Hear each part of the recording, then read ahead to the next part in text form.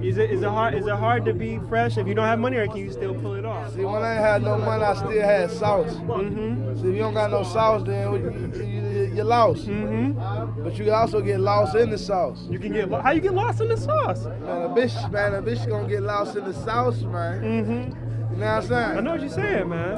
I'm sprinkling sauce, dropping sauce every street, man. Right. You know what I mean? I dig it. Overdose of sauce. That's what it is. No meat, just sauce. When you're born, can you be born with sauce, or do you acquire sauce? You get sauce. You get sauce from. How you gonna be born with seasoning? You gotta get seasoned. I wasn't born without this sauce. Hell yeah. I had to acquire this sauce. We're gonna get this place hot and clammy. Just like the McBoyles like it. The whole family's here.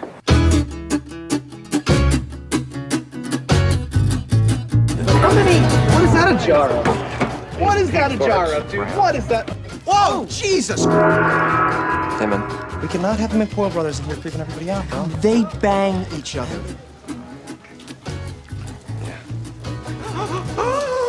Margaret, what are you doing here? Is that like a sexual thing? All right, let's do this. She's still expecting a call. That's not gonna happen, so just move past it, all right? You will call her! How many can there possibly be? Oh, good to see her again. Good. She doesn't know what I'm saying, right? Okay. What is that, a fight? Where's your brother, dude? We just stepped out of the shower. He'll be down in a minute. All right, listen, you guys can't go... Did you just say we? Hello, Charlie. Hello, Ryan. You think I'm bluffing? I think you're bluffing. You think I'm bluffing? I think you're bluffing. Then bluff this. Ryan, stab somebody.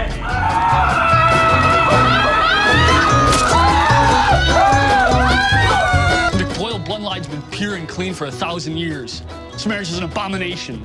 Now, when you say pure and clean, you mean what exactly? It means we haven't bred outside the bloodline. For 1,000 years? Yeah. That makes a lot of sense.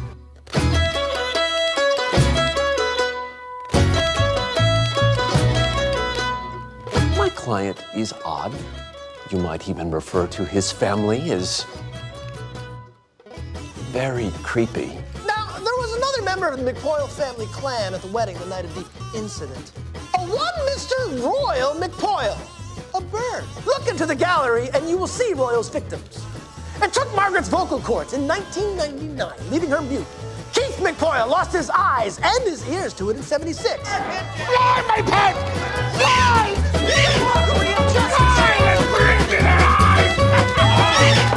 Later, bitches. Oh shit, I'm gonna be sick. Go, do it. Go, feel it. Let it out. Let's just get out of here. Don't flush.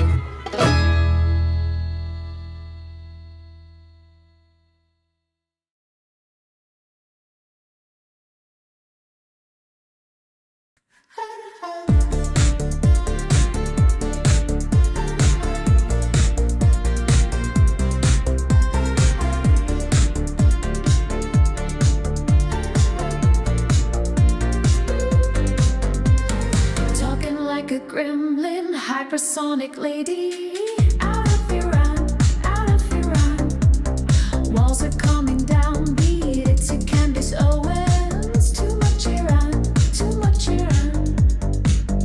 Miriam Francois makes me feel like a BBI. No Mongolian, Chinese Greta Wall, Thunberg, Thunberg, Thunberg, Thunberg. Mongolian, Chinese Greta Wall, Thunberg.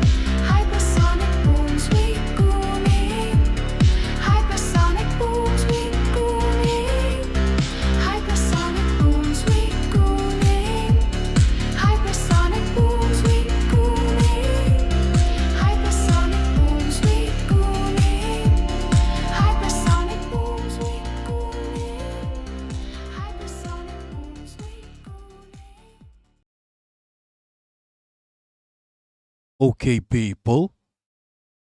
Back again with another one. Bong kakat. Frames. Right. Let's get into it. Before we start, I probably got to promote this on Instagram. Give me a minute. Meanwhile, what's good, Miku, if you're nasty? What's good, Cosmic Cat? What's good, Ung Phil? What's good, Toivo Pirti Miyaki? Yeah, what's good? Etklim Kimta, why do you like this sitcom so much? What, Sunny? Why don't you like Sunny? Can we watch Sunny? Like, yo, recently the two white boys reviewed an episode of Sunny. Right? What's his name? Chris Kunzler and the other guy. They reviewed an episode of Sunny, innit? So that might be interesting to check out. Unc Phil, I don't give a shit about Norm MacDonald, okay?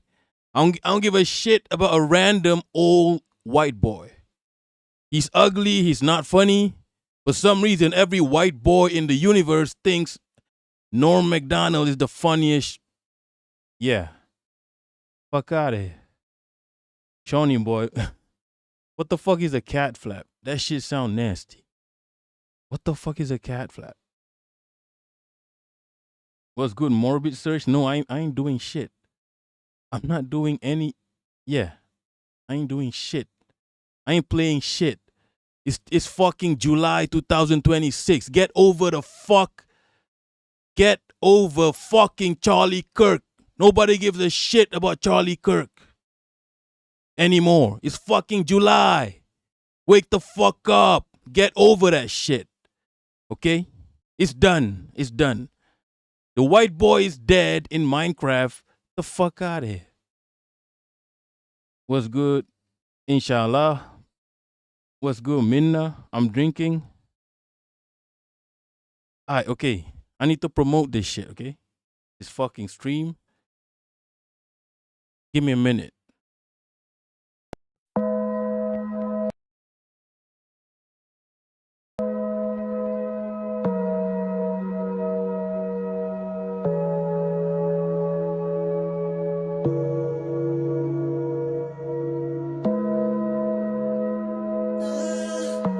Rest in peace, my granny, she got hit by a bazooka. Kaboom, kablow, kaboom. Rest in peace, my granny, she got hit by a bazooka. Yeah, I think about it every time I hit the hookah. Kaboom, kablow, kaboom. I was in my room trying to teach my little sister. Then I heard a boom and it sounded like a missile. Who that is?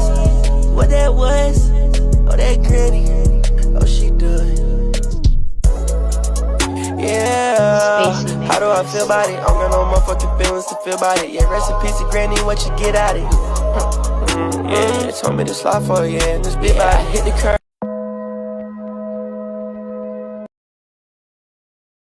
What's good, Jomi Jom? What yo? What?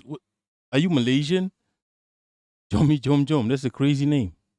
I'm promoting the stream right now, so, but I can't show you the screen. What's good, Ray? Good day, mate. What the fuck is this video?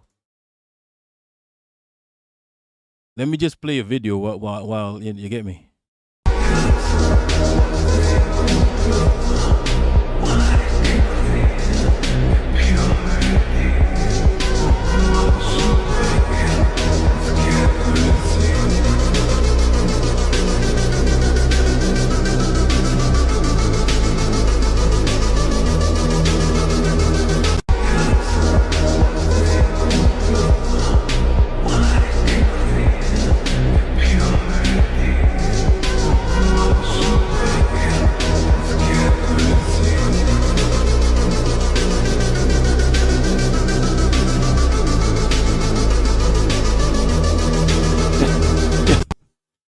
What a random ass video. They will give you a medal, GI, but only after you are dead. Your government lies to you every day, poor soldier. You have lost this war, GI. Your army will leave you behind. Imperialists make you fight this war, GI. They do not care about you. GI, your government has betrayed you. You will not return for you. GI, your airplanes bomb your own men. You are not safe here. The skies are dead. Right, okay, I'm done promoting this shit. Follow me on Instagram. Follow me on TikTok. It's either Bunker Cat BUNKER CAT or Bunker Cat 36 BUNKER 36 36. The number, not the fucking letters, not spelling. Don't spell out the 36. It's a number, 3 and 6. Okay? It's either that or just Bunker Cat, plain. Follow me on Instagram, on TikTok. Ian Hartman, shut the fuck up. What's good, August Demirelli? My Turkish brother. Jomi Jom Jom, Chinese. I asked, wait a minute. This motherfucker, I asked you if you're Malaysian, right? And he's like, no, I'm Chinese. Yeah, big up August for the follow. Like, what's that supposed? Chinese is not a country. Okay, are you a Chinese from China, from Singapore, from Taiwan, from where? I was asking if you were a member of a country, and he said, I'm Chinese. Holy fuck. Elmis Ismo Yakub, you're not late. I'm just starting the show, and I probably got to start by playing Ethno Guesser, okay? Right? Even though Jess Pulido is not here, I probably got to start by playing Ethno Guesser. Jomi Jom Jom, you're not from Malaysia. Okay, which country are you from? It's not a complicated question, my friend.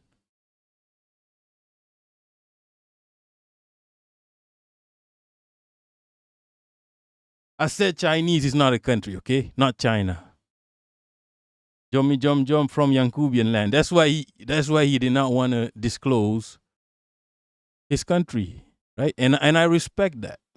And I'll be real, I respect that. If I was a Yankubian, if I lived in Yankubia, I wouldn't want to, disclose my country automatically anyway. Jomi Jom Jom, I didn't understand your question. Oh, okay.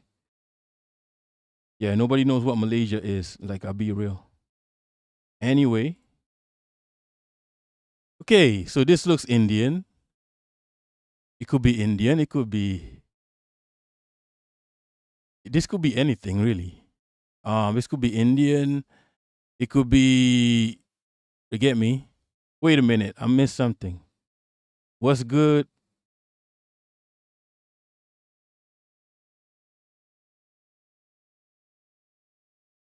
What's good?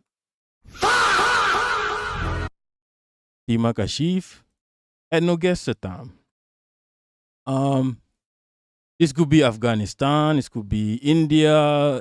Definitely North India. It could be Nepal. Could be Bangladesh. Could be Uzbekistan. Could be one of those. You get me? So I'm gonna put it here. I got it the fuck wrong. Holy fuck! What the? It's North Africa. North Africa. No, I mean, it's not bad. This is, yeah, I know this. This is my my forefathers. It's got to be over here somewhere. This is my fucking ancestors. Yo, this is one of my fucking ancestors. Yeah. Oh, holy, it is my ancestor. It's actually Malaysia. Yo, it is my ancestors. I could have pinned my own country, but I was pinning where they probably came from, but they didn't come from Papua New Guinea. They came from Africa. So this is India. Okay, this is North India. This is Fatima Kashif. I'm gonna go North India. Yeah, I mean, come on now. This is obviously Korea. This is Korea, okay? This is fucking Korea. I have no doubt in my heart. Let's see. Nah, it's actually Central Asia. What is this? Russia? The fuck is this? I guess there's somewhere in Russia. I mean, it's a good guess. This is Mongolia. Get the fuck out of here. It's Mongolia.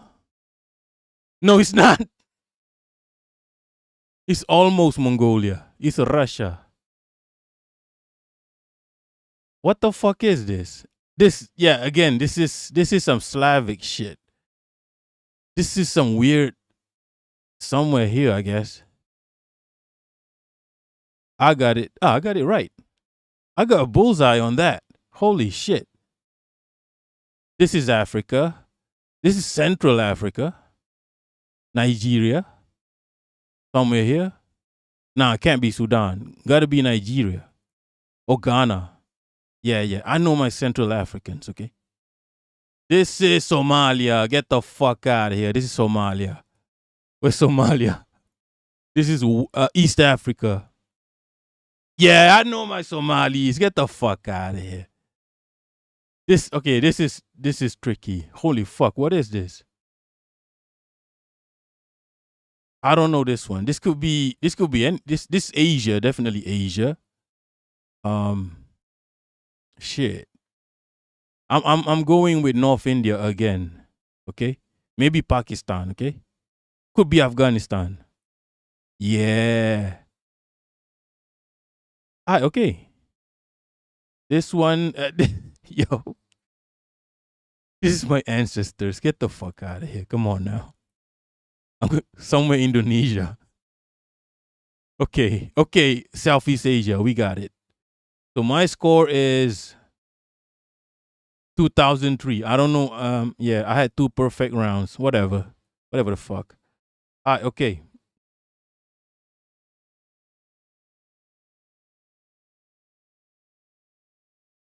Marcos, my bad for wilding on Instagram.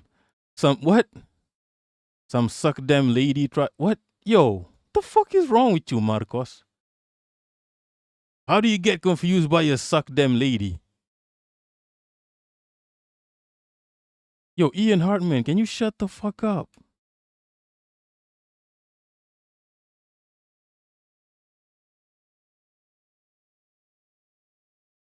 Okay. Let's start the show. Let me just far more humanistic than the United States ever was. Really? Been very concerned lately about China. They are now all over Africa. Okay, let's go on TikTok and just get updated with what's going on in the world, right? Get fucking updated. I don't know, this video is about China or some shit. Far more humanistic than the United States ever was. Like, give me a minute. I need to sip my tea. Right? And then we can watch this fuck-ass video.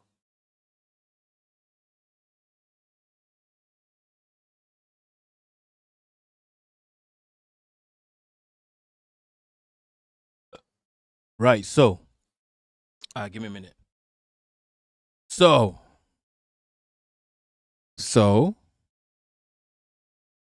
Give me a minute. I need to check.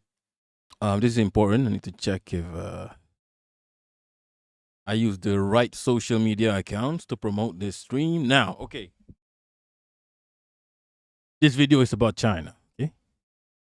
Far more humanistic. It's white people discussing China. Than the United States ever was. Really? Been very concerned lately about China. They are now all over. Okay, Helen Mirren, relax. Relax, lady. They are now all over Africa. Don't worry about China. Worry about yourself. You are literally white, lady. Okay? Lady? Okay, Helen Mirren, relax. We're not worried about China. We're worried about you. Every motherfucker that has come to this country and stolen the resources, stolen the land, has been you. Even the Japanese were white. They're not yellow. Okay, Helen Mirren, chill. Okay? We're worried about you. You're all over the world. Okay? How many how many foreign military bases does China have? Maybe one. How many do you have? Right? Remember when Iran wanted to lash out because you killed their school children?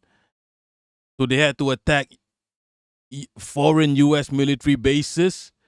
And guess what? It's all over fucking Iran. Right? That's what we're worried about. You, white woman.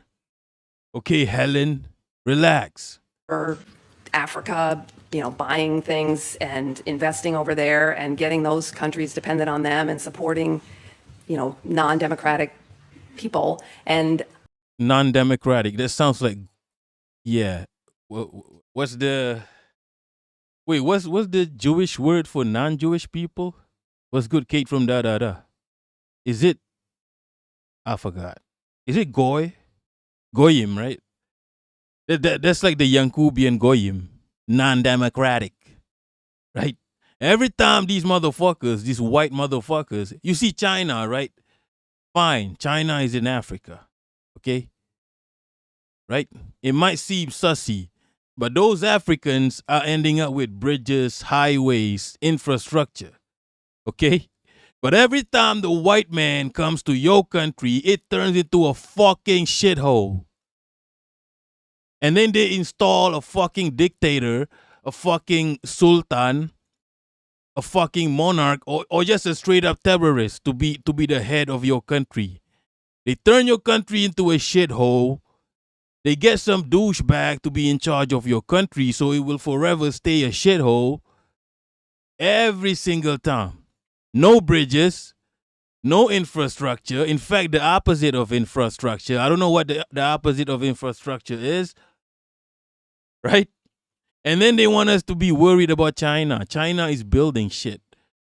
China is building a high-speed railway in Malaysia, in my country. Right? Don't worry about China. Okay? Right? I don't care about why, as long as I'm getting that shit. When white people come to your country, the only railway they're building is from the fucking mines to the fucking port. Okay? These fucking assholes. Right? That's the only infrastructure they're building. To bring the resources to them. What a bunch of fucking assholes. They do not develop your country. They develop the part of your country that brings the resources to them. To make it easier to steal. Right? Yeah. Yo, Ian Hartman, shut the fuck up. You don't like this channel. Why are you here? Get the fuck out of here. What's good, Soul Life? It's a slur, Goyim? Goyim. Miko Goyim. What's good, Miko, if you're nasty? What's good, X Fireball? What the fuck is an X Fireball? You used to be a fireball? What are you, a song by a Sia? What are you? A song by Hannah Montana? X Fireball. The fuck does that mean? Oh, you were Chinese. You were China Maxer. China is a much better than the IMF who will tell your government to sell. Yeah. I'm not worried about China. China been in my country for centuries. I'm not worried. They don't take over. They coexist. Okay? Imagine China has been in my country for like centuries. They never take over. They just coexist. Okay, they did take over Singapore, but that was for the white man. Those were the Barwa Chinese people, the Singaporean Chinese. That's the Barwa Chinese. Those are the Chinese that work for the Yankubians, right? The Chinese that glaze the Yankubian. They're Yankubian maxing. Those Singaporean Chinese are Yankubian maxing, right? The rest of the world is China maxing, and those motherfuckers are Yankubian maxing. Have some shame. Have some shame.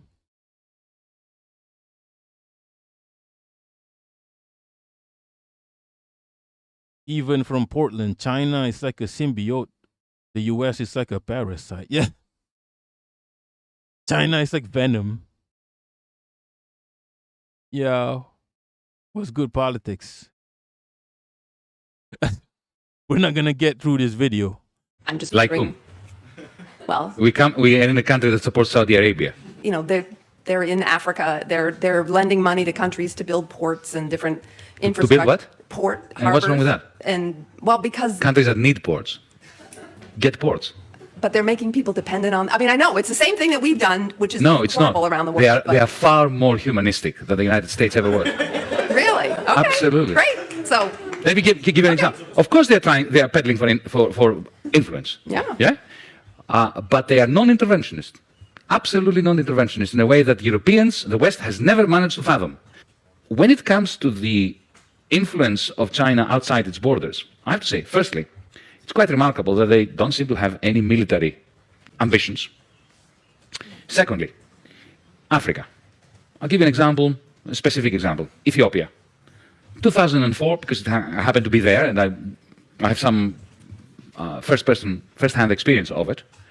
They went into Ethiopia. I'll tell you why they went into Ethiopia, because they suspected there was oil. Because China is a major industrial power, but it lacks primary resources. Now, instead of going into Africa with troops, colonially, destroying the country, killing people like the West has done for the last 100 years, what they did was they went to Addis Ababa and they said to the government, we would like, we can see you have problems with your infrastructure, we would like to build some new airports, upgrade your railway system, create a telephone system, and rebuild your roads. And we'll do this all for free. No strings attached. We don't want anything from you. And they did. Why did they do it? Because it's soft power. Because because they knew that if oil is discovered, and it was discovered later, then, of course, the Ethiopian government will be much more open to Chinese oil companies coming there. They have never combined their investment with imperialistic. Can you imagine if that was a German company or an American company? That's why I'm saying I don't think you should worry. They're far more. He's got a point. I mean, he's one of those leftists, right? But he's got a point. It's nicey. It is what it is. Like, I know this because they come to my country as well.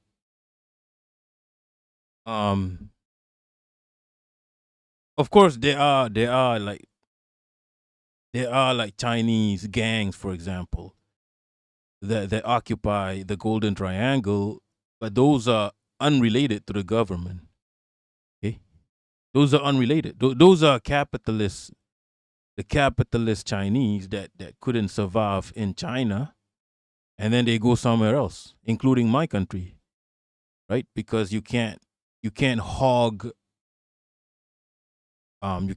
property, for example, in China. So they come to my country where they can hog property. They can be capitalists. There are those people, but they are unrelated to the government. Like, they're just, and the gangs, they go somewhere else. Because the gang life is just not a thing in China anymore. So they go somewhere else. And it's kind of fucked up, but it is what it is. When you're a capitalist country, you open your country to these assholes.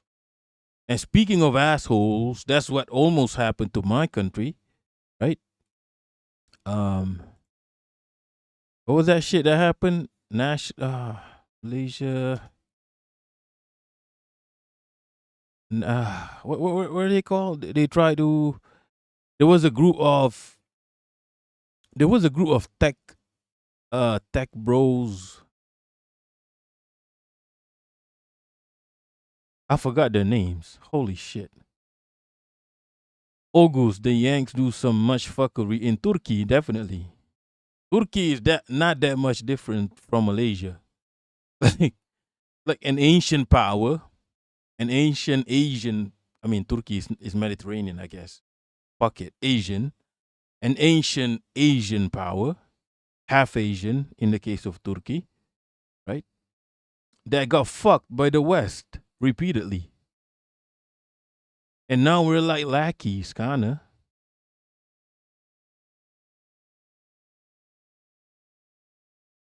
All right, let me see. I need to. What's the name of this shit that try to take over my country?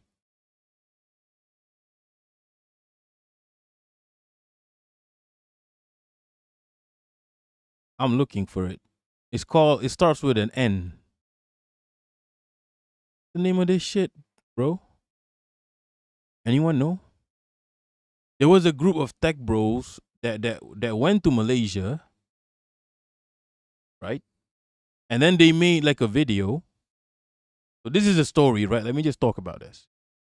So they were a group of. Oh, you got it, Evan. How do you know? Yeah, it's a network. Okay, so this group called the Network School, right? A bunch of dusty ass, smelly ass tech bros and tech sis, right? They set up camp in my country, in the southern area of my country, in Johor, JB, right? I grew up there, by the way. I spent like 10 years over there. So I'm familiar. But they went to an area where it's like, it's one of those abandoned, it's not abandoned actually. It's one of those areas which were built by the Chinese. Not the Chinese government. I think it was just a Chinese company. Probably procured by I can't say the names of those people that probably procured this project. And then some politician in Malaysia got in power and made some policy that made it a bit harder for foreigners to own property. So this plot of land, I mean, it's a big city. It's a whole ass city was built, and it was targeted for Chinese consumers, Chinese customers to buy land over there, to buy units, right? But then a politician made a policy that they kind of blocked that shit, mostly stemming from probably racism, I don't know. And then that city became abandoned, but it's not really abandoned. It's still maintained. There's still people living there. It's just not filled. So Network School came over there, right? They built some kind of shit, some kind of fuckery over there, some kind of cult. Like they have this idea that they can build a country within a country, whatever the fuck, some white boy shit. And then you get me, some hipster ass, Western ass shit. And then they even did a promo, and they didn't even mention the country. They didn't even mention Malaysia. They just mentioned that they secured an island off the coast of Singapore. Get the fuck out of here. That's strike one. Politics, we're looking for an N-word bunker. Can't remember, bro. Ivan got it. Ivan got it. Network School. Let me see if I can find this promo. Because I don't give a shit. So I don't know if I can find this promo. Let me see. Is this the one? Global meritocracy is finally here because we're awarding $100,000 in funding for the new Network School Fellowship. And anyone from anywhere can apply. Now you might well ask, how? Well, you see, we've set up shop on an island right off the coast of Singapore in the new special economic zone. Yeah, this is the fuck. Right? Holy fuck. This is already strike one. Now you got the Malaysians on your ass. No Malaysian is gonna support your shit unless it's some fuck ass Bitcoin bro. Right? No Malaysian is ever gonna fuck with this. He said an island. It's not an island. Number one. It's a peninsula. It's part of, right? It's part of the peninsula. It's not an island. What do you mean an island off the coast of Singapore? Singapore is the island off the coast of Malaysia. They know they probably can't sell this shit if they say Malaysia, number one. Number two, they probably got some Israelis in the gang. Forget probably, they do have. This is some Israeli shit, let's be honest. A country within a country. That's the most Zio shit I've ever heard, people. That's the most Israel shit I've ever. Israel, I'm Israel Chai. Shit I've ever. A country within a country, really. Not even acknowledging the country you were on. Sounds like fucking Israel. They probably got like a bunch of Israelis in the gang. Right? This is why they don't want to mention Malaysia, because Malaysia has historically blocked Israel passports, right? But Israelis can still get into Malaysia through dual nationality, right? Which is something we don't have. Malaysia does not fuck with dual nationality. Choose one. Choose one. You want to be part of a country, choose. Okay? Don't be a fucking centrist. Malaysia don't fuck with that. How? Well, you see, we've set up shop on an island right off the coast of Singapore in the new special economic zone. And it has an enlightened immigration policy. That means it's the perfect place to assemble a global community of tech founders and AI creators. And that's what we've done. We've set up housing, food, co-working, fitness classes, yoga, fast Wi-Fi, office pods, a state-of-the-art gym, healthy snacks, Starlink. Yeah, you didn't set all of it. You didn't set any of this up. It was already there. What's good, Heidi? What's good, Otto von Zoiler? Network school. Hi. Yo, they didn't set up shit. That shit was already there. This place is not abandoned. It's maintained. People go to this place for holidays. Right? Soul Life, does Malaysia read right to left? What? Malaysia is Roman numerals.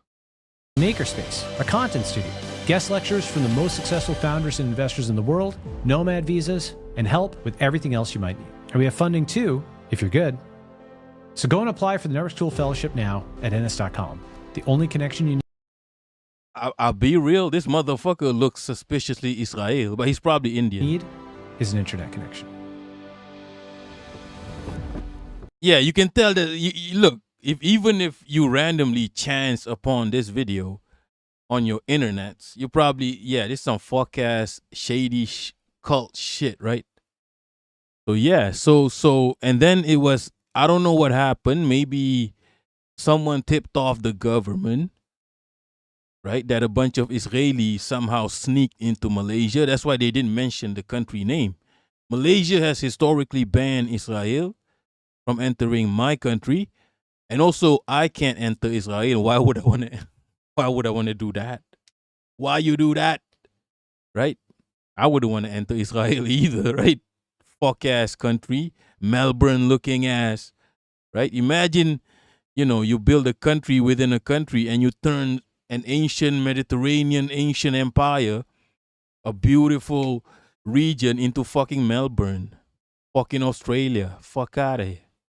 That's what Israel is, right? Who'd want to go there? If I want to go there, I go to Melbourne. Yeah. Right? Or like Sydney. Fuck out of here. Right? If I want to go to Australia, I go to Australia.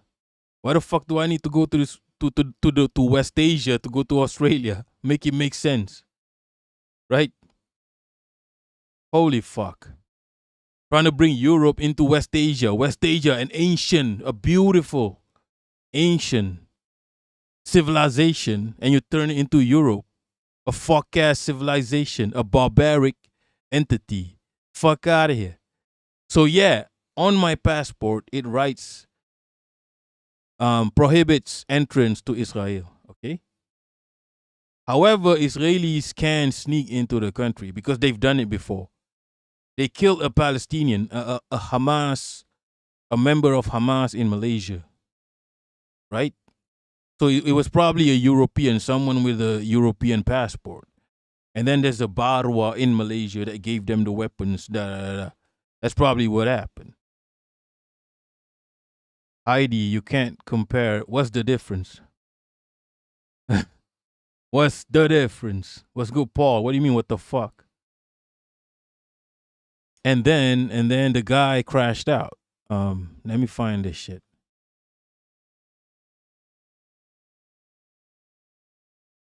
The motherfucker crashed out. The Indian guy. I'm assuming he's Indian. He's either Indian or Israeli. There's no in between.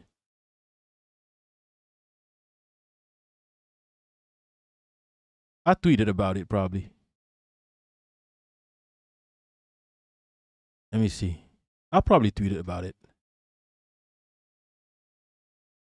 Don't forget to follow me on Twitter, BunkerCat36. This is the one. So he wrote a long ass essay. Right? Oh, suddenly it's Malaysia. Right? Should the global tech community continue investing in Malaysia? I thought you were investing in an island. I thought you secured an island off the coast of, right? Off the coast of Singapore. And you didn't build shit. The Chinese built that city. Okay, the Chinese and the Malaysians, probably the Bangladeshis and the Nepalese built that city. You didn't build shit, by the way.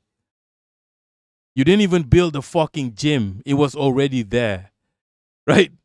This is some Western colonizer shit. Oh, we discovered an island in Southeast Asia. You did not discover shit. That shit was already discovered by multiple generations of people. Multiple ethnicities discovered that shit.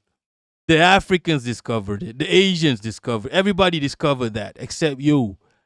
And then when you popped up, oh, we discovered this. You didn't discover shit, white boy. Okay? So he started doing some passive-aggressive shit. Should the global tech community continue investing? He was trying to be an asshole. We don't need your investment. We don't need your fucking cult, Zio cult investment.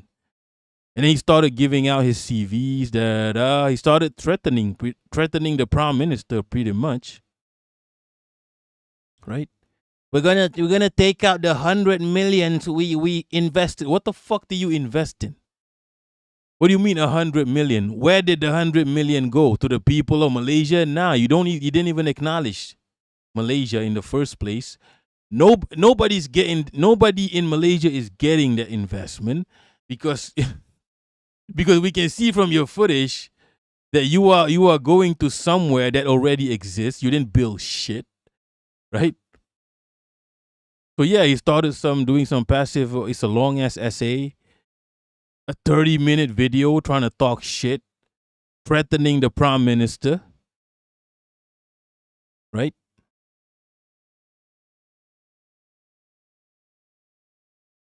He's like, oh, Malaysia. He's trying to threaten Malaysia with, you know, like,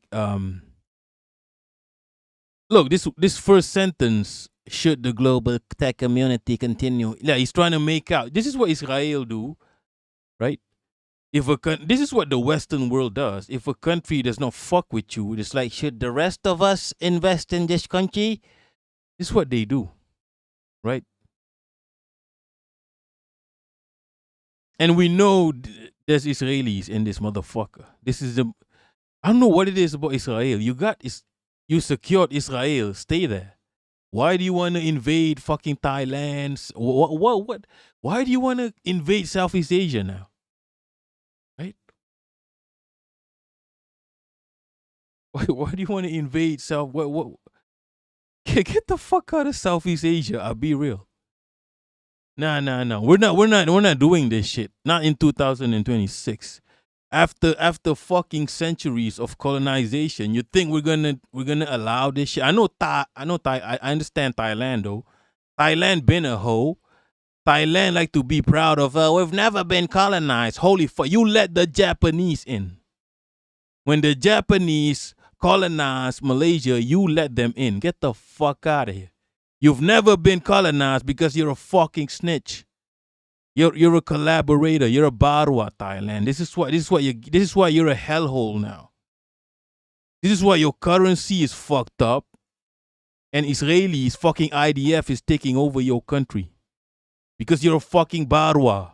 You let those colonizers in. That's why you've never been colonized. You let them pass through your ass. Okay. Heidi, I wish we'd ban them. No, Heidi. You are them. This is the reality. You're Australians. You are Israel. We should ban you. I'm sorry to say this, but this is the reality. Like, there's no white people in Asia. It's not supposed to be white people in Asia, but somehow there is. Man, dude, this guy has been a scammer for so long. He tried selling a Bitcoin miner. Oh, he did that. Yeah, I remember he did that. That was a total. Yeah, he's a scammer. He looks like one, smells like one, moves like one. If it smells like a duck. And then, what did the Prime Minister do? Holy shit. Don't hate Heidi. I'm just saying the truth, okay? I'm just saying the truth. It might be a bit uncomfortable, but that's the reality.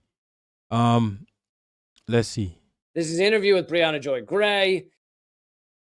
See if I have this on Decky. I don't, probably. Probably got to search for it. What's good, Jess Pulido? I'm sorry, but we cheated on you. We did the ethno guesser already, okay? We did the ethno guesser already.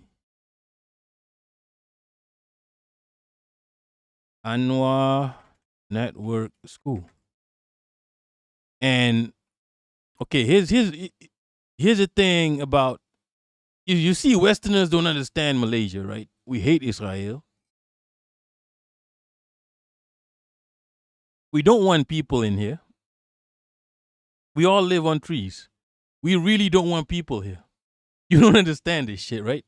It's a meme. It's a worldwide meme. We live in a jungle. We're just a small bean country. We don't want you here. Right? We don't want you here. We don't want nobody here. Okay, don't leave us alone. That's one thing about Malaysia, right? I mean, if you come here in peace, that's fine. If you come here just to eat, chill, it's fine. But if you come here to do fuckeries, Malaysians are not fucking with that. And we hate Israelis. We don't want no Israelis. This is a safe zone from Israelis. Okay? Prime Minister Datuk Sri Anwar Ibrahim said the government would expel any Israeli nationals found to be involved in the Network School, a co-living and co-working community in Forest City, Johor. He said the matter was being investigated by the relevant authorities. Yesterday, the Home Ministry said it launched an investigation into the operations of Network School following allegations that some individuals had entered Malaysia using second country passports. The ministry stressed that the government would not tolerate any individual or organization found abusing Malaysia's immigration facilities or engaging in activities that contravened the law or threatened national security, public order, or the nation's sovereignty. Earlier, Johor Menteri Besar Dato' On Hafiz Ghazi said the state government would not allow any organisation to use the state as a base to spread ideologies that contravened the law or undermined the sovereignty and interests of Johor and Malaysia. Yeah. I mean, what's good, Dahlia Mariposa? Who's Lee Camp? Fatima, why does it's because of the translation shit. I haven't figured that out. Anybody that speaks a foreign language in the chat is getting translated. Okay? Dahlia, my money built your country. Yeah. You see what's happening in Thailand? You see what happens when you let these fuckers in. When you let these fuckos in. These bozos. You let these bozos in. It's gonna be fuckeries. What's good? Optimus. What? Apocalypse. Yeah, you're trying to do the wordplay, but yeah. I get it, okay?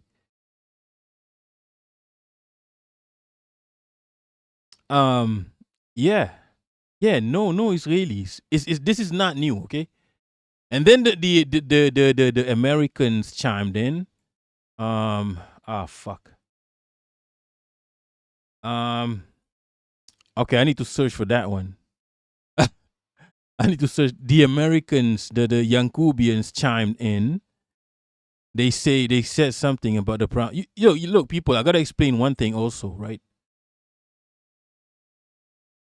Whether the Malaysian politicians are in cahoots with the Westerners, that's 50-50. It's not 50-50. They are in cahoots, okay?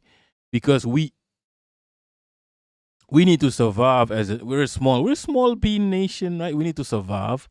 We are in cahoots with everyone, whether it's Asia, the Westerners, even Iran, China, Russia, the US. We are in cahoots with everyone because we got to survive, right? So that's not a question. However, the sentiment among the majority of the people is the people don't like the US, the people don't like Israel. Right now, it's election season. Okay? It's state election season. Okay? No fucking way these politicians are going to be soft on this one when it's election season and they need those votes. The people don't like Israel. Israelis ending up in this country, that's a no-go. No way these politicians are going to be nicey about it. Right? That's another thing. These people don't understand Malaysia. Now, the Westerners chimed in. I need to find this shit. I don't know where it. I think they called us anti-Semitic.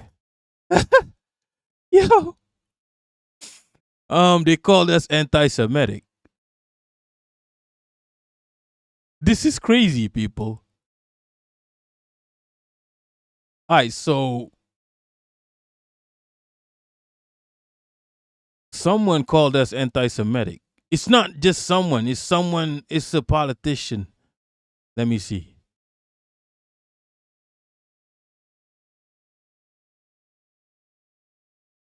All right, so apparently it was an anonymous account that alleged that the network school here.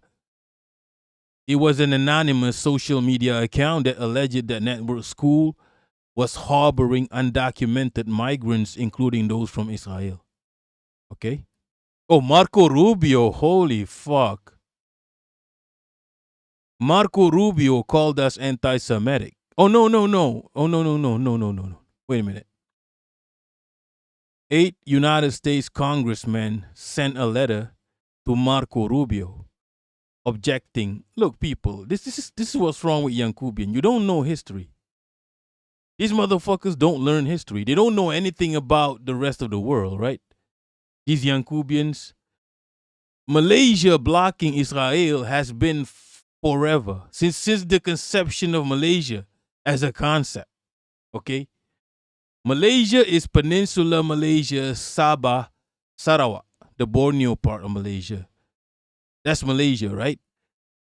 Malaysia was conceived in 1963, and as far as I'm concerned, Malaysia been banning Israel into the country since the 60s, since the conception of Malaysia itself. And now the Yankubians are like anti-Semitic. We've been blocking Israel since the 60s. Where were you? If you wanted to, right? If you wanted to say we're anti-Semitic, you're a bit, you get me? It's a bit too late. It's been like that for like, what, 5 decades? More than 5 decades, almost a century. It's been like that for almost a century. And also, it's not anti-Semitic. We allow Palestinians in. We allow people of the Levant in. We allow Semites in Malaysia, just not Israelis. If anything, it's anti-Israel. That's the correct. We allow Palestinians in. I know Palestinians in Malaysia. I know, right? A few Palestinians in Malaysia. They're Semites. We allow any Semite in. Even Jewish people. There's a Jewish community in Malaysia somewhere. I don't know where, but it exists. We allow Jewish people in. You know, Larry David want to come to Malaysia, no problem, right? Natalie Portman want to come Malaysia, no problem. It's not the Jewish people that's the problem. It's Israel. We don't allow Israelis because we don't how do I say this? We don't Israel as a concept, we don't agree with it. Okay? That's it. Right? And it's just that the rest of the world is catching up, the Western world. Now the Western world is catching up to this concept. To being against this concept of Israel. What took you so long? Right? Yo, white man, white boys, what took you so long? We've been like that for almost a century. Because Israel has existed since what? Right?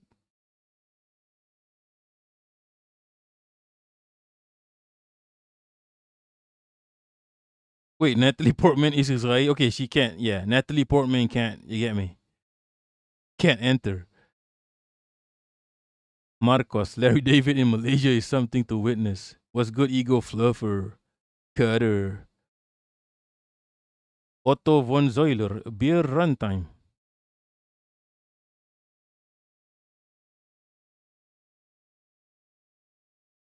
So yeah, like, are you dumb?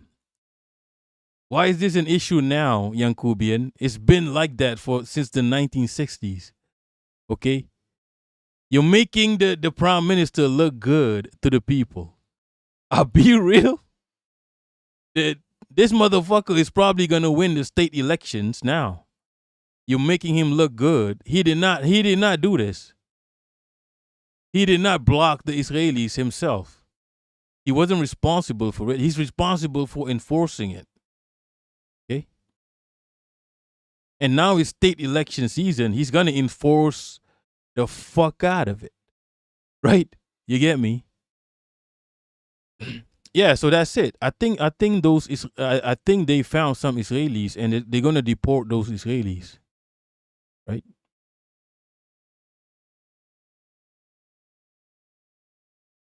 Malaysian ambassador to US summoned by State Department. Holy fuck. Yo, are these Yankubians, you get me? I don't want to do slurs, but are they dumb? What do you mean anti-Semitic? Malaysia has blocked Israelis since the 60s. Holy fuck. What you mean? Holy fuck. So that's about it. I think they deported Israelis. They found some Israelis. Let me see. Okay, no news about the Israelis. However, network school has been closed. Yeah. Are you dumb? Okay, that pretty much is it, right? That's pretty much all there is to it. You get me? About network school. It's just some dumb fuckery. It's just some Yankubian fuckery. Right? Wrong country. Okay? Right? If you're so proud of Singapore, go to Singapore. Fuck out of here. Okay. Let's move on. Now, 4768, Zogran Mamdani. Right? What do you mean Mamdani the Zionist? He has a name, Zogran Mamdani. Right? All right, let's get into Mamdani.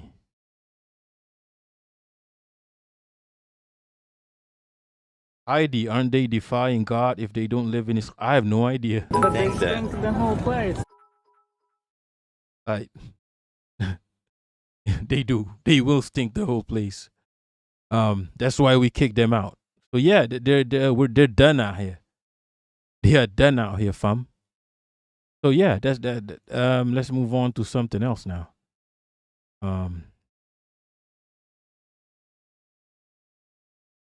Let's talk about Mamdani here.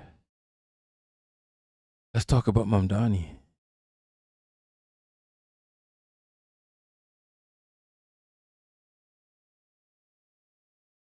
At Klim Kim Tab classified network school as a foreign terrorist.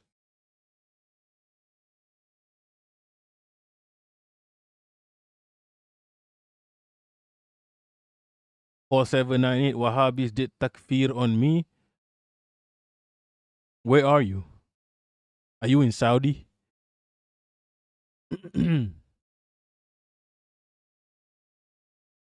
Alright, okay.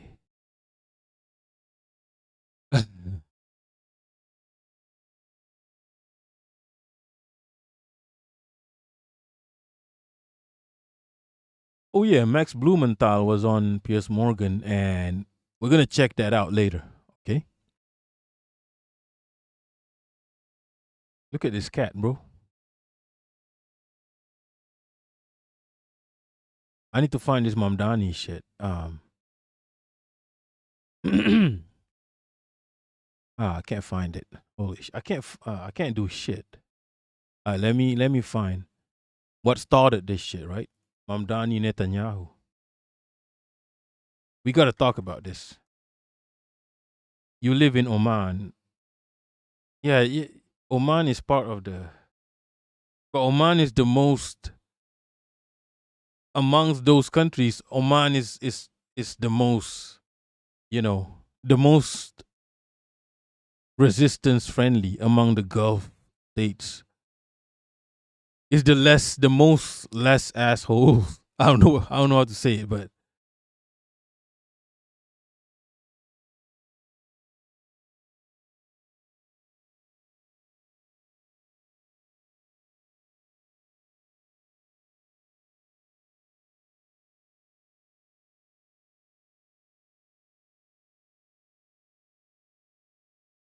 no, I need to find the original. There was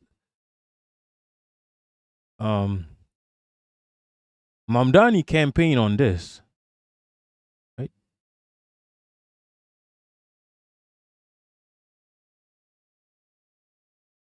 Yeah, Oman is like the opposite of UAE. They're trying to be a bit more sustainable, right? They don't want to be, yeah. But Oman has probably the second best currency on earth, I think. I have people in Oman. I have people. It has, I don't know. Anyway, Ego Fluffer, Zios almost have a little an enclave in India. They definitely do. And the Indians will be proud of that. At Klim Kim Tab, there is a BE video on Mamdani, a new one. Let's just check that out. Fuck it, right? Let BE do the work. Right? Let BE do the work. Right? So, holy shit. There's a video about Klang. Interesting.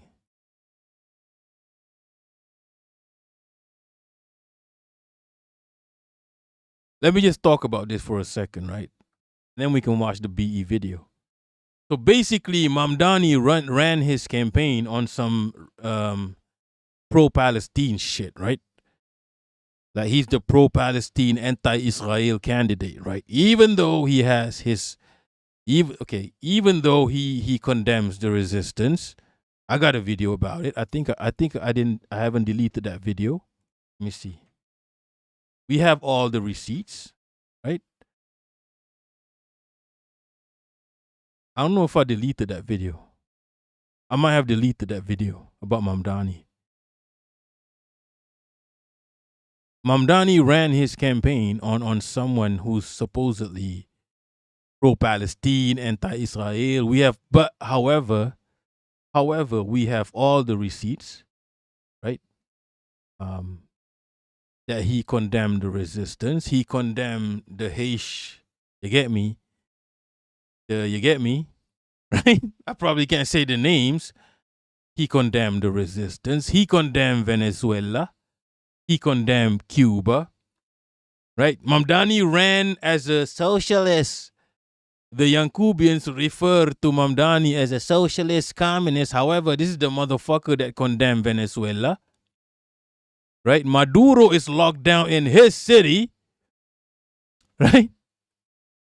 Maduro literally locked down in his city. He condemned Venezuela. He condemned Cuba as a brutal dictatorship. He even condemned Iran. Right? Of course, what he does and what he say does not tally. his image that does not tally with his words. But of course, the Yankubians are too dumb to realize this, right? But he ran on a pro-Palestine sort of like aesthetics. One of his famous shtick was that he would arrest Netanyahu. We called it out from the start. Yankubians don't want to believe me. We called it out from the start. We say he's not going to do none of that shit. Right? He ain't going to do none of that shit, people. We called it out when he ran on this, when he ran with this. That I'm going to arrest Netanyahu. Fuck out of here. You're not going to do anything of the sort. You're a fucking Zayo. Right? He prayed at the altar of the Chabad rabbi. The rabbi that did the prophecy on Netanyahu, he prayed at the altar. Even the most hardcore of Zayos have not done this. Has never had the chance to do this. He did. He has Zayos all over his cabinet or whatever as his staff. He even pronounced that he wants, there's gonna be Zayos in my staff. He didn't say Israelis. He didn't say Jewish. He said Zayos. One of his staff members is literally called Epstein. Yo, he has a staff member with the last name Epstein. Right? His enforcer, I don't know what the term for it is. What's her name? Jesse Tish or some shit. I don't want to remember Yankubian names, okay? Is a fucking Zayo. The enforcer. No fucking way in hell is he gonna do any of this shit. Any actual anti-Israel shit. He's already against the resistance. Okay? And then he came out with a video, right? This video. Netanyahu is a war criminal. Benjamin Netanyahu is a war criminal, the architect of a horrific genocide against the Palestinian people. He is responsible for the killing of more than 73,000 people, for the maiming of tens of thousands of children as those who survive undergo amputation without anesthesia, for the targeting of neonatal hospitals and maternity care centers, denying newborns even the chance to live, for the countless people he starved as he blocked food and humanitarian aid from. Do you guys, this is the problem with Yankubians, right? There's red flags everywhere, but you refuse to acknowledge it, right? Netanyahu is not the war criminal. Israel is, right? Anybody who hyper-focuses on Netanyahu and AIPAC, you are the enemy. If you kill Netanyahu now in Minecraft, Israel lives on. Israel was killing Palestinians before Netanyahu, and Israel will kill Palestinians after Netanyahu. Right? This hyper focus on Netanyahu is a red flag, because Netanyahu is the allowed language for Yankubians. Right? I'm not autistic, but if you're autistic and you recognize patterns, you will recognize this. A lot of these liberal Zayos, they will talk shit about Netanyahu, about AIPAC, but it ends there. Because those are the allowed language for you to use as a liberal Zayo. Okay? In the US surveyor. If you're on the left side of fascism, if you're on the right side of fascism, I don't know what the rules are. If you're on the left side of fascism in the Yankubian land, you can use these words. You can talk shit about Netanyahu as long as you hyper-focus on that. He's the evil dude. So when we need to throw him under the bus, we can throw him under the bus. You get me? Israel lives on. It doesn't matter. Right? These people don't give a shit about genocide. They are literally in the party that did the genocide. Do you think the Democrats gave a shit about Palestinian lives? They killed the Palestinians. Right? How the fuck are you pro-Palestine, but you join the Democrats and then you talk shit about Hamas. The only group, right, Hamas and all those other resistant groups, whether it's, okay, I probably can't say the names. All those resistant groups, the red one, you get me, the black one, the green one, the blue one, all those groups, right, in Gaza, and maybe a bit of a presence in the West Bank, those are the only people, them and maybe, you know, the yellow one, right, in that other country, and then Iran, those are the only people fighting the colonizers stealing that land. And you, Mamdani, a Democrat, you talk shit about them. How are you pro-Palestine? You're not pro-Palestine. How are you pro-Palestine and you decide to join the Democrats, the very people that mass murder the Palestinians? How? The very people that sanction Iran, that kill Iranis, right? How? Tell me.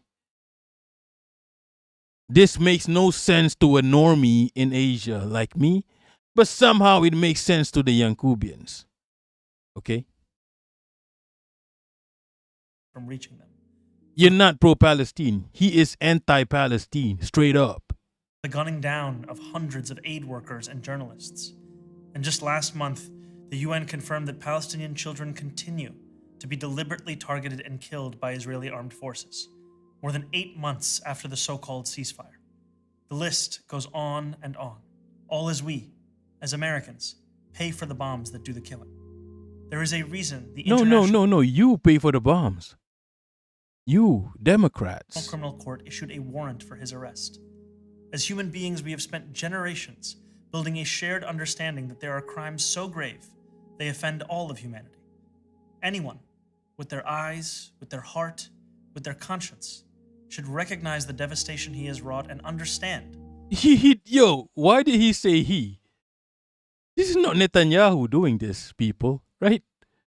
What do you mean he? Who? Who's he?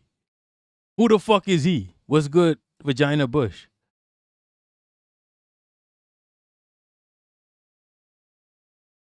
At Kim Tab. Yeah, his wife was one of those who supported the invasion of Syria.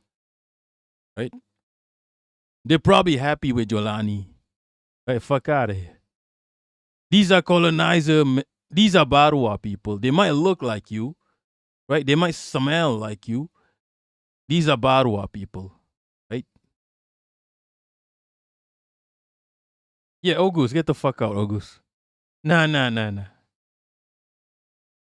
This is not rare for American politics. Most Democrat adjacent politicians or pundits, they do this. They say he. What do you mean he? Is Israel a guy?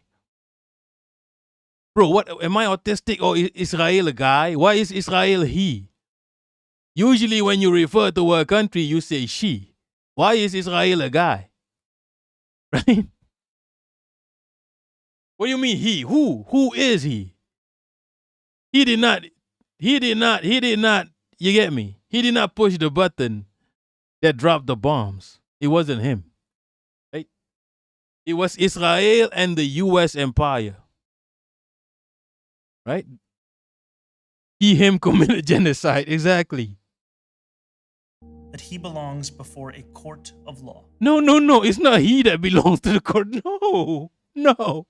Yo, Yankubian. What do you mean he? Bro, you could bomb his face right now, right? You could remove him, eliminate him from off the face of the earth, and the genocide will continue. Don't worry about it. What is this Yankubian shit? As I've said, I agree with the ICC that Benjamin Netanyahu should be arrested and tried for his crimes. As I do it's for not, anyone else charged by Yo, Yankubian, you're almost there. You're just not there. The ICC. My administration has reviewed every avenue available under applicable law to determine whether New York City could execute the International Criminal Court's arrest warrant if Benjamin Netanyahu came here. It is clear that we do not have the independent legal authority to enforce this warrant. The federal fucking pussy. Pussy. does. And I call What he's trying to say is he's dialing back. When he was running for mayor or whatever the fuck, I will arrest Netanyahu. This is common politics shit, Yankubians. How long are you going to fall for this every single fucking time? I can't do it. When they're running for the role, for the politics role or whatever the fuck, I will do this, I will do that, I will do this, I will do that. Once they get the prize, and we tried, but it's just not possible. Right? The fuck out of here. Get the fuck out of here. Suddenly you give a fuck about the law. call on them to join the ICC and execute this warrant. I call on And them. want to be equally Get the clear. fuck out of here. Benjamin Netanyahu is not welcome in. If someone is literally your party funded the genocide, you can stop it right now. You don't want to. You are a part of the machine that did the fucking genocide. Wake the fuck up. Right? What do you mean? Well, we tried every avenue. And you don't try every. Nah. Nah. This is crazy Yankubian shit. Right? But Yankubians keep falling for it, it is what it is. So it is what it is. You keep falling for this shit.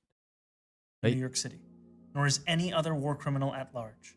While we cannot end the Maduro, who's not a war criminal, by the way, who has been found, CIA files have exposed that Maduro or Hugo Chavez did not, you get me, did not cheat in their elections. So why is Maduro in your city? Why is Maduro locked up in your city? Why did you call Venezuela a brutal dictatorship when CIA themselves have no proof of Maduro rigging the elections? This was discovered recently, right? Why is Maduro locked up in your city? The fuck out of here.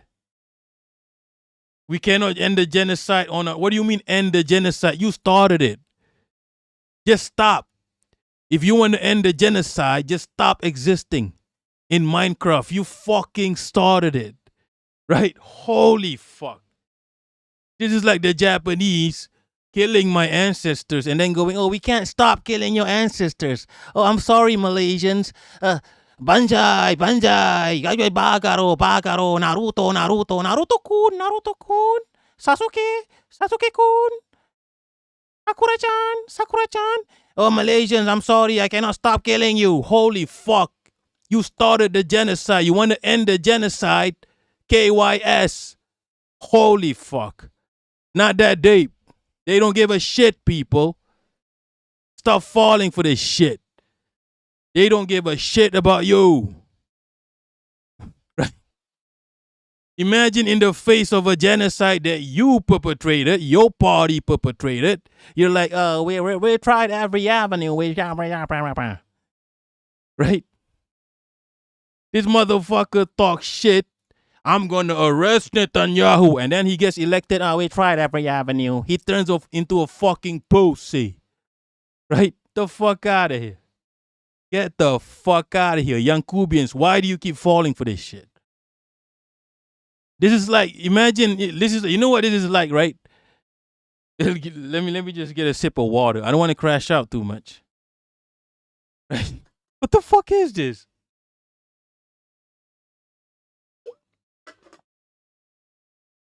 Right, so this is like if I hate the Galindo left, right? Me, Bunker Cat, right? Bunker Cat. I hate the Galindo left because they are anti-Mossad, anti-IDF. They want to put IDF. The Galindo left want to put IDF and ICE in prison. They don't like Graham Platner. So let's say I'm a member of the Platner left, right? I'm pro-Graham Platner. I don't like the Galindo left because they don't like IDF. They don't like ICE. They don't like Graham Platner. And then I blame the Galindo left. I blame Bad Empanada for the Galindo left. Even though the Galindo left is like millions of people don't like Graham Platner. But I blame Bad Empanada. I'm like, yo, Bad Empanada is a war criminal. Without Bad Empanada, Graham Platner wouldn't be hated as such. Right? Graham Platner, a war criminal who kills babies in Global South, wouldn't be hated without Bad Empanada. This is all Bad Empanada's fault. No one else's fault. Nobody else would hate Graham Platner, a literal war criminal, without Bad Empanada. Bad Empanada himself is a war criminal for making people hate Graham Platner. Fuck Bad Empanada. Bad Empanada is a hoe. Bad Empanada is a bitch. Bad Empanada is a fucking pussy. Right? It's like me having beef with Bad Empanada with the Galindo left, but I blame everything on Bad Empanada. I got beef with Bad Empanada. Bad Empanada can suck my dick from the back. Right? I'm like talking shit. If I see Bad Empanada, I'm gonna beat him. I'm gonna beat the shit out of him. Right? Right? If I see that Bad Empanada motherfucker, I'm going to punch the shit out of his face. Right? I'm going to punch all the facial hair off of his face. Right? And I'm going to steal his microphone. He's a bitch. He's a hoe. Right? I talk a lot of shit about Bad Empanada, and then the homie next to me was like, yo, BC. Bad Empanada lives just around the corner. Let's get his ass. Right? And my homie's like, let's get his ass. He's right there. And then I'm like, I've tried every avenue. I mean, it's 11 p.m. I mean, I don't know. You get me? It's 11 p.m. I don't want to disturb. Maybe he's sleeping. You know, it's haram to disturb people's sleep. We've tried every avenue. We've tried every avenue. We've tried every avenue. The CIA won't let us beat Bad Empanada ass. We've tried every avenue. Holy fuck. How does that make any sense, people? Yeah, it's just me talking shit. Right? That's what this is, people. However, Yankubians are proud of this. Oh, nobody talks like this about Netanyahu. What are you talking about? Every leftist in Yankubian land talks shit about Netanyahu. It's a fucking low-hanging fruit. It's the allowed language. It's the allowed language for controlled opposition. Netanyahu, IPAC, don't go beyond that. As long as you stay within the confines of Netanyahu and IPAC, you're good. Control opposition. I'm not autistic, but if you notice patterns, you would recognize this. Every fucking leftist do this. Okay? Even Israel is fine to talk shit about Israel. As long as you believe in their right to exist. Bernie Sanders, as long as also you condemn Hamas for some reason. You just randomly condemn Hamas. Right? Anyway, where were we? That's probably the end of that. I don't want to crash out too much.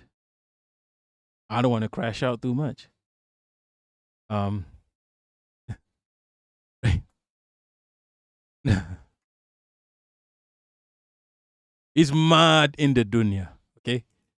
It's crazy. I don't understand Yankubians. This shit is so obvious. Like, have you never encountered a politician? They're gonna say some shit. Even Trumpito, even the Republicans were fooled by Trumpito. I thought Trumpito was anti-war. Are you dumb? Have you never met a politician in your life? They will say something and they will do something else. That's the whole premise of a fucking politician. Wake the fuck up, Yankubians. How old are you? Why are you behaving like 1-year-olds? Right? It's mad in the dunya. Anyway.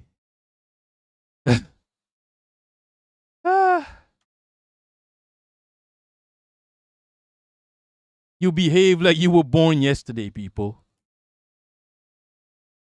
All right, that's the end of that, okay? Makes no sense. Politics, the poop of his butt face. What? Jess Pulido, can you talk more shit? Every retail politician. Nah, I don't wanna know more names. Mamdani was forced upon me by Yankubian leftists. Otherwise, I don't want to know anyone. AOC was forced upon me. Pause.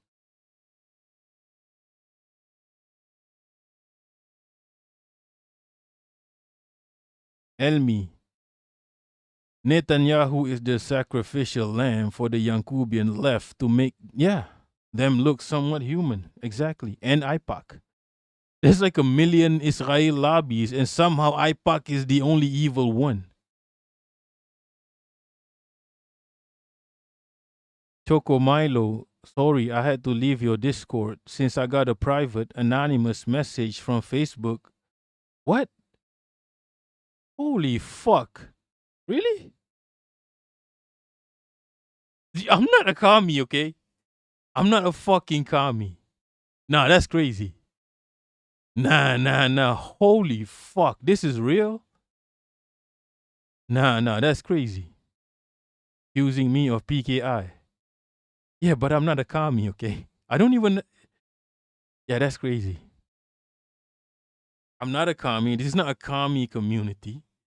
Right? This is a variety of people in the community. We're not commies. I mean, some of us are. But that's crazy. Damn, you got accused of... It's probably not from me, okay? You probably did something else, Choco Milo. It's probably something else you did. No way they're going to discover it from you joining my Discord. My Discord is not a commie Discord. There's commies in the Discord, yes. Just like real life, there's commies in real life. Commies are just human beings like you and me. Nah, this is crazy though. This is how crazy Indonesia is compared to even Malaysia. Like, yeah, this is it's a cooking channel. What's good, Jarros?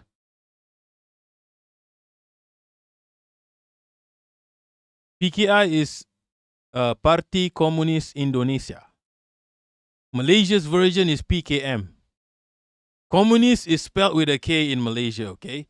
It's way more badass. Like, not gonna lie. Communist spelled our way is more badass.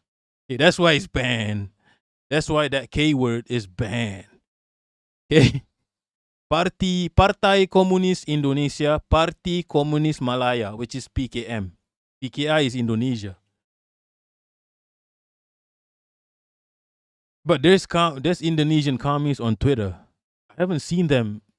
Yo, speaking of, I haven't seen those Indonesian commies in a while. What? Maybe they got... No. Indonesia, don't joke about this. Indonesia and Malaysia, we kill commies. Just straight up kill them.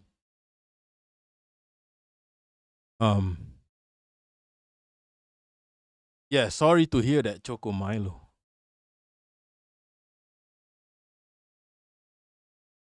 And look, if the Yankubians still don't believe me about Mamdani, right? Being a fucking pussy.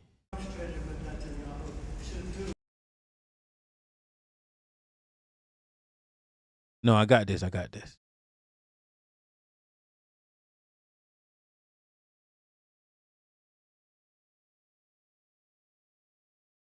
Include a reference to October 7th or Hamas leaders who carried out that attack. And it's not easy always to pin you down on this subject, forgive me, but because there aren't many perfect analogies to draw. For instance, not all world leaders or alleged war criminals have ICC warrants, or they're not planning to come to the UN General Assembly, or perhaps they're dead. So my question is that, would you, if circumstances were different, would you have vowed to arrest the leaders of Hamas who perpetrated the October 7th? So someone asked him if about October 7th and if you would arrest the leader of Hamas. Attack if they were visiting New York. And if so, why not include something about that to show New Yorkers that you're presenting a more balanced approach? Why not include that in your contract? Didn't the ICC put forward a warrant or a ICC warrant? mean, I know he's dead. Yeah. Yes, but my point is that they did, and in the video I made very clear, as I have before, that my interest in executing that warrant is not specific to Benjamin Netanyahu, but to anyone who they put a warrant towards for war crimes and crimes against humanity. And part of that is a reflection of Yo, if you want to arrest people for war crimes, arrest yourself. Arrest your country. Defund the USA. Abolish the USA. Come on now. You don't get to decide. Right? You don't get to decide. A frog who does not think he is a frog does not get to decide who's a frog and who's not.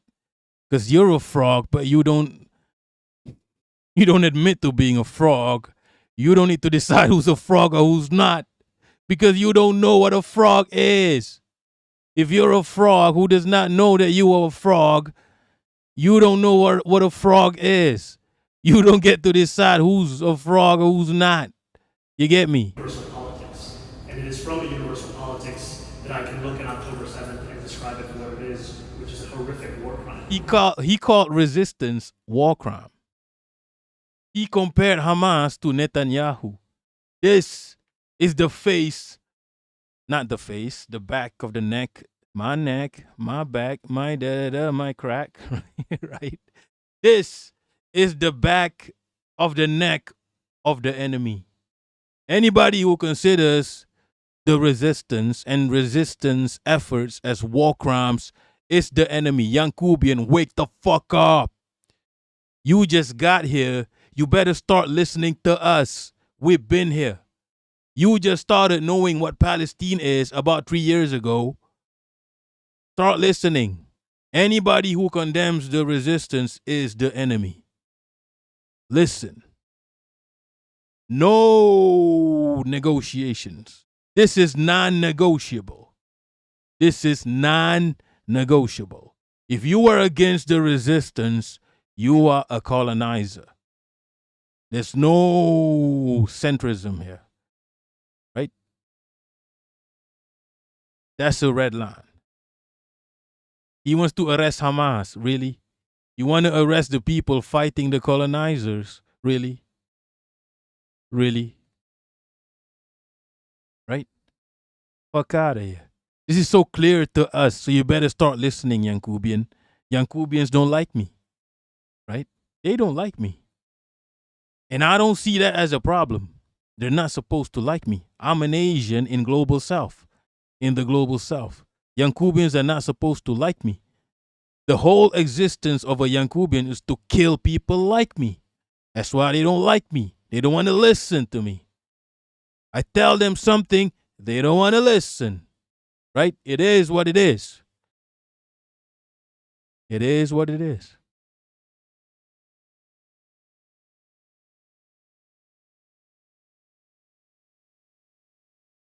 All right, anyway, that's it about, maybe we'll check out the BE video about it. Right? Let's check out the BE video. I need to chill. I don't want to be crashing out the whole stream.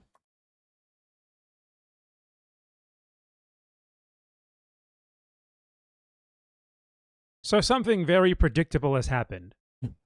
What's this? What's good with the camera angle, bro? What's going on with the camera angle?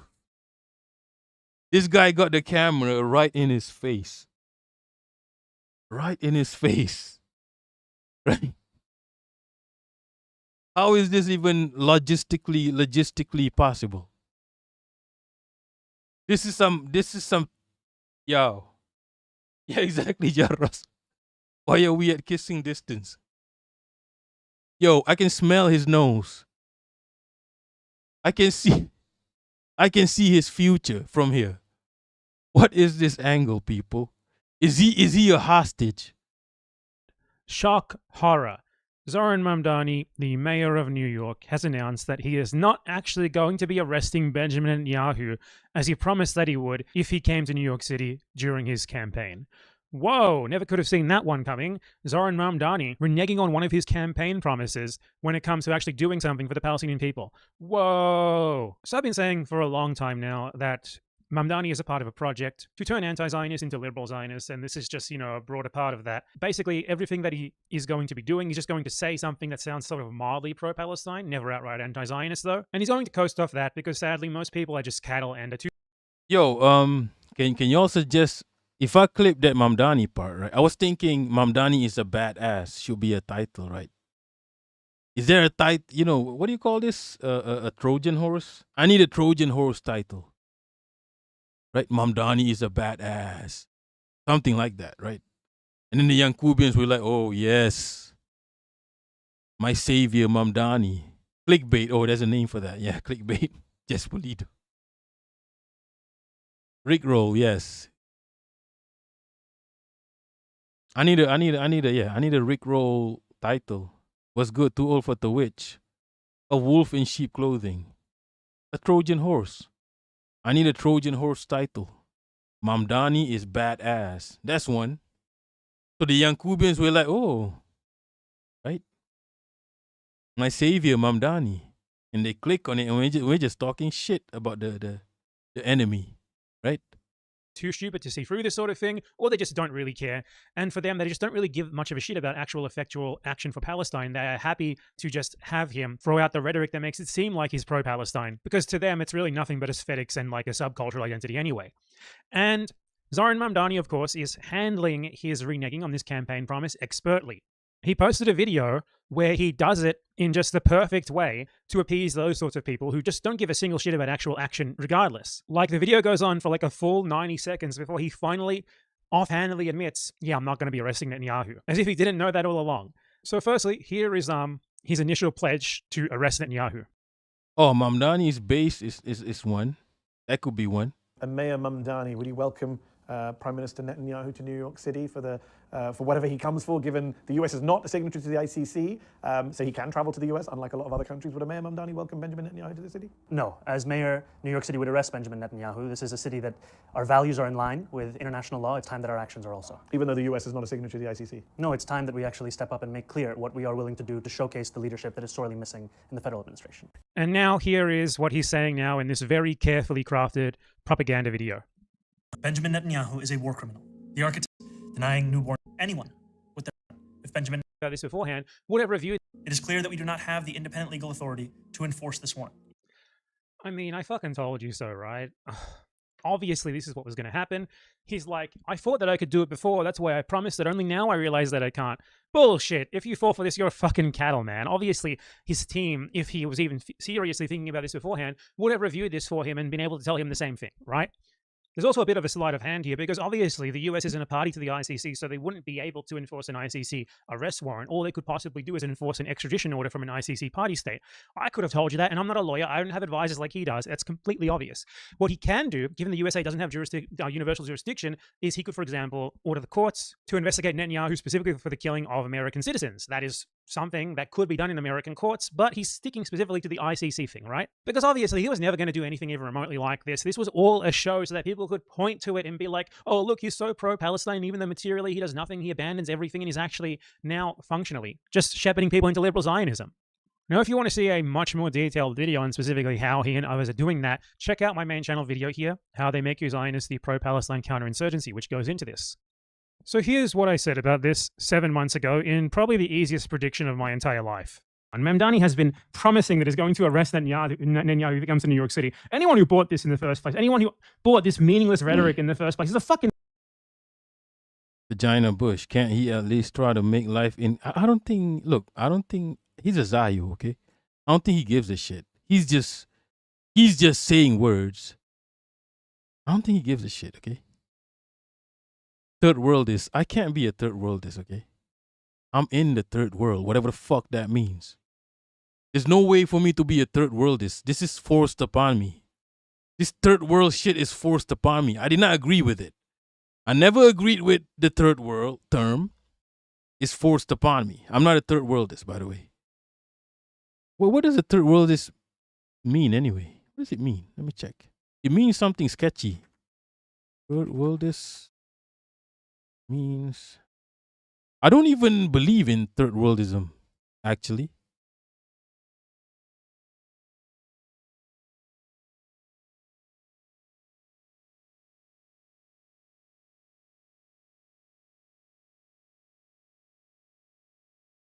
It sounds kind of okay, actually. It sounds okay. Yeah, I guess I'm not a Maoist, though. I'm not a Maoist. Vagina bush. Some people, this is true. This is true. Yeah. But I'm not a third worldist. I want to include the second world as well. What's the second world? Let me see. Second world meaning industrialized. Yeah, I don't want to exclude the second world, right? I want to bring back the second world. I'm not a third worldist. I'm a second and third worldist, right? I'm not a third worldist. I'm a second and third worldist. I don't mind bringing back the second world. I'm just against the first world. Yeah, I'm not against the Soviet bloc. I'm down with the Soviet being reinstated and being part of Asia. I'm an Asian supremacist, okay? But at the same time, I want Africa, Latin America to be part of Asia, okay? There is no second world anymore. True, that doesn't mean I can't be a second worldist, right? Because it doesn't exist anymore. The Soviet doesn't exist anymore. Doesn't mean you can't support the reinstatement of a Soviet.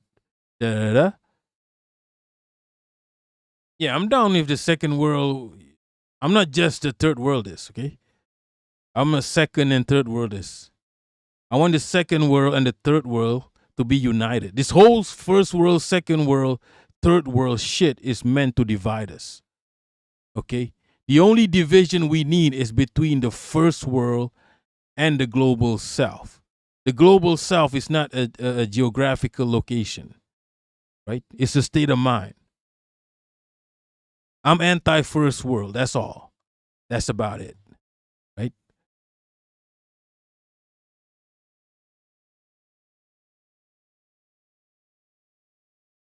Anyway. Moron. You could have thought for 2 seconds. How the fuck is he going to arrest Netanyahu? The US isn't a party to the ICC. It's not a party to the Rome Statute. They don't enforce ICC warrants there. So what do you imagine that he was going to do? He's gonna order fucking Jessica Tisch to arrest Netanyahu? You believe that at any point? You fucking moron. That was never happening, obviously, so he's not going to arrest Netanyahu. In fact, I guarantee you, Netanyahu is going to visit New York City within the next 2 years. Honestly, probably way earlier. Give it 6 months. If I'm feeling spicy, within 6 months is probably a safer bet. Netanyahu is going to visit New York City and nothing's going to happen to him. That's the first point. That is a very easy prediction. Joke of a prediction. Super fucking easy.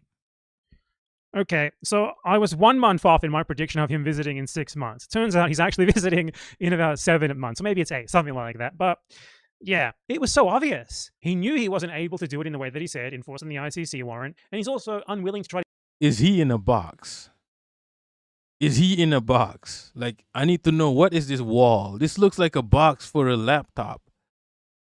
Like a gaming, like an Asus Republic of Gaming laptop box. That's what it looks. It looks like he's in a box. Why is he in a box, people? What? Yo, what?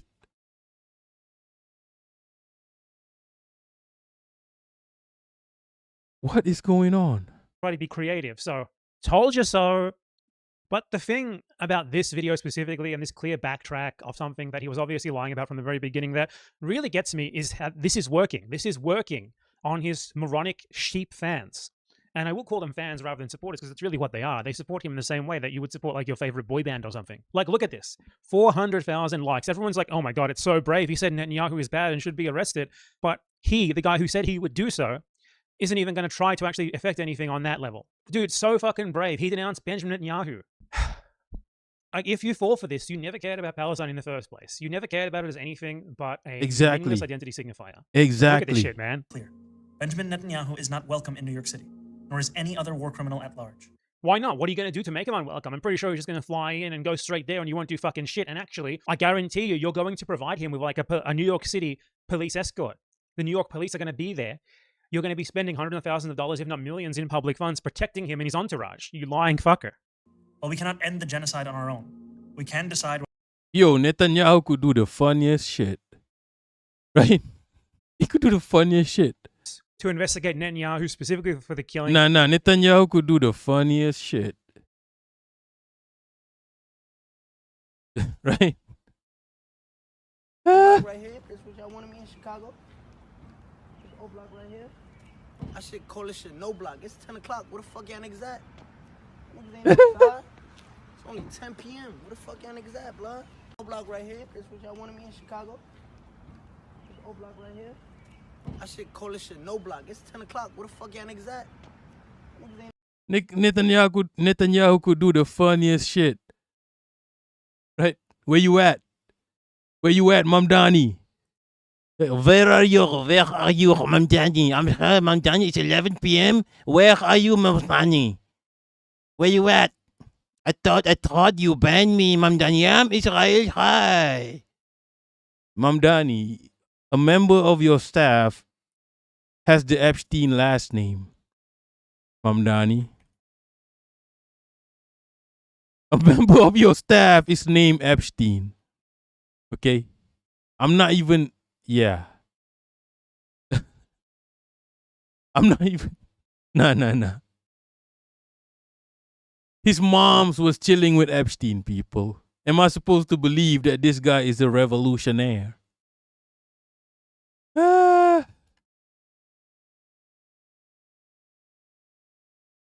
No, I'm not lying, okay? Yeah, I'm not lying. Andrew Epstein served as the creative director. And I'm not saying he's related to Epstein, okay? I'm just saying it's funny.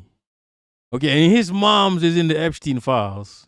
He got married in Dubai, people. His wife was anti-Assad, people.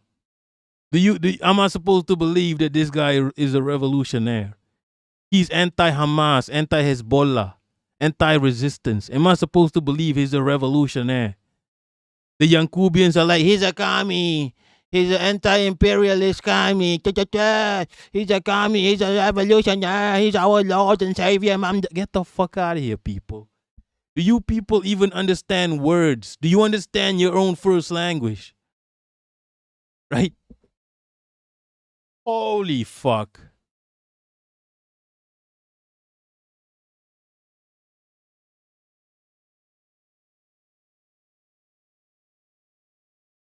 Nah. Okay, I'm done with this. We're done with this. Right? Nah. We're done with this. I can't do this shit too much. 1 hour. 1 hour is enough. Okay? Not so pale. You're on it. Right? Today's 1 hour is enough. Anyway, let's see. So something What very else I got? What else I got? Mention Klang. Oh, whoa. Is the volume crazy or what?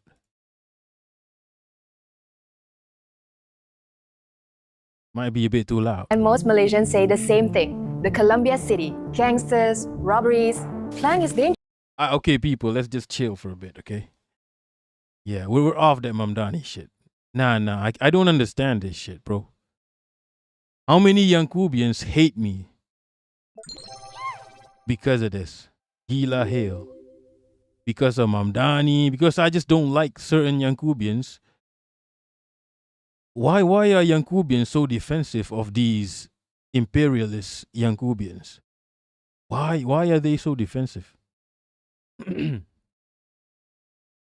At Klim Kim Tap, Third World is non-aligned. Yeah, Third World is non-aligned, which is a lie. We are aligned. We are aligned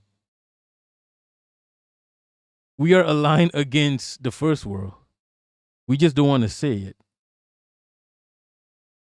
Otto von Zayler, anti-resistance is a red line. Like, was good only facts. Jesse, he's clearly trying to do the Obama style of speech. I don't know how Obama exists, right? And Yankubians don't learn shit. Yeah, at Lim Kim Ta, I mentioned this already. Yeah, I mentioned this. I'm gonna keep mentioning this. And also the fact that he talks shit about Venezuela. This guy is supposed to be a socialist, right? Mamdani. I know Venezuela is not, I mean, Latin American countries have tried to be socialist. It's just because they're too adjacent to that entity, the illegal entity known as the USA. It's kind of tricky for Latin America to be socialist. They keep getting fucked with, right? Regardless, how are you a socialist and you just talk shit about Venezuela and Cuba? Right? Like Yankubians have no idea what a socialist is. They think a social democrat is a socialist. They think Bernie Sanders, AOC, those are socialists. Right? This is you get me. This is meant to be. This is how the FBI planned everything to be. Yankubians who think social democracy is socialism is exactly as the FBI planned it. Okay? It's exactly as the FBI planned it. Gila, Amin is federal prison. Mamdani can't release him. Mamdani don't want to release him. Mamdani hates socialist Latin American countries. Mamdani is a fucking social democrat. And a social democrat is a fascist. The left wing of fascism. The moderate wing of fascism.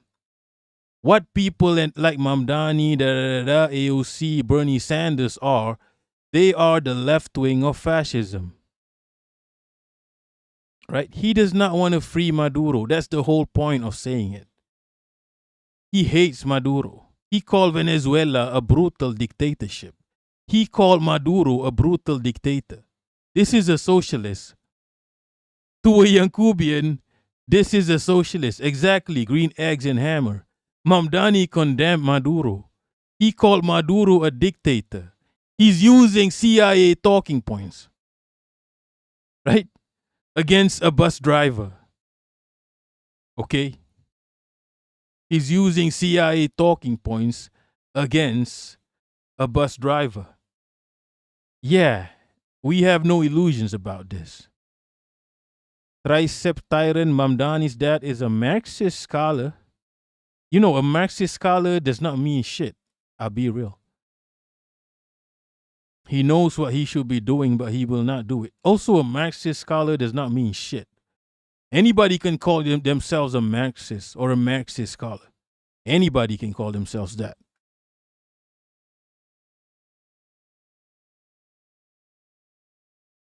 I don't give a shit. Kamala, really? Holy shit. I did not know that. Yeah, anybody can call themselves a Marxist or a commie. Anybody. This is not, you're not born into it, right? You're not born into this shit. Anybody can call themselves, fucking, what was his name? Pol Pot called himself like a commie. It doesn't mean anything. It's what you do. It's what you develop. It's what you build.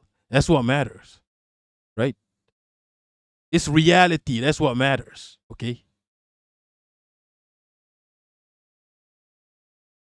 Too old for the witch. Mamdani was never... Yeah, this is because Yankubians confuse socialism with social democracy just because the word social is in it. The same way they think democracy, they don't know what democracy is. They keep using this word democracy. They don't know what it means. Right? Yeah, also, the father, right? It doesn't mean anything just because, there's a lot of conservative families that end up with liberal children. It doesn't really mean anything. Right? You can't inherit political views. I'll be real. You can be brainwashed into having the same political views as your family, but you don't inherit it. You don't inherit. Triceps, he is very aware. That's an assumption. Maybe he's not even aware. He is very aware of what a Marxist would do in his place, but it is not in any way aligned with what he was ever gonna do. Look, you don't know this. Maybe he's not aware.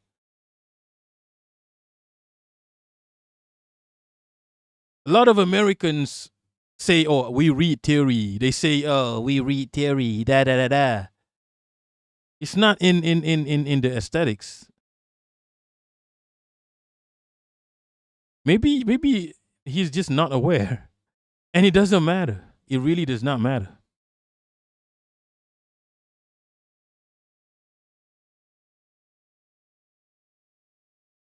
Vagina Bush social democracy. Yeah, this is a long time ago. Okay. Most of the commies were in a social democratic party. And then they're like, nah, fuck this shit. This is a long time ago. Like you can't still be in the mindset of something that has separated a century ago. This is literally a century ago. When certain commies were in social democrat circles, right? And they separated a century ago. So you can't still be believing in something that has been disproved a century ago. Right? I don't know why Yankubian still how are you like does your memory stop at 1920 or some shit? Like anything that happened after 1920 we don't want to know. Okay? We don't want to know. Right? This is how Yankubians think. Anything that happens in after 1920 did not happen. Right? What's good, Larry? The Social Democrats still support imperialism. Yes. Perfect timing. No, we summoned the Larry. We summoned the Larry. Only fact, my dad is very leftist, anti-imperialist. I'm that and socialist.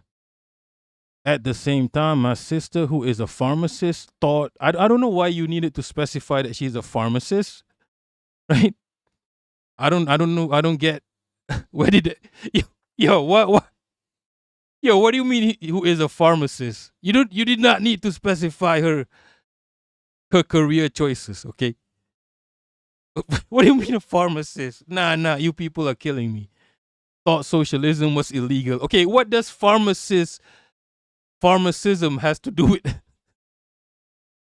with this? Like what? Nah. Educated per se.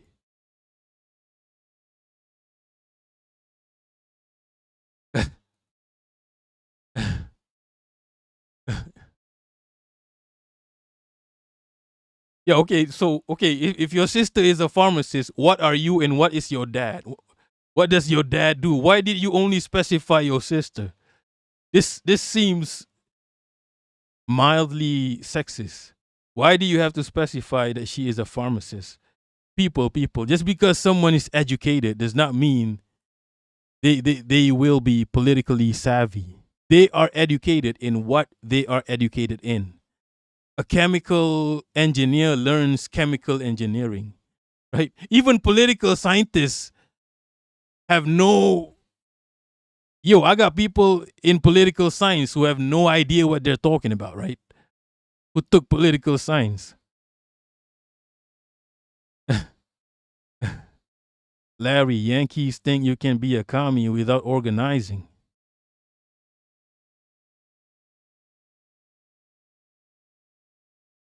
Oxpecker, shout out his sister. She knows where to get the good shit. Larry, you can have high technical knowledge and have terrible ideological consciousness. This is true. This is true. People like to say, oh, he's kind of smart. Like, what? He can memorize shit? Does that make him smart? People like to say that. She uses big words. Does that make him smart? He understands the inner workings of an equipment, right? He's smart about one thing. Some people are smart about one thing. Bro, I went to university, okay? I don't know shit. You know how you pass university? Number one, let me tell you how you pass university. Number one, you got to be the majority race in your country. I was the majority race. One time, I skipped every class. Right? Every class. And then the lecturer called me up, right? The lecturer called me up. She's like, yo, why are you skipping classes? I'm trying to help you. You're my people, right? I'm trying to help you, right? How are you how are you gonna compete with the Chinese and the Indians if you keep skipping classes? And I'm like, homie, I don't give a shit. I don't want to compete with the Chinese and Indians. Those are my peoples too. We're Asians. Okay, I did not say that to her. I was like 20 years old. I did not say that to her. Also, if I had said that to her, she wouldn't help me. I just nodded, right?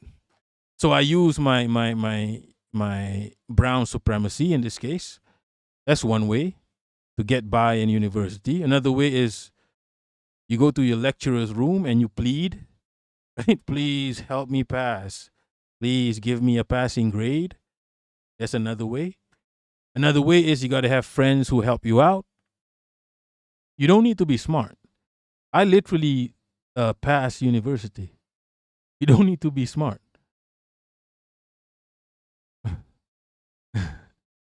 You just need to know how to pass university. That's all you need to know. You don't need to know Marxism to graduate. You don't need to have a moral compass or whatever the fuck. Okay, I get it. You guys are materialists. You don't believe in morals. Whatever the fuck. You don't need to you get me. To have the right political ideologies. Do you get me?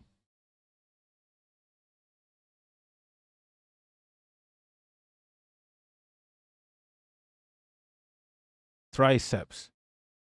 Are you autistic? I'm just wondering. I'm guessing that they are referring to the fact that do you just they them only fact? Do you just call only fact a slur? You they them only fact, referring to the fact that anti-socialist rhetoric is still very prevalent even in fields where it makes no sense for them to bring it up. Especially medical people are smart at medical stuff. Okay? They don't know shit about politics. Like, I'll be real. Larry, I'm Juche. Follow. I believe in morals. You do? Hey. I need to get into that Juche shit. My country is under threat. Under threat from a bunch of Zayos.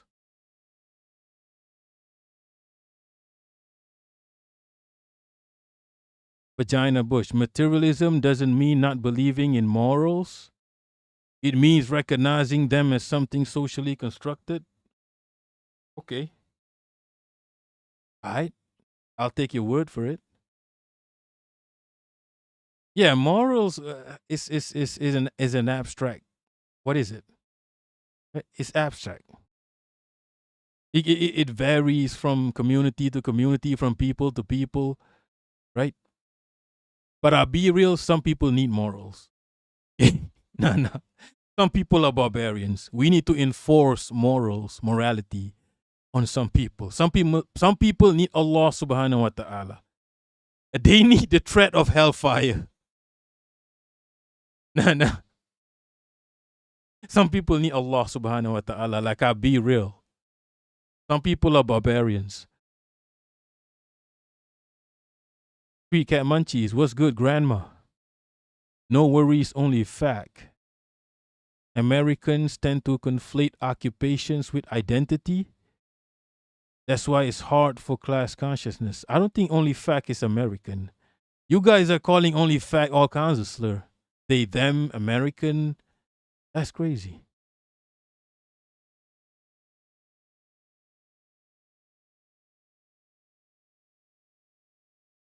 Anyway, where were we?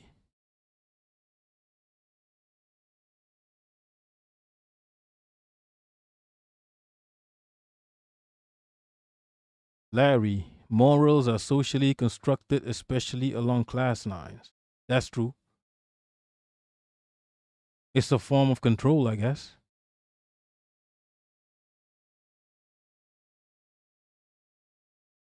Okay. This is a tangent. Okay, I was just fucking with y'all. I really don't give a shit. I just thought it was funny. Right? Only fact that you dox your sister, but you did not dox yourself. I don't know what you do. I don't know what your pops did. Mention Klang, and most Malaysians say the same thing. The Columbia City, gangsters. Mention Klang, and most Malaysians say the same thing. The Columbia City, gangsters, robberies. Okay, let me give some context. There's a place in Malaysia called Klang, which has a bad reputation. Okay, I don't know why. I got homies in Klang. They are offended by this. Whenever you paint this picture of Klang as like the ghetto, they are offended. They say we are a peaceful people.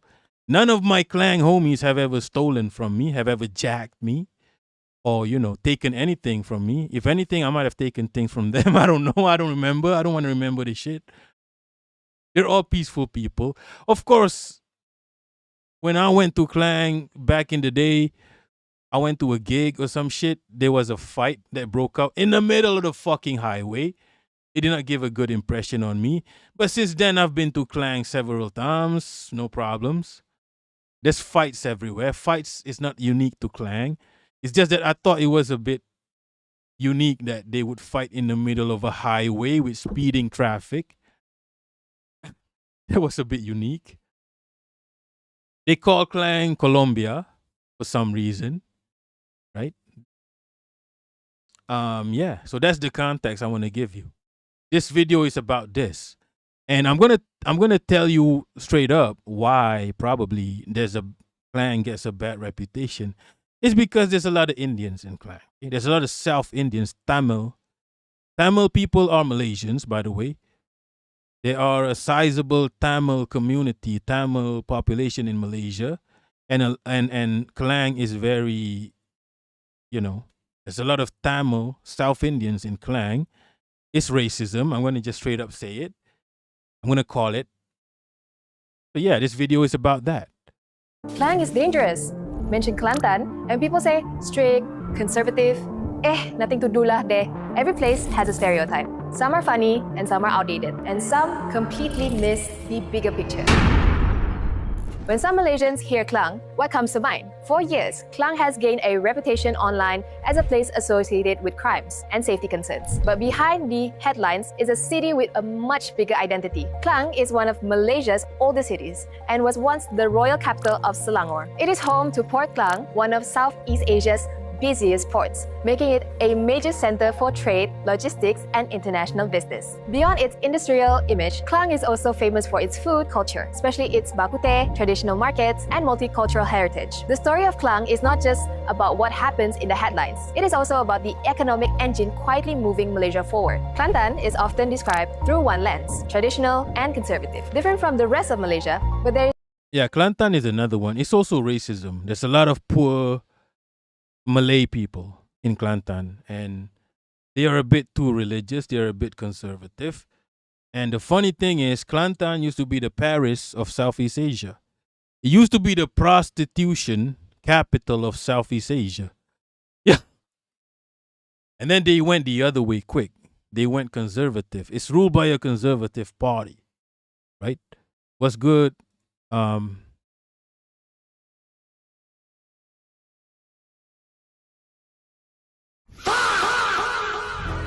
Terima kasih.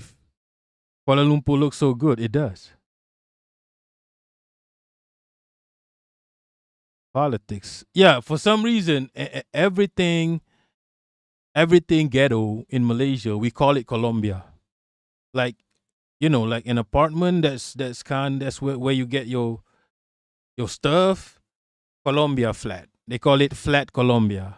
Flat is like apartment in Malaysia. An apartment that's a bit ghetto, you call it Colombia, flat Colombia. A place that's a bit ghetto, I don't know why we call it Colombia. I've never been to Colombia. Big up the Colombians. I don't know why you get this.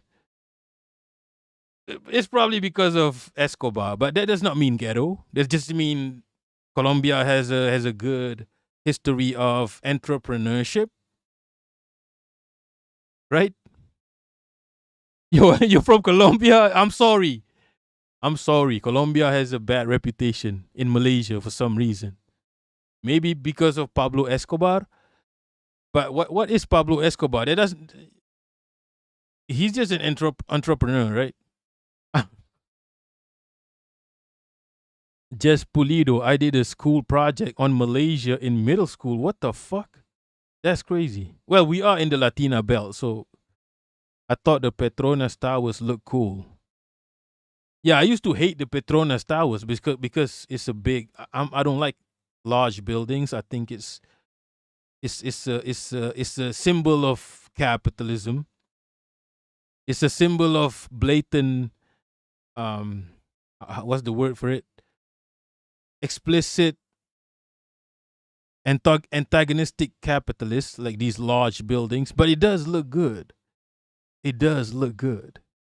Right? There's much more to the state than its political and cultural reputation. Kelantan has one of Malaysia's richest cultural identities with unique traditions in art, crafts, food, and performing arts. From wall making and batik to wayang kulit and traditional cuisine, Kelantan has preserved many parts of Malay heritage that are becoming increasingly rare. Its strong sense of identity is not just about rules or restrictions. It is also about culture, history, and community. Because Johor sits next to Singapore, it is often viewed through one relationship, Singapore. Some associate Johor with crime stories or see it only as a cheap alternative for Singapore residents.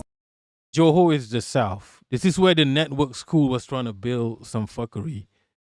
Johor has a reputation for piracy. Right? Yeah. For some reason. Okay? As if piracy is, as if you can be a pirate when you're sailing in your own seas. There's another one, like pirates. What do you mean pirates? What do you mean Somali pirates? They're in Somali waters. How are they pirates? What do you mean Houthi pirates? They're in Yemeni waters. How are they pirates? You're the pirate, right? They're defending their fucking waters. Right? What do you mean pirates? But Johor is one of Malaysia's fastest growing economic regions, with developments like Iskandar Malaysia, a growing industrial sector, tourist destinations, and its strategic location. Johor plays an important role in Malaysia's future economy. It is not simply Singapore's neighbor. It is a state building its own identity. Every place has a reputation, but reputations are often built from a few different stories repeated over time. The reality is usually more complicated. Klang is more than its headlines. Kelantan is more than its stereotypes. Johor is more than its proximity to Singapore. Because Malaysia's story is not just told by... She's not going to say it. She's not going to say it. I'm going to say it, okay? I'm going to say it. Let's be for real, for real. People paint Klang as a bad place because there's a lot of Indians. People hate Kelantan because these westernized liberals in KL hate Muslims. Let's be for real, for real.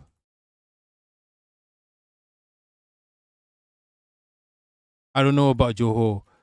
Maybe they deserve the hate.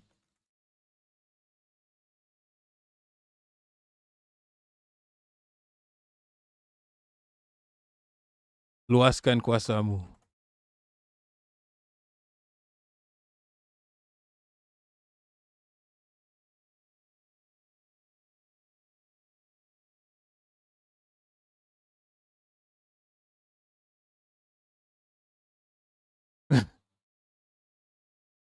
Wait. I gotta do a bit of work. I can do on the phone.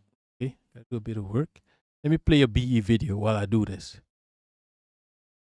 She's not gonna say it, but I will say it. Okay. Let me play a BE video. I gotta do this. I don't want the boss to be nagging at me. But I can do this on the phone. Just takes like a minute.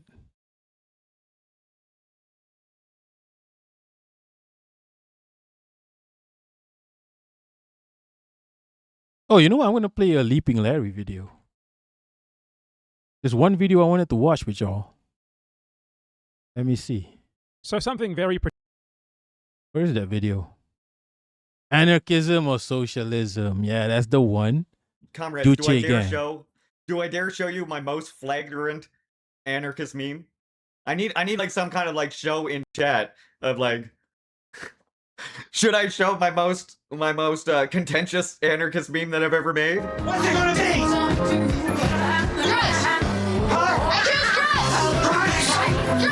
I will choose drugs. I will fill my vaporizer in just a second. And okay, I'll just qualify before I say this. This meme is not directed at individual anarchists themselves, but at the philosophy itself. And I can get into an explanation as to why it does ultimately serve white supremacy at the end of the day, but that is the theme of the meme. That is the... All right. Critique is not an attack. I mean, here's the thing. When I say that we have to combat anarchism, I mean ideologically struggle against it. If we can't talk about how modern anarchism serves white supremacy, then are we even ideologically struggling, right? I was an ANCOM myself. I will also preface this with as well. So here's the meme I made, chat. This is the most contentious anarchist meme I've made. This is the one that really had all the anarchists going, you made anti-anarchist propaganda.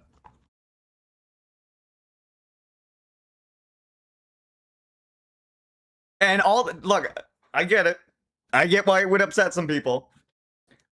But you gotta understand the reason why. Yeah, we're summoning the anarchists with this one. Let's summon the anarchists.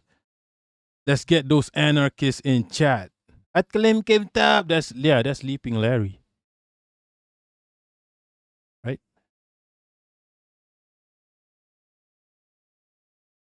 That's the one, yeah. Marxist. This motherfucker is half Irish. I clocked it, okay? I clocked that this motherfucker was Irish somehow. Okay, I clocked it. Clock it. I knew it.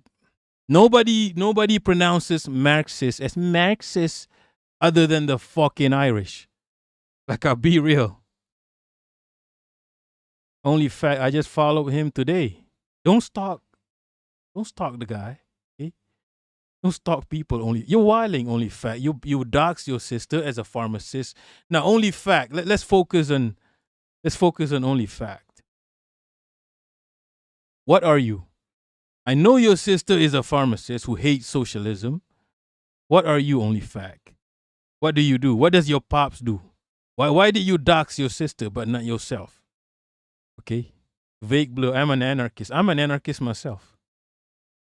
You people don't realize this, right? I'm an anarchist. I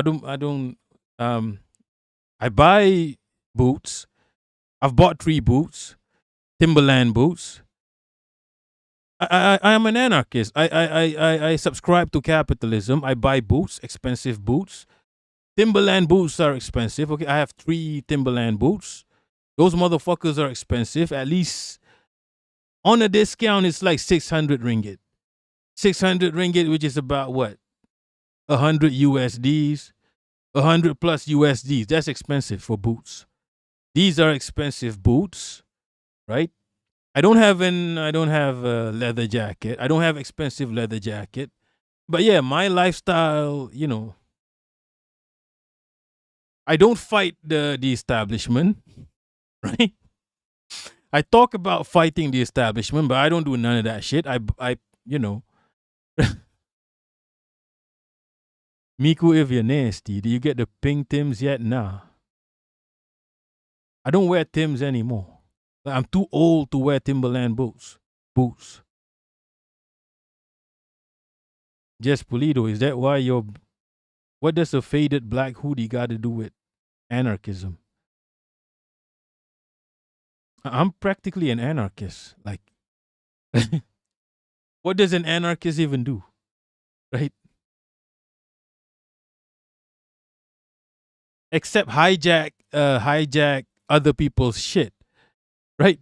Oh, what's anarchy? Oh, it's mutual aid. No, mutual aid is not anarchism. Mutual aid is just mutual aid.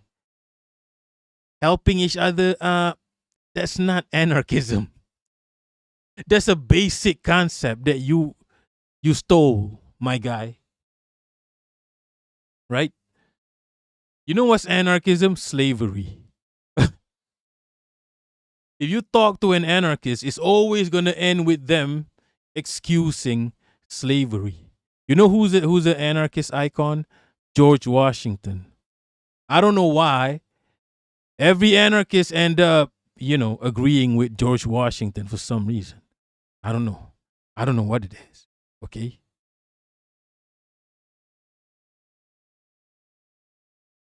I made this is to make the point that indeed, for as good and well-intentioned and morally correct and morally aligned as many of us and our anarchist friends might be, anarchism as a philosophy serves white supremacy in many ways, including its failure to carry out a revolution. So where is everyone going since Larry just got banned? Who's live? I'm not getting banned. I'm just pointing out that anarchism serves white supremacy. Everything from the way that it co-ops indigenous movements and indigenous nations. There's a reason why I wanted to read that Megama anthology to you yesterday. And there's a reason why you see like a response of people saying, no, we weren't tribes. We were nations with laws, with centralization, with democracy, with, because the point of saying this is that you cannot frame us into anarchism. That's white monolithicizing of indigenous people. That's taking a European concept and then trying to fit it in the framework of indigenous nations, right? The reason why Marxism, Leninism, and communism doesn't do that is because communism isn't about, Marxism, Leninism, I should say, isn't about imagining the perfect world, right? We say this all the time. It's not about imagining all the details of what the perfect society would be. It's about struggling against the oppressors. That's the essence of Marxism. And communism is the end result of a long struggle against those oppressors. And the victory. Look, an anarchist might say, Marx believed in stateless, moneyless, da-da-da-da. That's what an anarchist would say, right? Okay. So what about the rest of Marx? Is that the only thing that Marx said? That's the only thing. You're going to take one sentence from Karl Marx, and that's his whole existence. So Marx was an anarchist. Okay, did you read the rest? What about the rest? Is this of that struggle against those oppressors? Communism is merely the end result of that. Which is why I also say, by the way, that anarchism and communism really aren't the same. They don't have the same goal in a sense. Now, I will explain this further because, again, I work with anarchists. This is not meant to be against anarchists, but it's anarchism as a theory. And again, the reason I say this is because anarchism essentially is, in theory, in philosophy, in practice, striving for going backwards, striving for returning to a mode of production and a mode of relations that just literally cannot exist anymore because of technological developments and modern demographics. You can't just have your communes. You can't have all kinds of communes be built according to, again, the perfect working out of their society that anarchism tends to be based on, right? They work out like all of these details. Whereas communism is about figuring out how to better struggle against whatever contradictions are urgently facing us. Like right now with imperialism, right? MLism is also not a theory of the past, but of a future society. It does not go around saying, "Oh, this society was actually Marxist." Yeah, exactly, Samuel. And that and this is why, as well, like in a sense, Engels described communism as the re-emerging of an ancient democracy that was crushed in class society. And that's kind of a really good way to think about it. Like the type of the democracy that we had like before colonization is interrupted by colonizers, by oppressors, by that class society. And it is only with the fighting against that bourgeois democracy, that bourgeois capital, that then the democracy that people once had can emerge again. And then they use that democracy to build a society that accords to their given situation, one that we cannot predict, one that we cannot. It's according to whatever the conditions are of that society. Okay, I'm done with my work that I did on the phone. Okay, not a big deal. I agree with that. Whatever that, I agree with Engels. I'm an Engelsist. Okay, I'm an Engelsist Stalinist. I'm an ES. Okay, or an SE. Southeast Asia. I'm an SE. I'm a Stalinist Engelsist. You get me? It's kind of tricky when your name ends with a S. Yo, Engels. Why does your name end with a S? Now people can't be a part of your cult. How do you say you're an Engels kind of guy? Engelsist. Now people think I'm a woman. I'm a lady. Nah, don't end your name with the S, people. Engelsist. Now people think you're what? You're an unwanted unwanted tumor. Engelsist. Look at all these other motherfuckers. Stalin. End your name with an N. Stalinist. End your name with a fucking X. Marxist. Leninist. End your name with the O. Maoist. It makes sense. Yo, Engels, what the fuck is wrong with you? Change your name. Engelsist. It's fucked up when you're an Engelsist, but you can't be one because it sounds like shit. Engelsist. Vague Blue, maybe I'll be a monarchist. I would be a fucking monarchist if I was a part of the monarchy. I'll be real. Imagine being a monarch. Imagine you. It's a bit. Look, it's a bit of a hassle being a monarch because you got to dress up and shit. You're practically a mascot for the country. You got to dress up. You got to, like, every day you got to socialize. It's kind of fucked up, but you get free money. You get paid for it. You get paid millions to do that shit. Right? All you got to do is dress up, ride in luxurious cars, attend ceremonies, socialize. Come on now. Bro, I would socialize for millions. If somebody calls me up and like, yo, can you socialize and I'll pay you $1 million a month to socialize, I would do that. I hate socializing, but for $1 million, holy fuck. What are the contradictions? I'm still learning and I hear that term all the time. I believe the main one is what Marx talks about with surplus labor is hoarded by capitalists instead of being redistributed. Yeah, I mean, like a contradiction can be like that. A contradiction can be, for example, the socialization of the means of production that we see today versus the independent distribution of the fruit of that production to the minority of oppressors, right? That would be a contradiction. The contradiction between the imperialist, highly developed capitalist nations and the developing targets of imperialism would be a contradiction. That one is the most pressing one for us to do right now, right? There's other contradictions as well. Contradictions between people who have been put into racialized categories and those who are not. Contradictions between indigenous and settler, etc.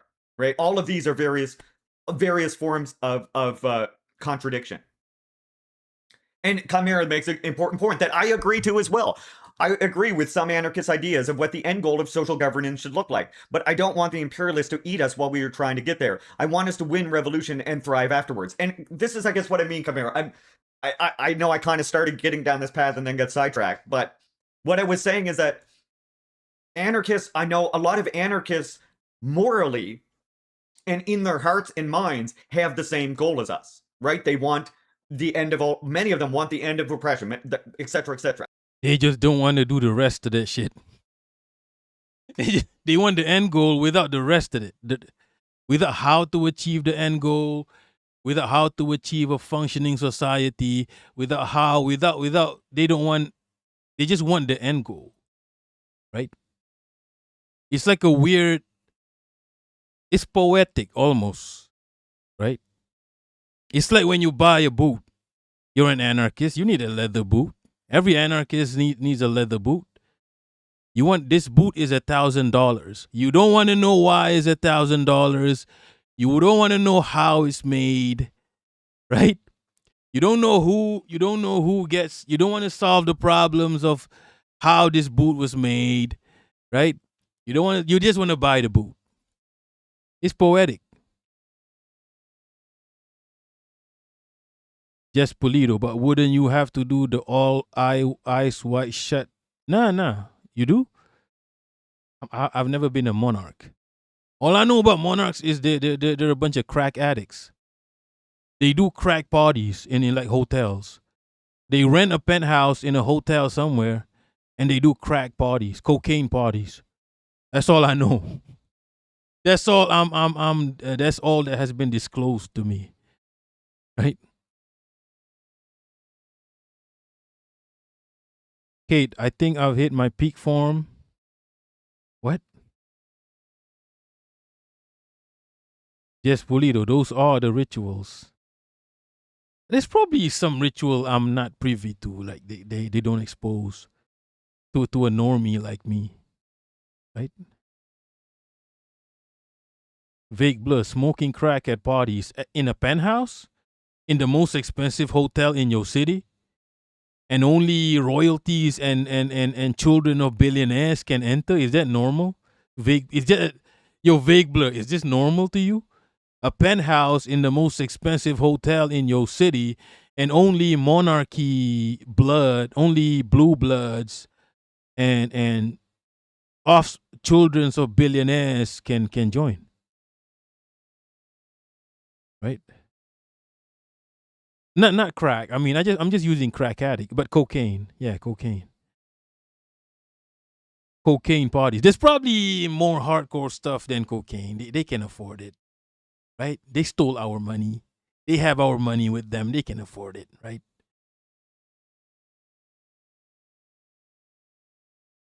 They have that same goal as us. But what I mean is that anarchism, in a sense, has a different goal than Marxism, Leninism, than what scientific socialism does, because what anarchist theory ends up doing is working out that perfect society, and then it imagines that society as the end goal. If that society is reached, then the anarchism has been reached. You know what I mean? Whereas Marxism's end goal is not that at all. Marxism's end goal is a development towards a society that better serves humanity until it's one that perfectly serves humanity. Is that... They don't want any of that shit, people. The anarchists, they just want the end goal where it's there's no states, there's no money, and everybody can do whatever the fuck. Right? They don't want to develop humanity up to a point where humanity does not need certain things. They just want to fast forward to the part where everybody is free. What? To do whatever the fuck? And then when you ask them who's going to build the roads, who's going to do surgery, who's going to do the postal stuff, who's going to... And then when you ask them what happens if everybody started voting for slavery, and they're like, slavery it is. That's anarchism. Okay, that's some toddler shit. I'll be real, this is something you think about when you're like 13 and you think it's cool. Right? Never grow out of that mind state, you become an anarchist. It's cool to see people in leather jackets and expensive boots, right? That don't bathe when you're 13, but then you turn 14. And you're, I don't know, man. It doesn't make any sense, okay? It's some Yankubian shit. Is a society that perfectly serves humanity possible? You know, we don't necessarily know for sure. We know that we'll reach a position where the masses have much greater influence and a political equality that allows any like deviations to be just a minor problem that can be quickly overcome. But they can't. Which is why then there's no need for this special apparatus of class control. But that doesn't mean that governance goes away. That doesn't mean that centralization goes away. You taking a known census? You count. Yo, Anna, thank you so much for the raid. Welcome in, welcome in. I notice it's called raiding now. Welcome in, Anna. Appreciate the raid over on the green site. Welcome in, comrades. We're just talking about the difference, having what many consider a very hard conversation. We're discussing the difference between anarchism and Marxism-Leninism right now. And again, I'm prefacing this, as I always say, by I see anarchists as as potential comrades, as in if they don't try to undermine like Marxist-Leninist organization by getting into the parties and actually doing record behavior, or if they actually stand in solidarity with oppressed countries fighting against imperialism, etc. Then those are my comrades. There is many anarchists who, let's be real, we know they're more class conscious than anarchism. They're just not ready to admit that yet, right? And the reason that happens is because, or the reason I think it happens is because people in the West treat politics as an identity. And even Marxists do this, right? Marxists will be like, well, I'm a Marxist, so I have to read Marx and uphold all these principles perfectly. Which is, again, one reason why I try and encourage people to study Juche.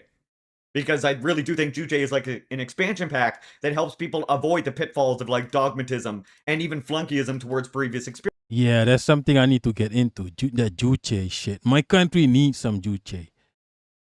My country is spiritually Juche. This is why we're like, we're just a small bean country. We live in the jungle because we're so traumatized by colonialism. Like, sovereignty is a sensitive matter in my country. We need some of that Juche shit, right? That doesn't mean we're just completely self-sufficient, but self-sufficient up to a point. Fake name. Larry is pretty well read. He's got solid morals. What does that mean, okay?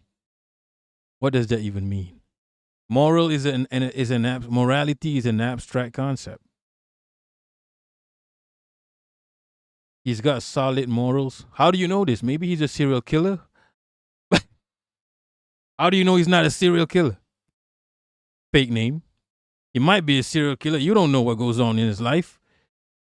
You don't know if he's got solid morals.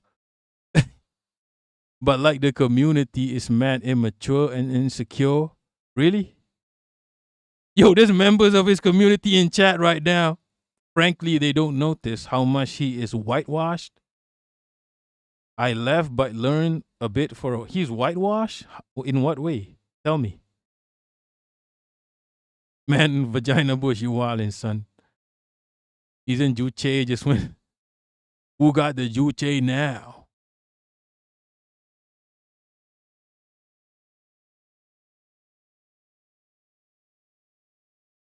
Member of the First Nation. Yeah, we need elaboration. Yo, fake name. Yeah, talk to me. Hate from I think Larry is half native, half Irish. It's a crazy mix. Yo, pick a struggle, right? It's like being, African Indian. Yo, pick a struggle. Yo, what? Oxpecker, Cutter. Larry talks with self-awareness and I respect it. But I'm desensitized to getting baited into this shit. Not knowing it's a mount I'm debating till I get timed out. Yo, what's going on with the Juche gang?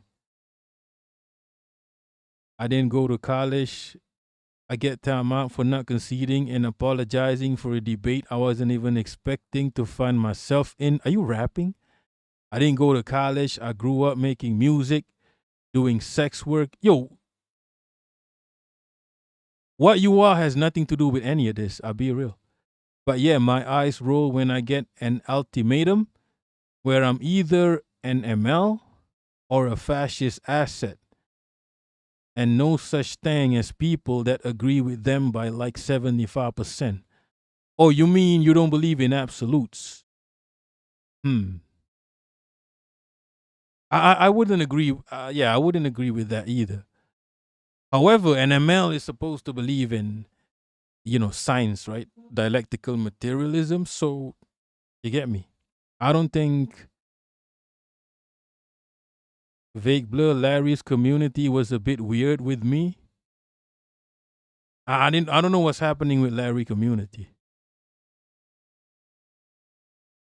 Are you guys, is there some infighting? Just fight it out. Just fight, people. Just fight it out. Have some fun with it. I don't discourage fighting. I don't discourage what do you call that? What do you call it? Confrontation. So yeah. Just fight it out. Just talk it out. Right?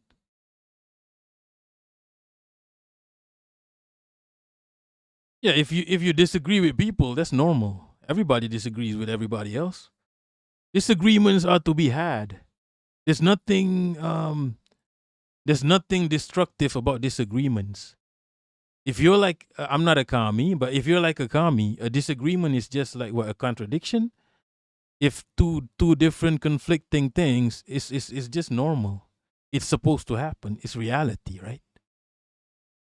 Right? That's how you get me.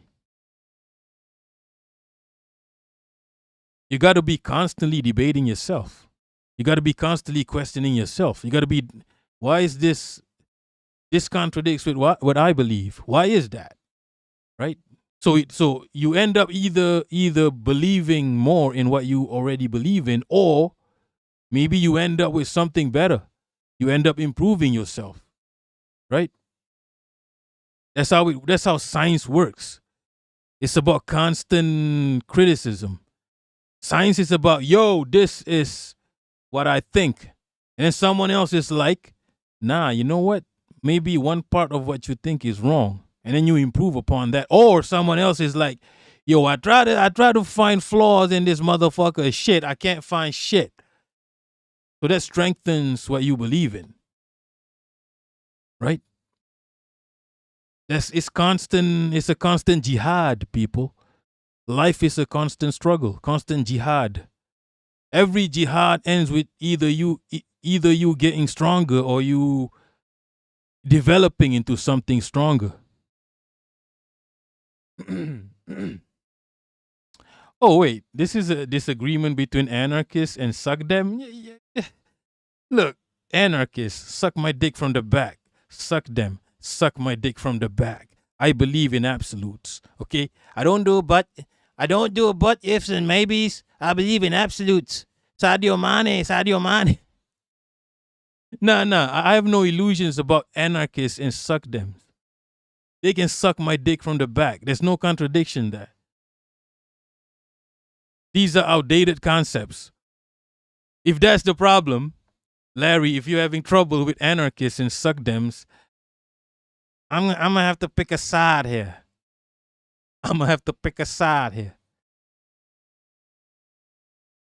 And even suck dems isn't that I see them as an enemy, but I want to give an ML perspective to many who have never heard it and maybe encourage more to get involved who never knew what scientific whatever Larry is doing is honorable. We got to support Larry, okay? I do believe in scientific socialism, whatever the fuck that is. I don't identify as anything except a cat, but I believe in scientific socialism. I think it's the right way. Like 100%, 1,000%. There's no 75%. I believe in absolutes. Suck them and anarchists can suck my dick from the back. They are my enemy. Right? All you do, suck dems and anarchists, is prolong capitalism. You put band-aids on capitalism to prolong it. I have no illusions about this. Charros, if this is just a disagreement with the way the server handles debating, we have plenty of those. I welcome the chaos. I don't have any problems with disagreements. I think people should just, you get me? Oxpecker, if you identify as an anarchist, right? I don't know what to tell you. Precisely like I hang out in ML spaces, and before that, I identify as an anarchist in more dirtbag left coded spaces. Before that, I was in a long post, right? But a validate MLs. Okay, the way you write your sentences is a bit anarchic.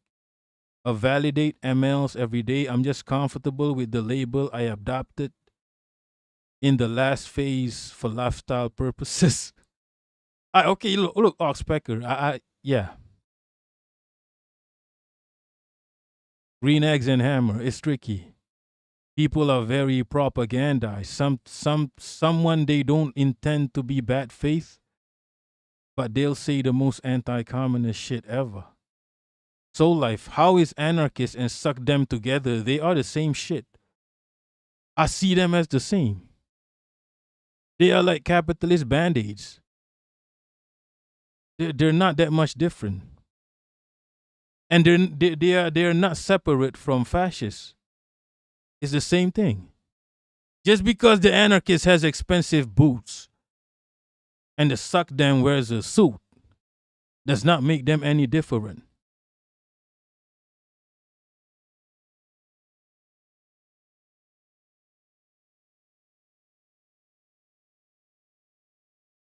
Larry, that's fine, but then that's exactly what I'm talking about with Westerners treating politics as an identity. Yeah, that's the problem. I myself does not believe in an identity. I never had an identity. I just never had. I moved around a lot physically, so I never really, nobody knows where I'm from really. Nobody knows. I've been in the South, I've lived in the North, I've lived Central. I don't have an identity. I'm just the population. Right? If everybody, if you're a rap group, for example, if you're a band, right? You want to have people that actually likes your music. You want to have a population of people that likes your music. You don't want fucking bands, other bands coming to your shows. So you need the population. I'm the population. We're the population. We don't need an identity. We really don't need an identity. Right? We're not going to be the ones reading all the books. But we got to believe in something that's right. Right? You can't not believe in universal healthcare. For example, this is something preached by not just the socialists, the commies, but also the Muslims. This is universal healthcare. It's not a weird concept. For example, the population believes in universal healthcare. That's why you need the population. They don't need to identify as anything, as long as they believe in the right things, right? The population don't even know exactly why they believe in universal healthcare, because it's just a fundamental right. It's just a fundamental thing as a human being to believe in universal healthcare. We're born with believing in this. They took us away from it, right? They try to take us away from it and psychologically, right, change the way we think. But you can't change nature at the end of the day. All these scientists are just saying, this is how it is. People need this. People are supposed to get to have this. People are supposed to have this power. Right? Leaping Larry, they both deny the dictatorship of the proletariat as necessary in function. Exactly. Social Democrats don't believe in the dictatorship of the people. Okay, I'm going to call it the caliphate of the people. I'm going to put a spin to it. The caliphate of the people, where the people holds the shura. The people is the council. Social Democrats don't believe in this. Right? Anarchists don't believe in this. Anarchists believe everybody has a voice or some shit. I don't know what they believe in exactly because I never get a straight answer. Right? If I ask a ML for a straight answer, most of the time I get a straight answer. What is ML? They'll say, go read this, this, and this. Okay, and I read this. I agree with it. But if you ask an anarchist for a straight answer, you never get a straight answer. So I don't know what anarchism is. But social democracy is a big no-no. Social democracy is the empire, right? Otto von Zoller, dictatorship is a scary word. You're being sarcastic. So I'm gonna call it a caliphate. Oh, caliphate is also a scary word. What's not a scary word to a Yankubian? When to the rest of the world, the USA is the scariest word in history. Democracy is the scariest word in history. The caliphate of the people. Oxpecker, I'm just grateful to be around other self-identified leftists who follow most of what I follow. You don't need Oxpecker, you don't need identity. You really don't. Leftist doesn't even mean anything. It doesn't really mean anything. Green eggs and hammer. Leftist is the ultimate silly. Yeah, anyone can be a leftist. like if you there's multiple Democrats who are leftists. What does that even mean? The party that does multiple genocide has leftists in it. And then you identify as a leftist. What does it mean? Hate from I agree with Larry David, on the weirdness people can have on identifying with an ideology as if it were a religion. You see, this is the thing. People can get religious. Even Marxist Leninists can get religious about ML. I don't know. It's just a thing. People get religious. People can get religious about this shit. Larry, a true ML can recognize Iran is building true socialism right now, for example. I agree with this. Contrary to how rigid or atheist they make MLs out to be in mainstream thought circles. Yes, I agree. Because a true ML would believe in science, right? It's not rigid. Science is not rigid. Science has to adapt to reality, right? Yeah, the not just Iran, the Shia, and also like Islam has socialist concepts in there. Islam is just socialism with ibadah, and you have socialism. Okay, or maybe certain Islamic traits are not very socialist. In terms of dealing with money, it's not completely a 1-1 ratio. However, there are some socialists. It smells like socialism in Islam, but then Islam also has submission to God. Islam also has the social aspect, which I don't like, and then Islam also governs your social life, but not really actually. But not really. It's Islam does specify what social aspects are good or bad, but Islam does not really govern it. The Prophet did not govern. The Prophet did not kick down doors to find people having sex. He never did that. I don't know why Muslims are doing that. But Islam does specify what's good and bad in social situations. Islam has ibadah, certain rituals. But Islam also, in terms of governance and economics, is kind of, it smells a bit like socialism. Which is why when I read the fucking principles of communism, I'm like, yeah, this just sounds like what I used to read. I was a conservative Muslim. I read a lot of Islamic books. I understand Islam. And there are certain concepts in Islam that I agree with wholeheartedly. Like, for example, a separation between human beings and the material. You get me? Separation between human beings and money. Like, money is not taken seriously in Islam. It just isn't. Money is nothing. The ummah is everything in Islam. Money is temporary. Right? Money is nothing in Islam. Right? Money means nothing. Like the Prophet lived just like Stalin did. He lived very simply. Like a regular person, just like Stalin did. Okay? Not all socialist leaders live like that. Because money ain't a thing in Islam. Money ain't shit. Right? You separate the human from the material. Yeah, I did go to a Taliban school. And then I like the universal healthcare. Universal healthcare is a right in Islam. It's non-negotiable. Non-negotiable. This was in the principles of communism. And what else? Education. Education is a right in Islam. It's non-negotiable, people. It's non-negotiable. You don't debate this. There are certain things you don't debate. Healthcare, education, you don't debate. And this is in Islam. And this was also in the principles of communism. And also Islam hates social democrats. I'm just kidding. Okay, I made that up. I made that last one up. But yeah. And then socialism has this concept of dictatorship of the proletariat.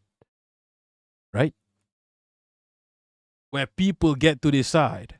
Islam has shura. Shura is councils. Anybody can be in shura. Anybody can be in shura. Okay? It's not confined to whether you're a billionaire or whether you get me. Anybody can be in the council. It has nothing to do with who you are, whether you're a monarch, So Islam was anti-monarch from the start, just like communism. Communism started with what? Destroying the my bad. I'm not thinking about communism. I'm thinking about Soviet, okay? Soviet and China. Like the two concrete examples of ML, right? What they started with what? Destroying the fucking, right? The fucking.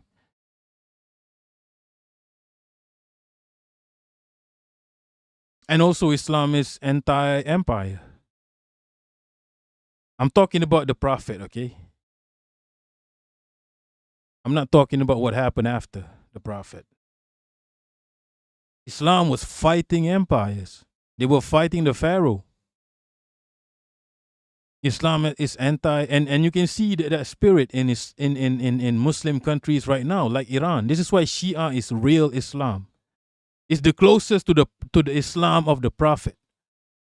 Sunni is like Islam post-Prophet Islam. But yeah, whatever Iran is now, Shia, the Ummah, the fact that Iran cares about the Ummah, Iran fights for the Ummah, that's Islam. This is why, as a Sunni, I'm like, yo, Shia is the closest to real Islam. Right?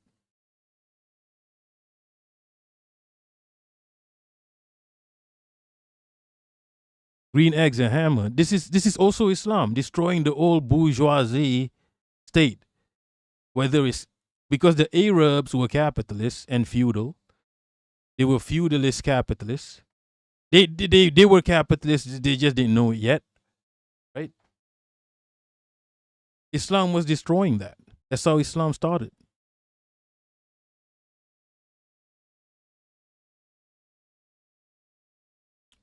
So yeah, when I read the principles of communism, I'm like, I don't disagree with any of this.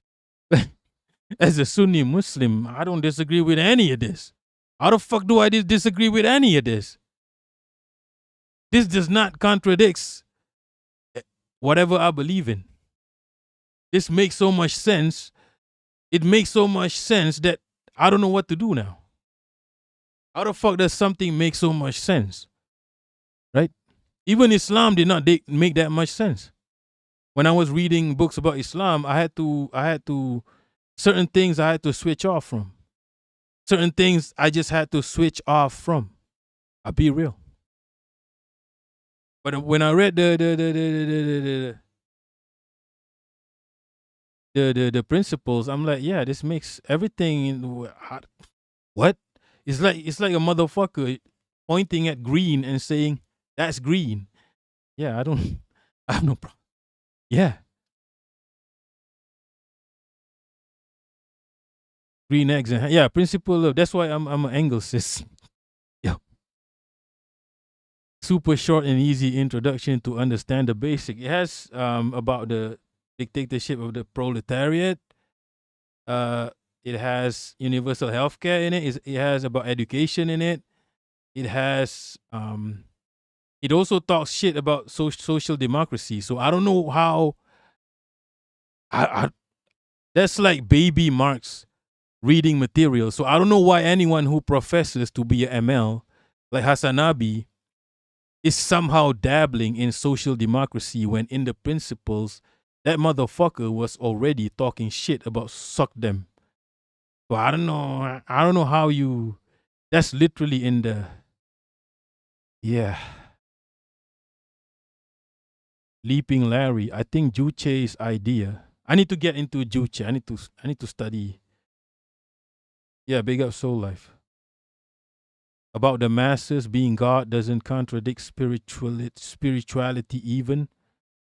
The trust in the masses is why DPRK doesn't shy away from praising their ideological leaders. Just like Iran doesn't shy away from praising its ideological leader, at the same time, Iran doesn't even take it that seriously, right? They killed the Ayatollah and it's like, it's just the way it is. He's a shuhada. Because in Islam, it's like this material life is not serious. So if you gotta do that to for the betterment of your people, for the ummah, if you gotta do certain things to survive, you gotta do certain things to survive. But at the same time, in Islam, one thing I like about Islam is this anti-idolatry. This is why Allah subhanahu wa ta'ala, nobody knows what he looks like. It's just a letter, like 5 letters. Alif, lam, lam, ha. 4. That's 4, okay? That's my bad. 5 letters in Roman letters. Muhammad is just mim, ha, mim, Muhammad, alif, dal. Just a bunch of letters. Nobody know what that motherfucker look like. Nobody knows what that motherfucker looks like. I kind of like that. Larry, DPRK overcomes that by separating the leader from the individual who occupies that role. You know what this is, right? It's because people need, this is what I believe. People need a focus. This is why you need those leaders. Ideally, you don't need them. The ummah is just the ummah. Ideally, you don't need this. But the nature of people right now, and this is scientific, they need a focus. They need like, what do you call it? There's a name for it. Yeah, they need a focus. They need inspiration. This is scientific. This is just the way it is. Ideally, you don't want this. Larry, this is true. People will unite behind a face. A face is forever. A flag can change. People need that focus. I personally don't, and I don't believe in it, but people need, and that's the reality. And to be scientific, you have to accept reality. And you have to work within the means of reality, right? Larry, because the person can be a model, it isn't ideal, but we have to realize it in the way humanity develops exactly and adapt our strategy. That's scientific. Kate from we need that Fidel. Exactly. People need that. I've always believed in this. That people need a face. Like right now, in 2000, since the 90s to 2026, Larry, Stalin constantly fought against it, but look at the way that motherfucker tried to quit 4 times. He didn't like idolatry. I understand this. I know a bit about Stalin. I mean, he's a Sagittarius. So am I. Saggy season. He hated it. He behaved like a prophet. I don't want none of that shit. I don't want this attention. I don't even want this. You see, the best leaders are the motherfuckers that don't want to be leaders. But they have no choice. Don't want to be leaders. I don't want this burden. It's too much. Most of the prophets in Islam had this, you get me? They had this demeanor. They don't like this burden placed upon them, but they have no choice.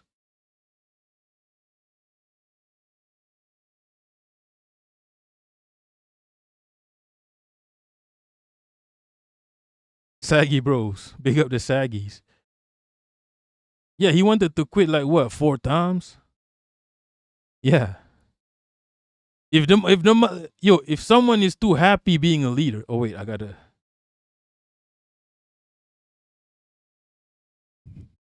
do something on the phone. Wait, we're still in experience that some Marxists fall into.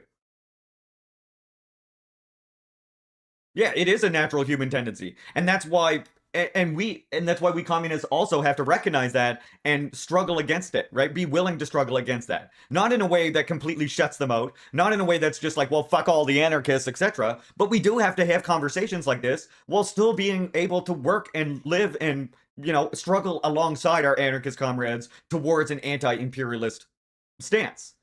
Does that mean that we shy away from the conversation we're having right now? Absolutely not. Because the conversation we're having right now is exactly what brought, like me and many others, to Marxism-Leninism to begin with. Structure an organization against imperialist forces, which will be more structured and organized than we can even begin to fully develop. Fathom, develop to win. Exactly, and that ends up being a problem with anarchism for me. First-time chatter, fantastic first-time chat. Is that it wants to romanticize certain aspects, like decentralization, or authority or anti-authority. And then they'll even misunderstand Engels and want to continue arguing about the definition of authority. And and Marxist-Leninists are basically like, we don't care how much authority you say this is, or how authoritarian you say this is. We will be as authoritarian as necessary. We will make our society as democratic as necessary and as democratic as possible. We will make, we will have as much centralization as necessary according to our revolution and the forces that resist a revolution. We will have as much market forces that serve the socialist system as those forces make necessary in society. Those market forces will then exist for as long as is also necessary. Despite all the people whining about, well, China has had a market socialist economy for 100 years. When is it going to do the real socialism? It has had real socialism since its revolution. The problem is that people have a dogmatic understanding and think that revolution is something that ends after a certain period.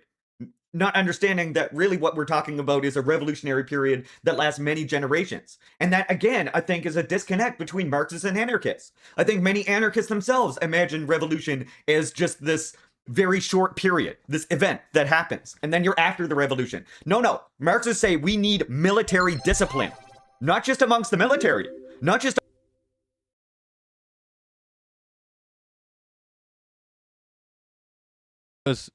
big up, my bad, I was muted. Big up Olo Busty. I'm not on screen because I'm actually on the clock and I needed to do some shit on the phone, or else my boss is gonna be right. Gotta do something on the phone. I could probably keep streaming. It's not it's shit I can do on the phone. I'm on the clock, people. You can't take capitalist jobs seriously, okay? So yeah, if I can do it on the phone, I can stream while I'm doing it.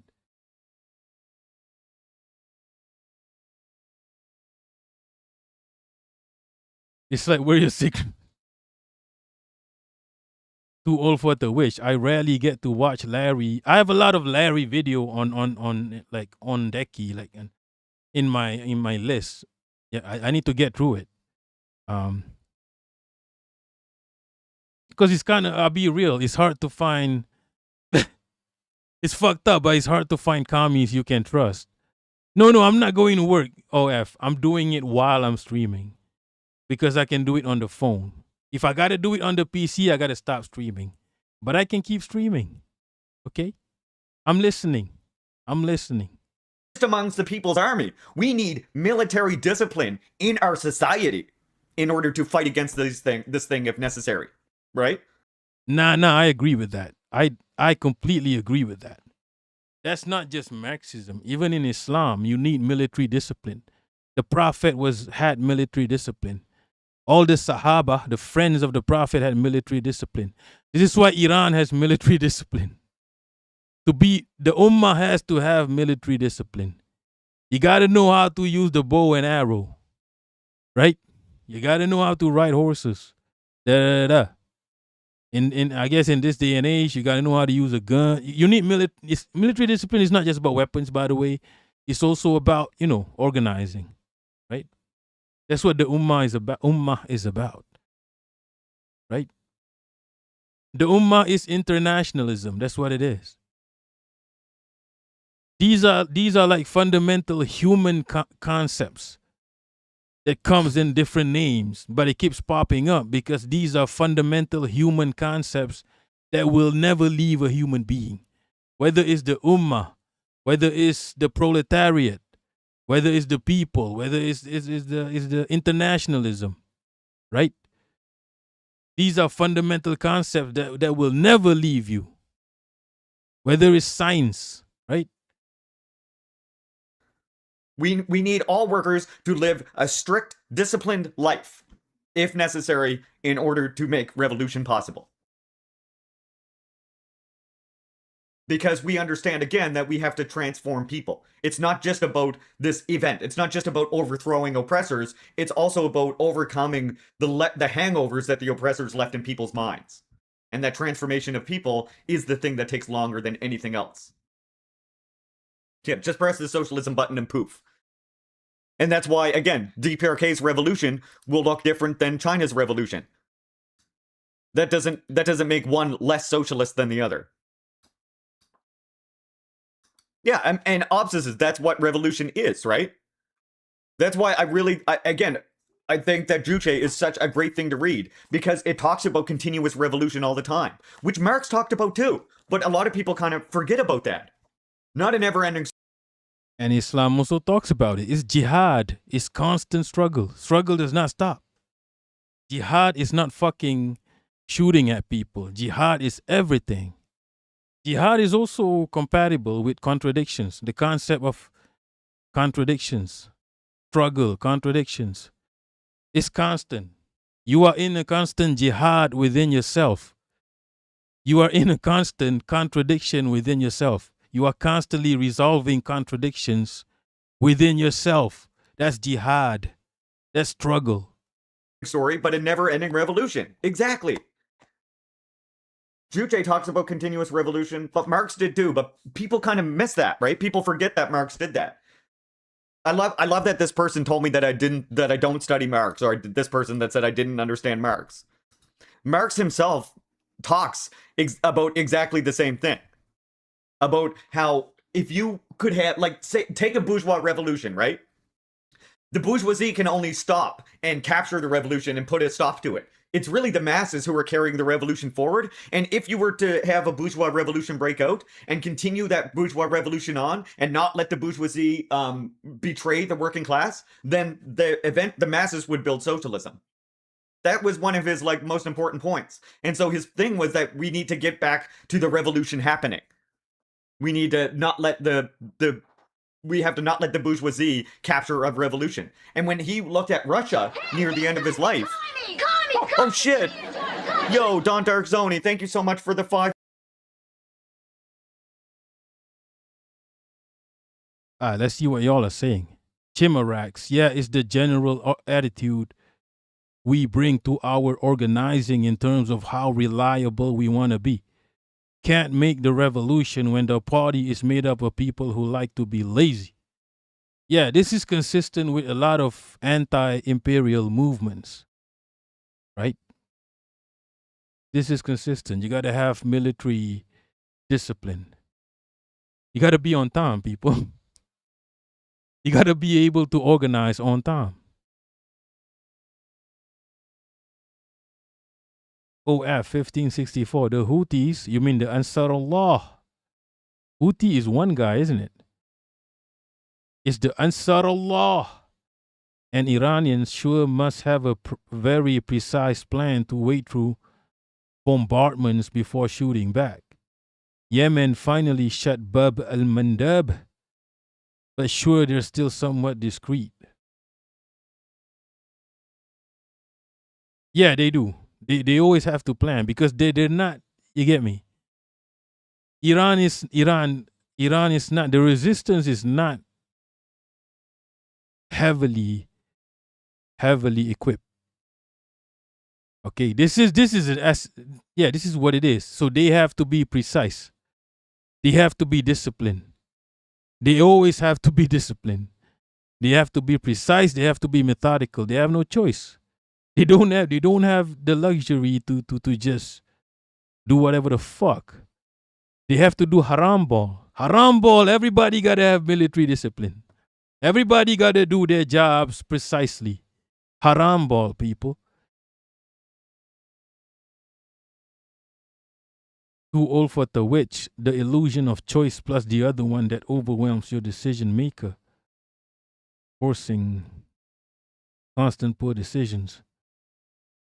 Green eggs and hammer. Pretty much every time I've been told you haven't read Marx, it was someone that knew significantly less than me. I've actually never read Marx. Yo.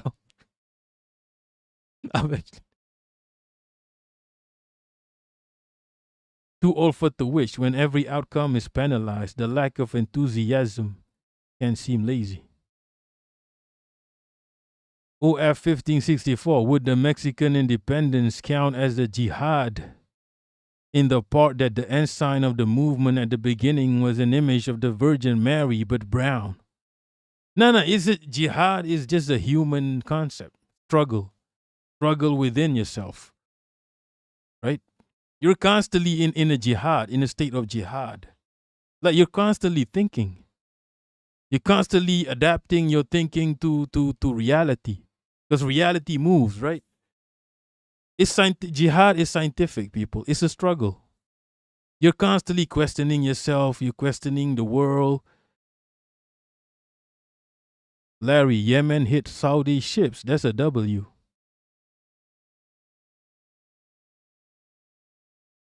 Just read Kim Jong-il and you're good. Just read Lenin and Stalin. I've read Lenin. Oh, wait, no. I've never read Lenin. I've read Stalin. And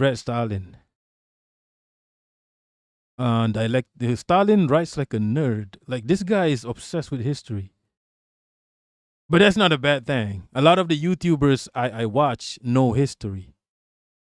But that guy is a fucking nerd. He's obsessed with history. Right? But why shouldn't you be? Right? If you have the brains for it, why shouldn't you be? I don't have the brains for it, for history. If you don't know history, you're going to keep repeating the same shit. Larry, you're not a Yankubian. Skip all the classics. Read Socialism is a Science. All right, okay. Kim Jong-il. I'm going to write this down. That's true, though. I'm not. I was born living the Marx quote. What was that quote about? To the best of ability, whatever the fuck. I was born living that. As an Asian, that's the way you live. Socialism, what was it? Socialism is a science.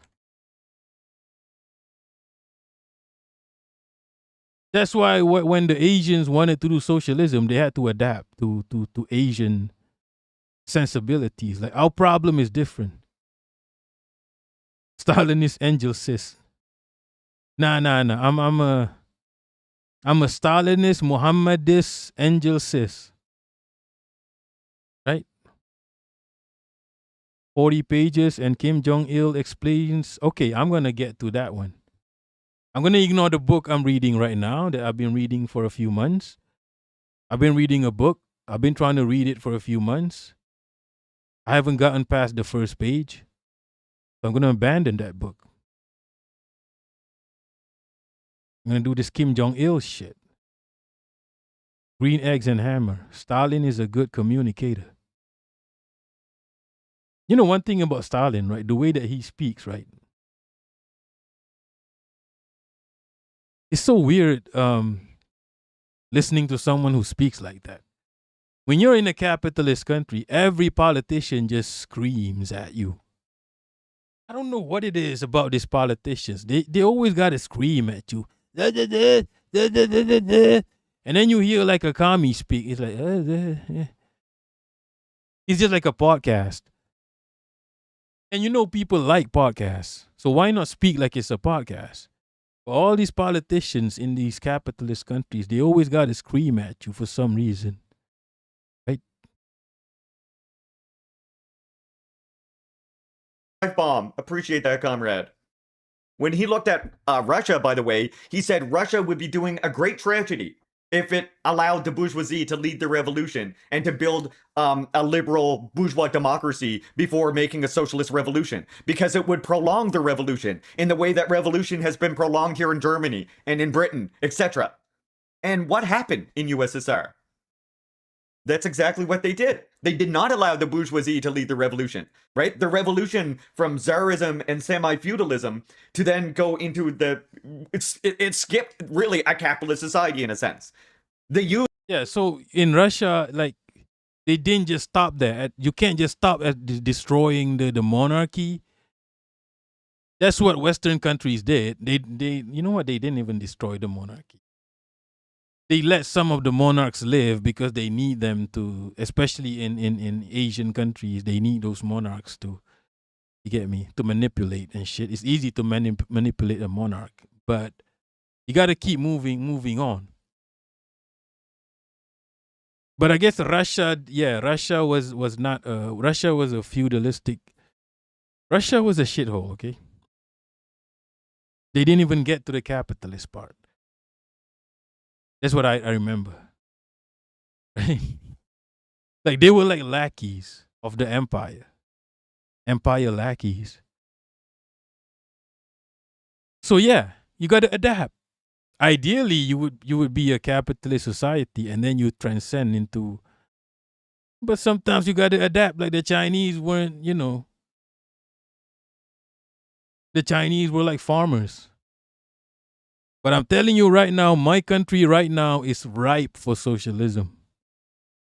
My country is ripe for socialism. We have the facilities. We have the people that believe in it. Not in socialism as an identity, but people who believe in basic socialist entities, right? These people fight for socialism every day. They don't even know it. The right-wingers in my country are fighting for socialism every fucking day. You know why the government can't get rid of the healthcare, government, public healthcare, and public education? The people are protecting it. They don't even know they're protecting communism. I'm talking about right-wingers. The liberals don't give a shit about healthcare. The leftists don't give a shit. They can afford, you get me, private. But the people, the majority, protect, whether you're right wing, you're left wing, you're a centrist, you're whatever the fuck, they protect socialism in this country. Without the people, the capitalists would have their way with all these public entities, public healthcare, public education, public welfare. The people protect those entities. Right? And we are a capitalist entity, a flourishing capitalist entity. We are ripe for socialism, people. Right? And we understand communism not as an identity, but as a basic fundamental concept of a human being, communism. Because we were born, we are products of communism, not the identity, not the sickle and whatever the fuck.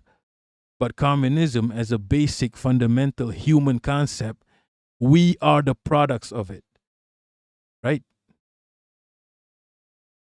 We grew up like that. We grew up in communes, accidental communes, incidental communes. We grew up like that. We grew up where money ain't a thing because everybody contributes to the commune. Everybody helps. So money becomes irrelevant. Money is something you just have to live with. It's just something that exists. But at the end of the day, it's just a means to an end to improve the commune. So money ain't a thing. Right? You don't buy property. I live in a you get me? In an extended family, you don't buy property to rent it out. You buy property because people want to live in those properties. We are products of communism, not the identity, the basic fundamental human concept of communism. Okay? So yeah, a lot of Asian countries are ripe for socialism. It's easy for Vietnam to accept socialism because they are already an ummah. Okay? Vietnam is already an ummah. North Korea is already an ummah. They already believe in each other. Anyway, Oxpecker is routinely a hyperbolic monologue or a tedious instruction manual when a lot of politicians talk to the press.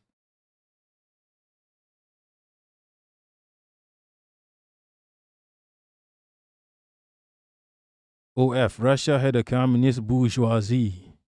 That's called Kerensky. He was a Tsar 2.0. Yeah, the problem with my country is we have a monarch. We have a really solid. Get rid of those. This is why I'm a cat, people. Why I'm a cat. Chimerax. Capitalist parliamentary politics has to be a circus to distract people. The politicians got to be loud and obnoxious to take up all the space. This is true. When in reality, they are just the front used by the monopoly class and capitalists as a whole. What's good? Princess Chi-Chi in a bikini? What? Leaping Larry, they adapted monarchs to capitalist production. Yes. Exactly. This is what's happening in my country. It's hard to disagree with certain things when it's happening in front of your eyes.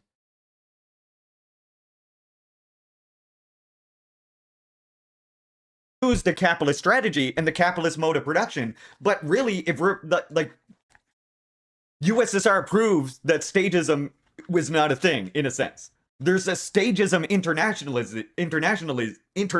there's a stagism internationally, but there isn't a stagism individually, because experience can be world experience. I really got to get my weed over here, right? Because at the end of the day, and when we use a modern definition of what socialism is, when Russia had its revolution against Tsarism, that was the establishment of a socialist government. And the NEP and everything and the period after the NEP, all of that was in the service of building socialism, right? It wasn't that is the period between capitalism and that's not the in between capitalism and socialism. Socialism is in between capitalism and the higher phase of communism. So it was socialism. It was communism. The moment the working class took that revolution into their hands and started to build their own state, that was socialism. Right there. Because socialism is not the end of revolution. It marks the beginning of the revolution. Does that make sense? Yeah, I've been Yeah. That makes perfect sense. I've been ranting so long that I just forgot to fire up. Thank you again for the 5-bomb, Don Dark Zoni. That means a ton. Thank you. Kim Jong-il said it really beautifully, actually, when he said this right here. I'm really paraphrasing other people, as you know. I'm standing on the shoulders of giants here when I say all of this. And Kim Jong-il, he said, in the building of socialism and communism, the realization of communist society is the ultimate goal. The establishment of the socialist system is the starting point. When we say that the socialist revolution has emerged victorious and the socialist system has been established, this means that with the establishment of a socialist government and the socialist relations of production, the skeleton of a new society in which the popular masses are the masters has been set up. Oh, damn, that's so well written. You see, this is what I'm talking about. When I read this socialist text, how the fuck do you not disagree? What problems do you have with this? How can you have any problems with this? It makes 100% of a sense. The skeleton of a new society. The popular masses are the masters.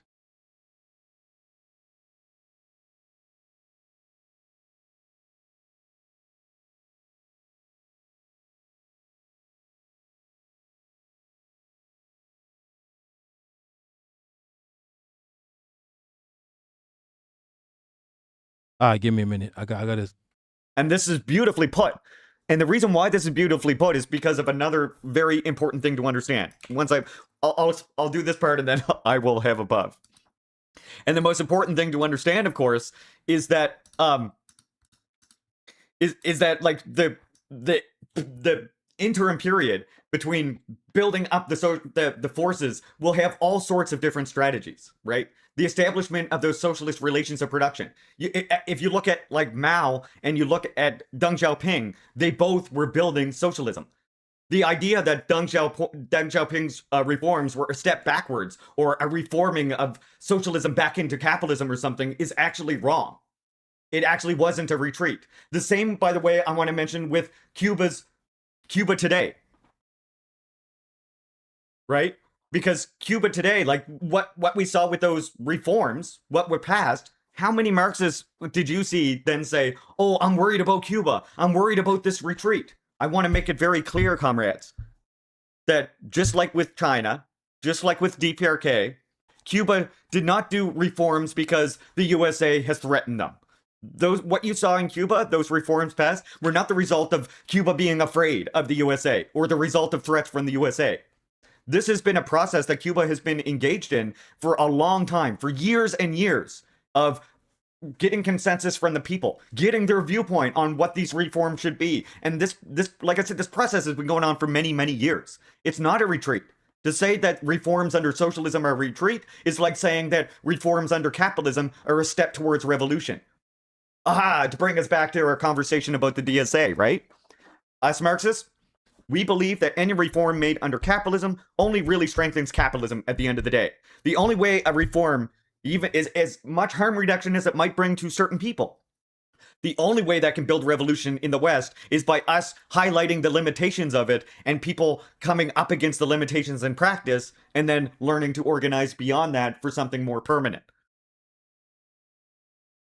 Whereas, so we understand, so now let's take that same logic and think about it the other way.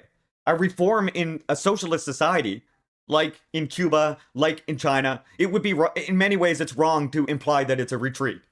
Instead, it's a reform that is meant to strengthen the socialist system, to further gain the support of the people, to further allow it to develop its productive form. I definitely do not disagree with this. Reform can only work if you already have a socialist system. Without a socialist system in place, reform is fuckeries. How do you reform a piece of shit? You can't turn a piece of shit into a yogurt, people. I'm not aware of development science, food science development, but as far as I'm concerned, you can't turn a piece of shit into an ice cream. You can't reform a piece of shit. But if you have a yogurt and you want to reform that yogurt, you want to make the recipe better, you can. Reforming a piece of shit is fuckeries. You can't reform capitalism. I'm literally in reform hell in my country right now. My country right now is under a reform government. A government that wants to reform capitalism. It's not going to happen. It doesn't happen. It's never happened. It's not going to happen. Reform just what it does is it makes capitalism stronger because people are like, what the fuck is this? This is neither here nor there. We prefer that one. At least that's an absolute. At least those capitalists are an absolute. As toxic as they are, that's an absolute that we can believe in. What the fuck is this? You're not even reforming shit. You're not changing shit. If you're not changing shit, give me that. Give me that one. Right? Reform is just fuckeries, people. It just grows. It's a capitalism grower. It doesn't work. It literally did not work in the Nordic model. The favorite, the holy fuck, I fucking hate the Nordic model. Fucking Malaysians are obsessed with the Nordic model. Our country is way better than the fucking Nordic model. Malaysia is better than fucking Norway. Fuck out of here. Why is Malaysians, these fucking liberals, so obsessed with the Nordic model when our country is way better? Right? They have drunk children. Their fucking welfare is controlled by gangsters, people. How the fuck this is your savior? Social democracy is your savior, the savior of mankind. Mamdani is the savior of mankind. This is your savior. It only prolongs capitalism, just like anarchists. It prolongs capitalism. Some might argue it strengthens capitalism. Right? You want to do socialism, you do socialism. Don't do fuckeries. Do the full thing. Submit. You want to be a Muslim, you have to submit to Islam. You want to do socialism, submit to it. Don't do fuckeries. There's no such thing as a halfway crook. Forces that it can then actually use to concretely improve the people's material lives, which then also strengthens the people's support for the revolution and the revolutionary government, which then strengthens the revolutionary government and allows it to be more united. Right? So I just always say, remember that just like how we know reforms cannot bring about a revolution under capitalism, so those reforms also do not bring about capitalism under socialism. They strengthen socialism. That's why we have to look for the breaks. That's why we have to look for the actual ruptures, right? In Venezuela, we have not had that rupture. For example, we've had a capturing of one of the revolutionary leaders and the revolutionary government continuing. In Cuba, we have not had that rupture. We have reforms that have been brought out that is now existing to strengthen the Cuban Revolution. Same with China before it. Same with DPRK's special economic zones, etc. So all of this is to say reformism doesn't work in our situation for the same reason that reforms under a socialism do work. Because the ruling class is the one who benefits from them. And in socialism, you have the working class in control, and in capitalism, you have us in control. And just one last point I'll make is a big reason why we cannot, and thank you, comrades, your kind words mean a ton. The reason why you can't reform a capitalist system into a socialist one is because there's a qualitative difference. Between the capitalist society and the socialist society, there's a qualitative difference. Unlike between the feudal society and the capitalist society, where there is only a quantitative difference. Because there's only a quantitative difference, you see, capitalism was able to grow up within the confines of the feudal system. Whereas socialism instead grows up in antagonism to capitalism. Remember building those people's institutions? When the masses start to build enough people's institutions, we will see the response from the state towards that. Right? Because they understand there's a the bourgeoisie understands its class interests enough to know that there's a qualitative difference there. And then once you have achieved a socialist society, the setting up of that skeleton, now you're in a qualitatively different society. And guess what the upper stage of communism is from there? It's a quantitative difference. It's a matter of building what you have already established and transforming the people along those same lines. And that's what I'll say. Final word on reformism and revolution. I hope that was informative for some. Hey, everybody. Oh, shit. How did we transition to this? This was the next video, apparently. Comrades, do I dare show? Okay, I don't disagree with any of that. Like, I don't have nothing to add, nothing to disagree with. Like, how do you disagree with this?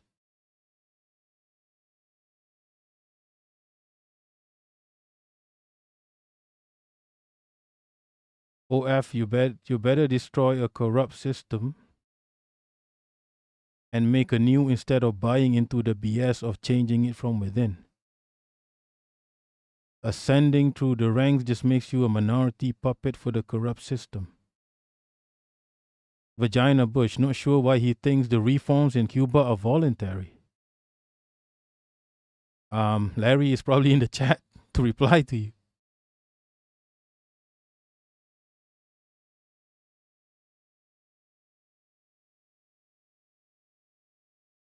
I got to make this 5 hours. My bad, people. I was distracted by work. Shit. So I'm a bit out there.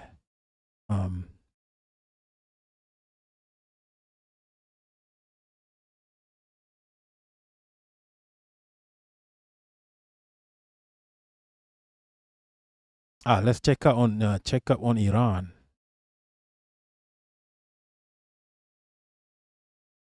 Miku, thanks for finally streaming. Yeah. Yeah, I've been like just personal life updates. I've been outstation, right? In rural situations, on and off. Like I go back home and then they say, yo, we got to go here for a few days. And I went, go back. Yo, we got to go here. That's my work pretty much. Because ideally I'll be working at home like right now. I made a mistake just now at work. Yo. I made a mistake at work because I wasn't focusing. And so, but it is what it is. Not that deep.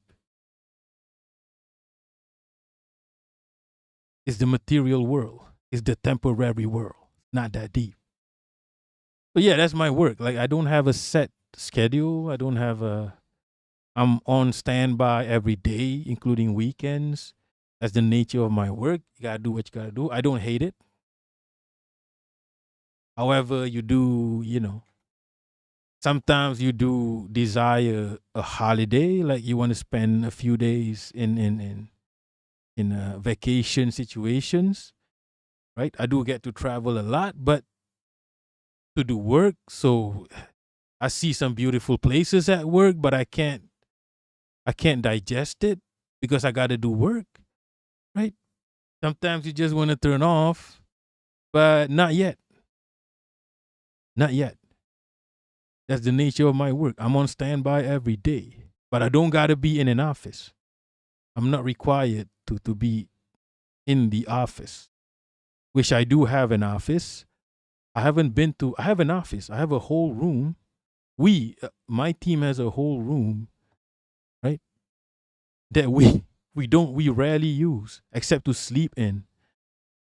There's no need to be there. Our work is mobile. You see, this is the problem with a lot of companies, capitalist companies. For some reason, they require people to be in the office. For what? You're wasting resources. Let the people who have to be outside be outside. You get me? Let the people who who require for them to physically be outside. Otherwise, you're clogging the fucking roads for them. Optimize. People whose work does not need to be in a set place, right?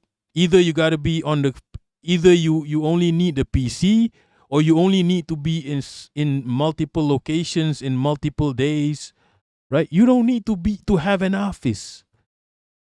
You don't need a fucking set place to work. You're wasting resources. You're wasting electricity. You're wasting petroleum. These are scarce resources, right? That's all I'm saying. Optimize.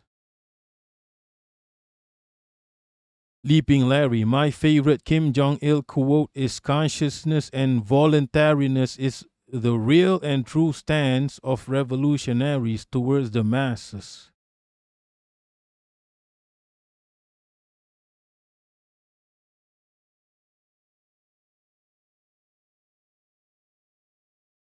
Too old for the witch, gonna try with a little juche for my ummah.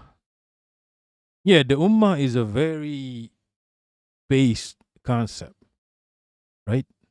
Everybody is equal. Equality again. That's another shared concept between Islam and communism. Equality. Equality does not mean total equality. It also means equity, right? Equity is literally the fucking Marx quote. The ummah is the ummah. We are all one. Collectivism. We are all one. Like, what the fuck is a country, people? What the fuck is a country? What the fuck is it even? OF 1564. Crude oil barrel is now 169. Yankees now complain they have to pay. I love Yankees because you know why? Like, they are the richest nation on earth, and yet they're fuck ass. They're living in fuck ass situations. Like, it's kind of funny, right? How the fuck are you the richest country on earth and you have to pay $4? Right? We probably have to pay $1. How the fuck are you the richest nation on earth and your people suffer? Right? Your people can't eat real food. As everything is expensive, it's crazy. You are like 1,000 times richer than us, but you have no life.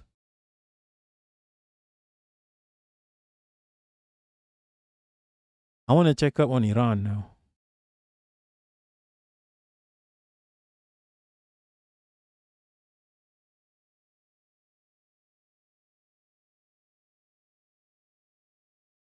I have no choice but to go Al Jazeera, I guess.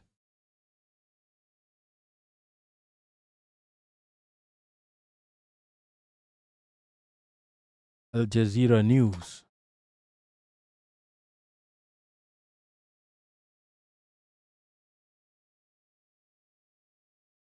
Oh, Tate was arrested. That's another piece of news. It feels like RT is the only, I don't know what it is, but RT always brings the news. I don't want to risk my own existence by always referring to RT, but they always bring the latest news.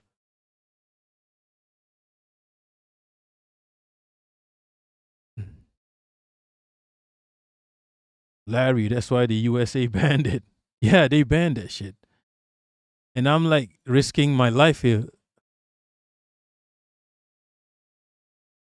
But they always report the news. That's the thing. They just report the news. Like directly. So what else do you want? Like when it's Western sources, like they always gotta filter that shit. Larry, I'm something of Putinism. I'm not a Russia file, but yeah, I don't have any problems with Russia. Okay, Russia is a friend. Okay, Russia is helping us, so I'm not gonna talk shit. Russia is a friend, and Russia is in Asia, so why wouldn't they be a friend? Russia is not that much different from Malaysia. Like, I'll be real, it's just large. Like Malaysia and Russia, same situation. Literally.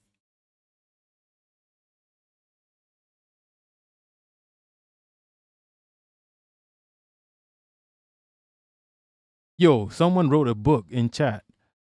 Amazon Data Center. Larry, Russia is economically moving towards China. Hopefully, like, my country has to move towards that, but there's an uncomfortable question here.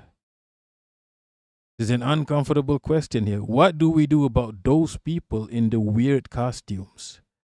Because in order for China to be where they are right now, they had to destroy those people in the weird costumes.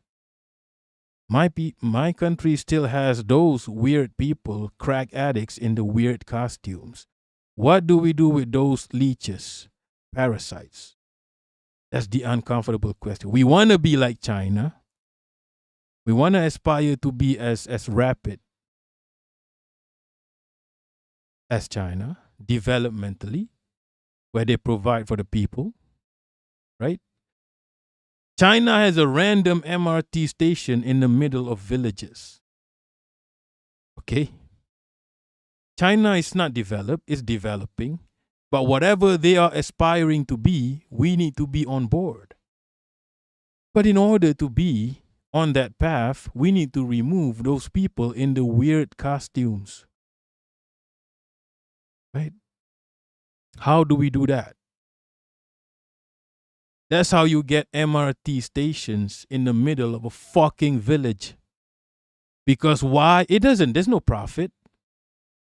There's no profit in putting an MRT station in the middle of a fucking village. There's no profit to be made here. There's no money to be made here. Why do you do this? Because the people need it. That's it.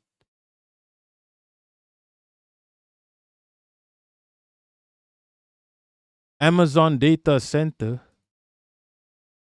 in Bahrain damaged by Iranian strikes. Holy shit.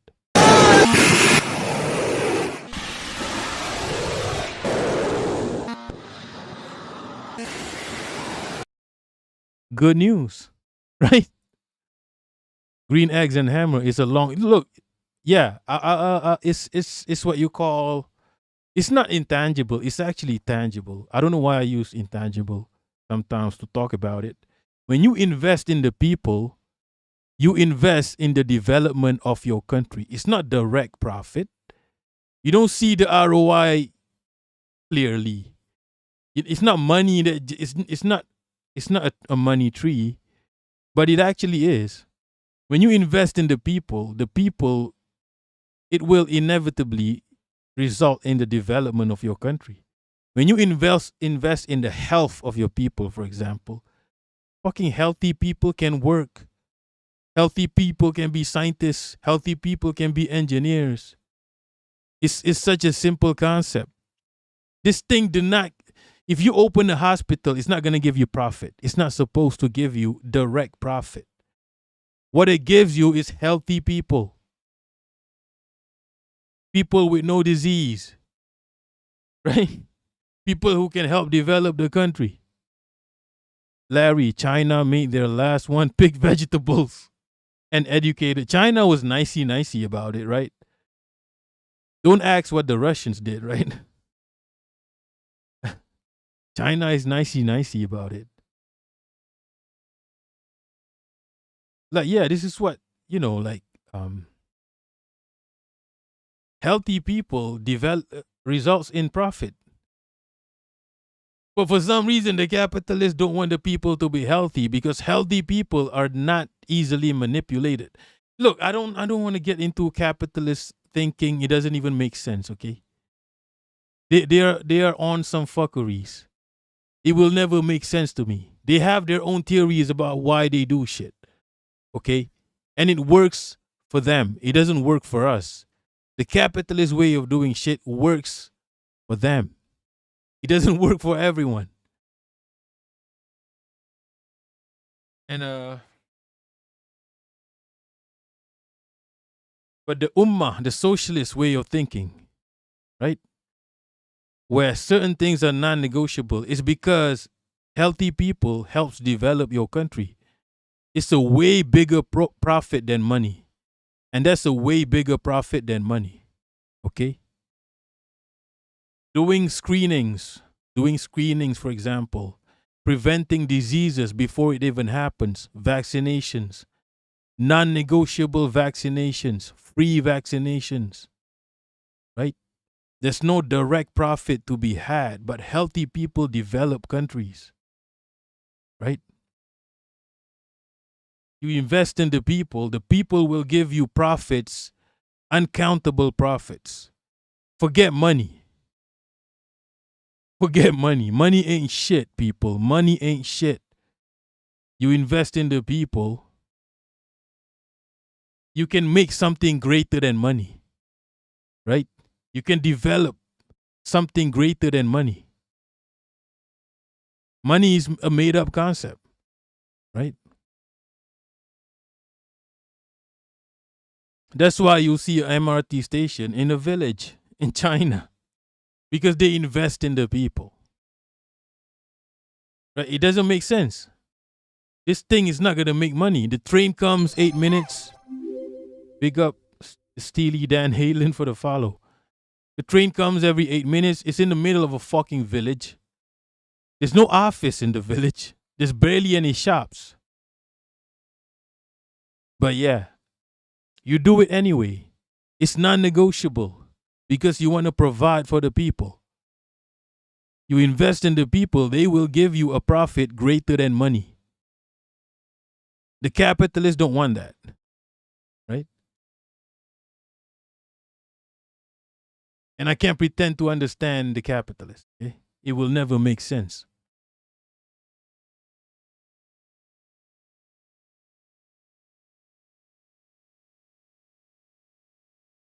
Chimerax, capitalists have a very poor grasp on the laws that govern the development of society. They just follow what makes them money because they have to. They are slaves to phenomena they do not understand. Exactly. It's yeah. It's the means just the end justify the means, and the means is money, and the end is money. So anything justifies.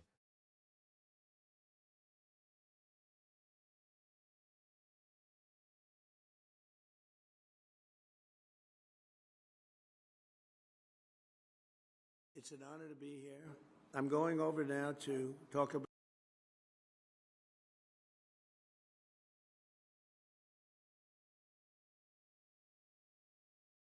Iranian tanker evades illegal U.S. blockade.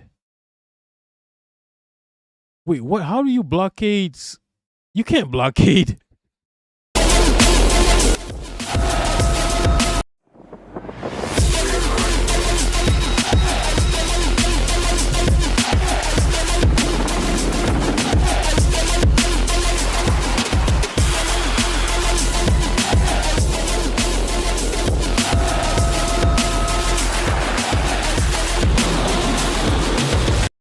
You can't do a blockade like over here.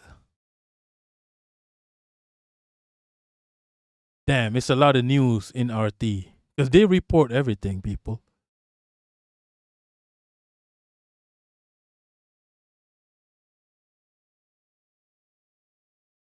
Smoke pours from Kuwait lodges. Okay, this is the gooning session of the stream, right? So, but yeah, no goonings in the chat. All eyes on the cat. No nut until Palestine is free. But we gooning anyway. Smoke pours from Kuwait's largest power plant.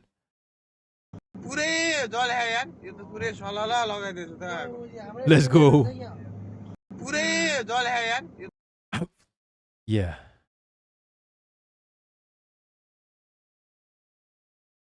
Trump bashes Houthis and subtle law for shooting at 2 Saudi Arabian ships last night.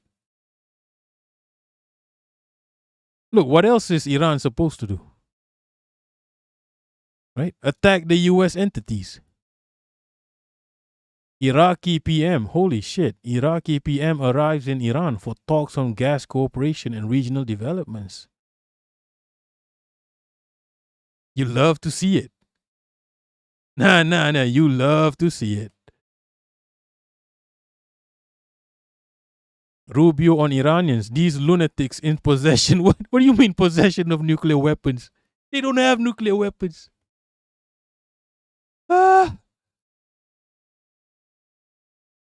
This is like a cop planting evidence. Iran is run by radical clerics. Yeah, based.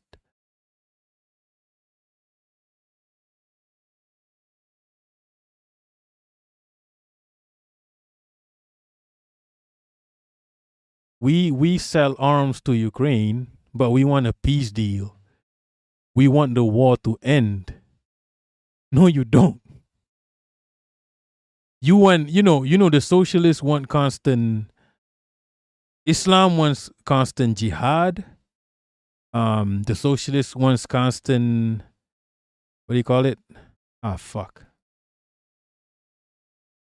Constant revolution. The US wants constant adversarial situations. That's the only way for them to manipulate the market. They want constant war, constant adversarial situations. That's how they make money.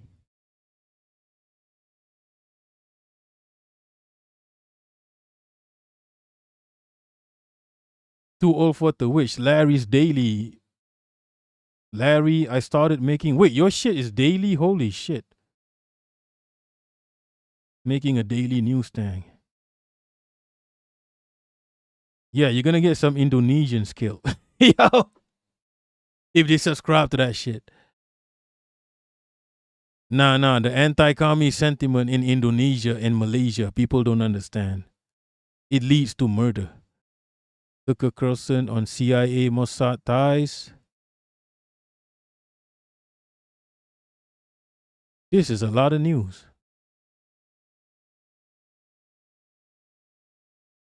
Man give birth? Wait, what?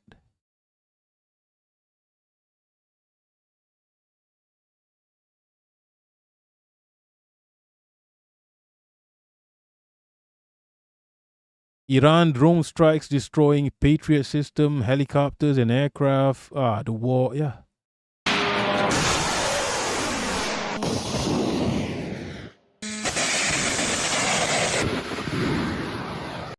Unverified reports. Al-Udairi camp. U.S. personnel killed and wounded. Rapper Lil Wayne endorses. You see what I'm talking about? RT reports everything, people. He just report the news.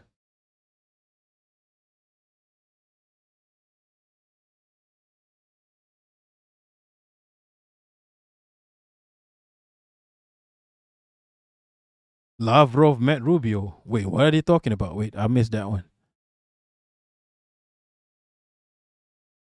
Interesting.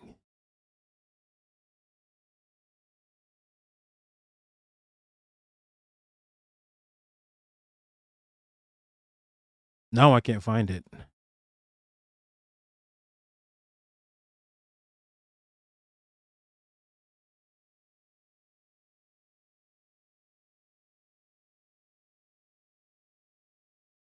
A meeting between Rubio and Lavros lasted about 35 minutes.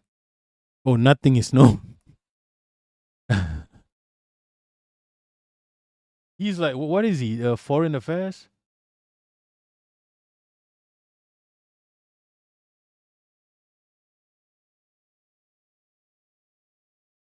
Wait, RT is inaccessible in Europe? Holy shit. I feel like RT is the only RT is because they report everything. Even Lil Wayne supporting Trumpito, they report it.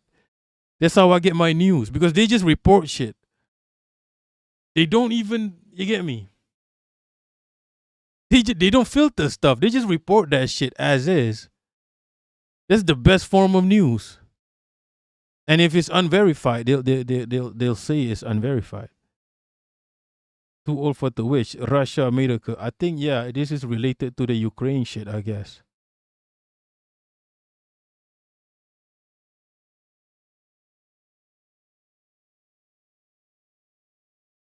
What do you mean? He's saying it's a senseless war. It's not a senseless war. Just because you lost that shit. The U.S. is acting as if they're like a third party, right? I like how the U.S., a literal member of NATO, is acting as if they're a third party to this shit. Oh, well, let us solve this shit. After years and years of providing resources to Ukraine, the U.S. is like, okay, we got to solve this, okay? We don't want war. We want peace. It's crazy. just because they lost, they actually lost. Ukraine is a fucking hellhole.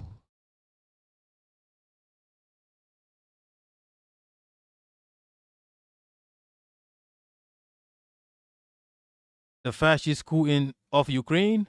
Yeah.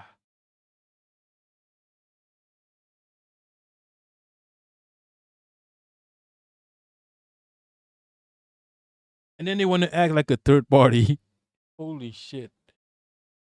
I hate the US, you know. Such a messy asshole.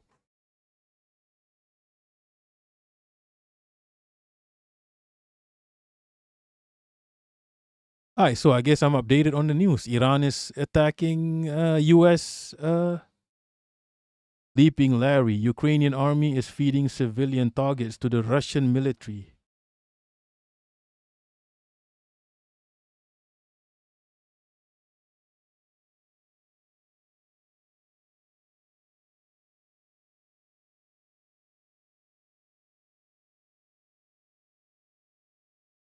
Jarros, just not RT UK. I guess. How do you block? How do you even do that? Just block an account? I mean, I know RT is banned from YouTube, but they are on Twitter.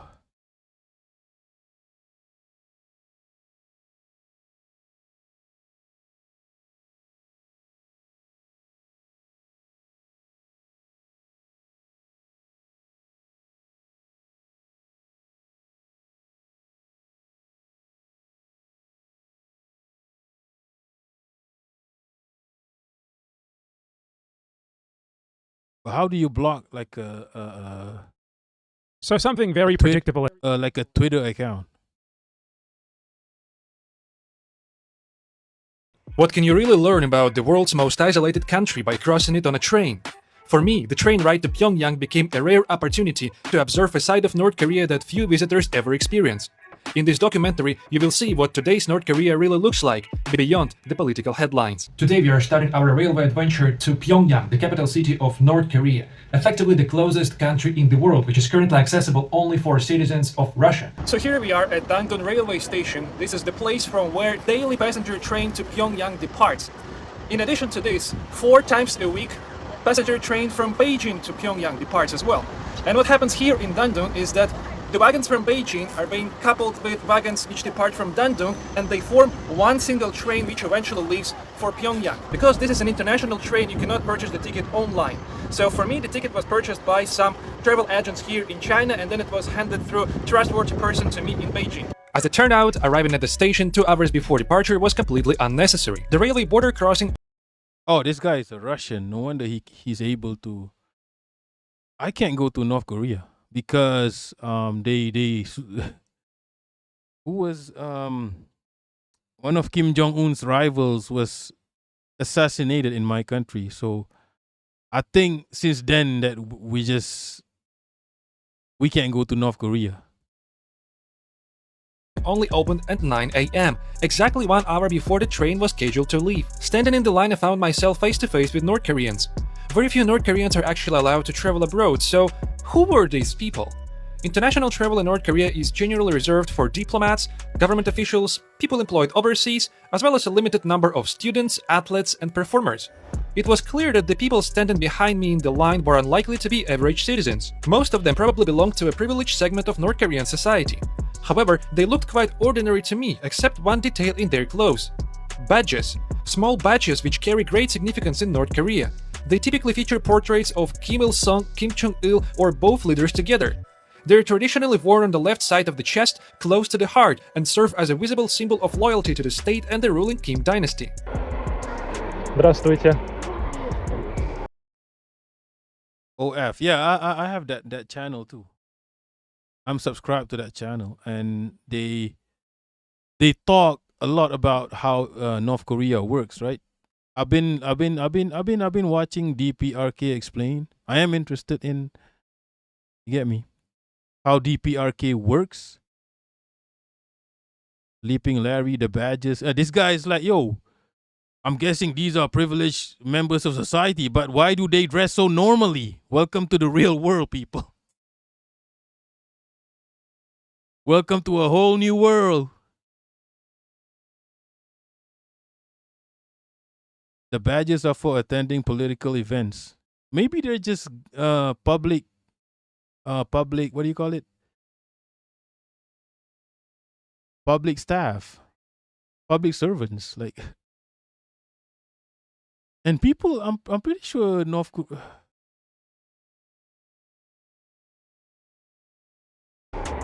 About 15 minutes before departure, boarding finally began.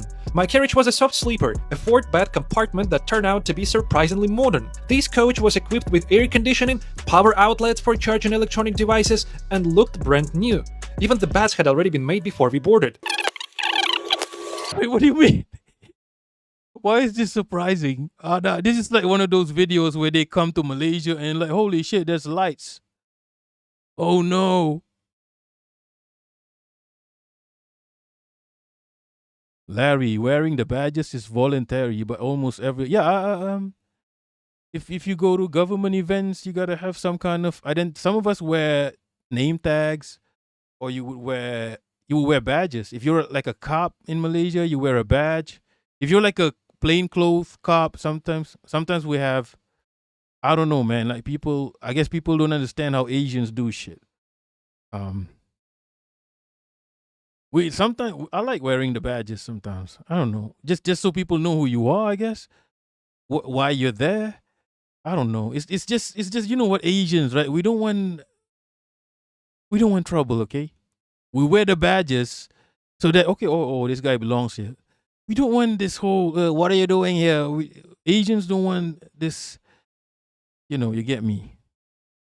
All this nonsense. Okay, we do. We don't give a shit, okay, about liberal personal rights, individual rights. We don't give a shit. If this shit can make you blend in and not cause trouble, okay, let's do it. It's just a fucking badge. Not a big deal. If this is gonna avoid from people questioning what am I doing here? Yeah, I wear the badges sometimes in certain events. I don't give a shit. I don't want people looking at me funny. The Asians don't like trouble. I don't want to wear this badge. Where's my individual rights? There is the sink section and there is the bathroom, but the bathroom is currently... It's not a weird concept. I'm looking at it like it's whatever, bro. But it might be a weird concept to a Westerner. Like, I don't know. Like, I don't give a shit. Like, I'm looking at it like it's normal. It's completely normal. Closed. Total capacity is only 40 people. Strangely enough, only 2 passengers in our wagon were me and my travel buddy. Apart from us, the only other people on board were the train attendants. At exactly 10 a.m., the train rolled out of Dandun Station. But then this guy is Russian. Shouldn't he understand that shit? I don't know who this guy is. I just saw this video randomly.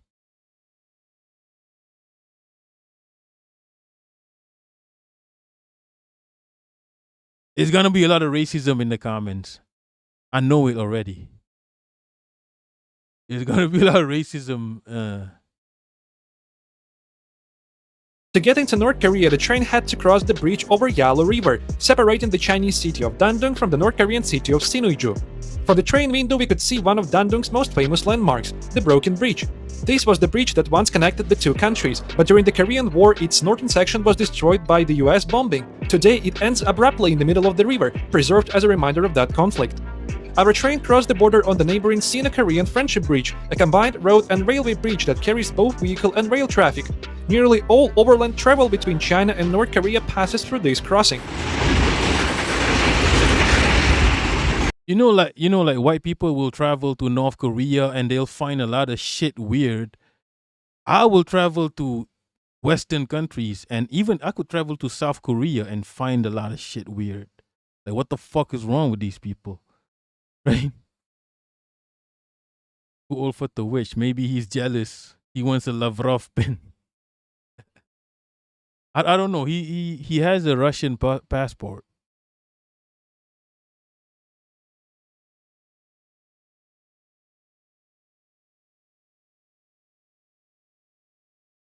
That's why he can go here. Maybe he's one of those with a dual passport. A few minutes after crossing the bridge, the train arrived in Sinuiju. Just moments earlier, the view from the window had been the bustling Chinese city of Dandong, with its lively riverfront filled with pedestrians and traffic. People could freely walk along the waterfront and enjoy the views across the river. At the same time, the North Korean waterfront was almost entirely deserted, with the exception of a couple of people. As the train passed the North Korean border checkpoint under the bridge, I noticed a long line of cars. Bro, like it's the fucking afternoon. Who the fuck is on the beach? It's not deserted. People, you go to a beach in Malaysia right now at like 1 p.m. There's nobody there. Okay, it's fucking hot. The afternoon. Cargo trucks waiting to return to China after unloading their goods. Just one day earlier, I had witnessed an almost endless stream of trucks heading from China into North Korea. One after another, they were crossing the border, stopping only briefly whenever a train needed to pass. So apparently, despite international sanctions and North Korea's political isolation... Yo, why are you snitching, my guy? There's no... Look. Fuck. I need white people to understand this. International sanctions don't mean shit to us. Okay? It's not an international sanction. It's a Western sanction. This is not weird. China is obviously helping North Korea. China helped Iran. Asian countries help Iran. You ever wonder why certain Asian countries, Iran is like, you can go through the Strait of Hormuz, no problem. Do you ever wonder why Iran let Malaysian ships pass through the Strait of Hormuz? Because we help them. Because we don't give a shit about the sanctions. The sanctions is an abstract concept. It doesn't exist. It's not real, people. This sanction is not real. Just because the fucking white guy said sanction does not make the sanction real. It's not real. Asian countries don't give a shit about the sanction. We grew up with North Korea. We grew up with China. Do you think we give a fuck when you tell us to not fuck with those people? Right? It's like people telling you not to be friends with your childhood friends. Don't be friends with the homie. He's smelly or some shit. Like I give a fuck, people. I don't understand this Western, like they're so propagandized. Oh, why is China sending stuff to North Korea? Aren't they sanctioned? What the fuck is a sanction, people?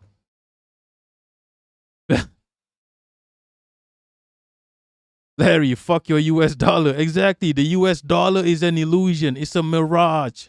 It doesn't exist. Steely Dan Halen, this guy needs to stop. Is he snitching?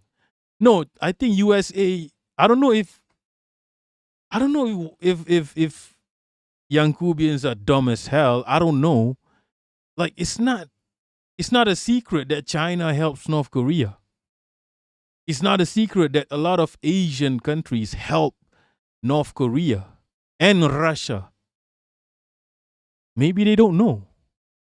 Maybe the Yankubians really don't know. It's not a secret. We don't give a shit about the sanctions. These are people within our region. We grew up with them. I grew up with Iran. Okay? I didn't grow up with a fucking Yankee. I grew up watching Yankees kill people from my region, yes. I grew up watching Yankees kill Asians, yes. But we grew up with Asians. Right? This is why when you come to Malaysia, oh shit, they have public transport. And it's better than ours. Oh shit, they have public hospitals. Holy fuck. Do you not have internet, white people? Larry, they are as ignorant about the outside world as they think. Yeah, they are exactly what they think North Koreans are. OF, I know North Korea already had trade and investment, but Ukraine war made Russian interest in Pyongyang increase. Iran war made Malaysia friendly with Russia. The Iran war allows a lot of things. It kind of distracts the empire a bit so you can actually be yourself. Right? The Iran war distracted the empire so you can be yourself. Like, we're not that interested in being friendly with the US surveyor. Right? Larry, yeah, I don't think Russia wanted this. I believe, I don't know much about Russia. I don't think they want this shit. They're trying to, I think they want this shit, right?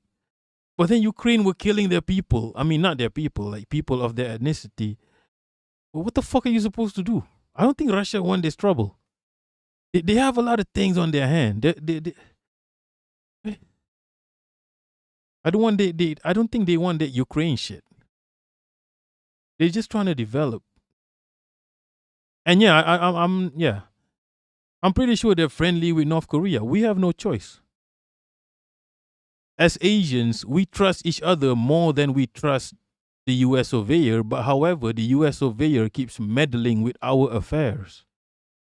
Right? We have no choice.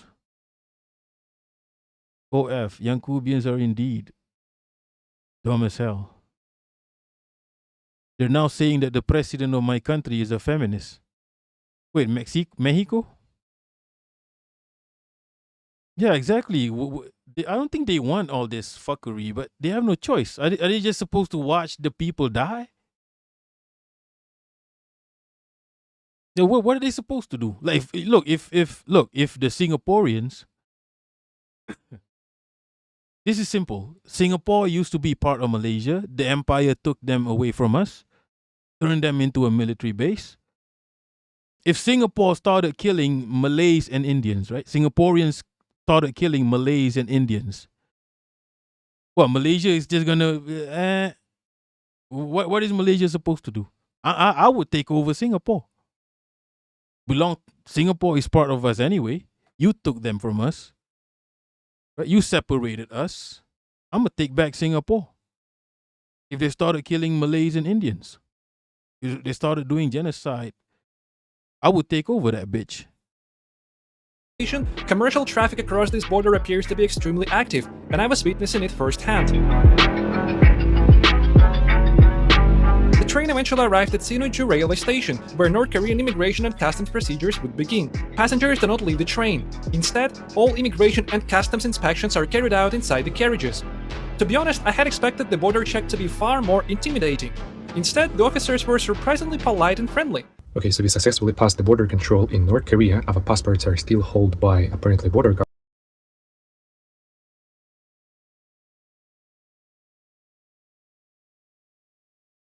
They will be given to us when the train will be departing. The item that attracted the most attention was the South Korean currency carried by my travel companion.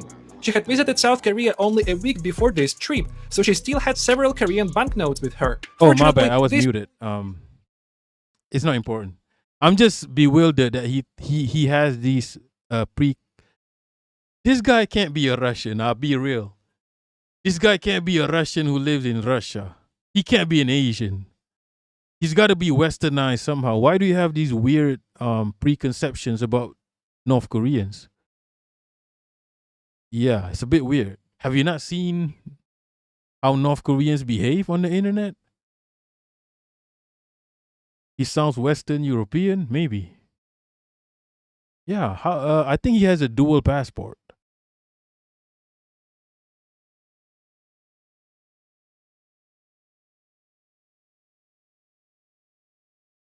He's from Russia. He's from Russia. Yeah.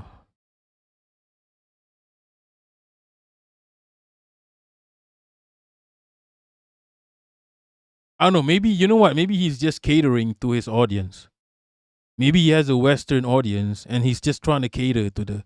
Also, yeah, Asians sometimes do have preconceptions of North Koreans. It is what it is. We are propagandized by the US, so it wouldn't be surprising.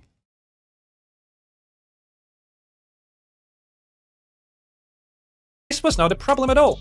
The officers simply asked her to declare the money. Once the formalities were complete, the North Korean border officers warmly welcomed us and even handed us a complimentary pack of North Korean cigarettes. We were even allowed to step off the train to smoke on the platform. This is apparently how the actual ticket looks. Funnily enough, there is information in Chinese, Russian, and German languages.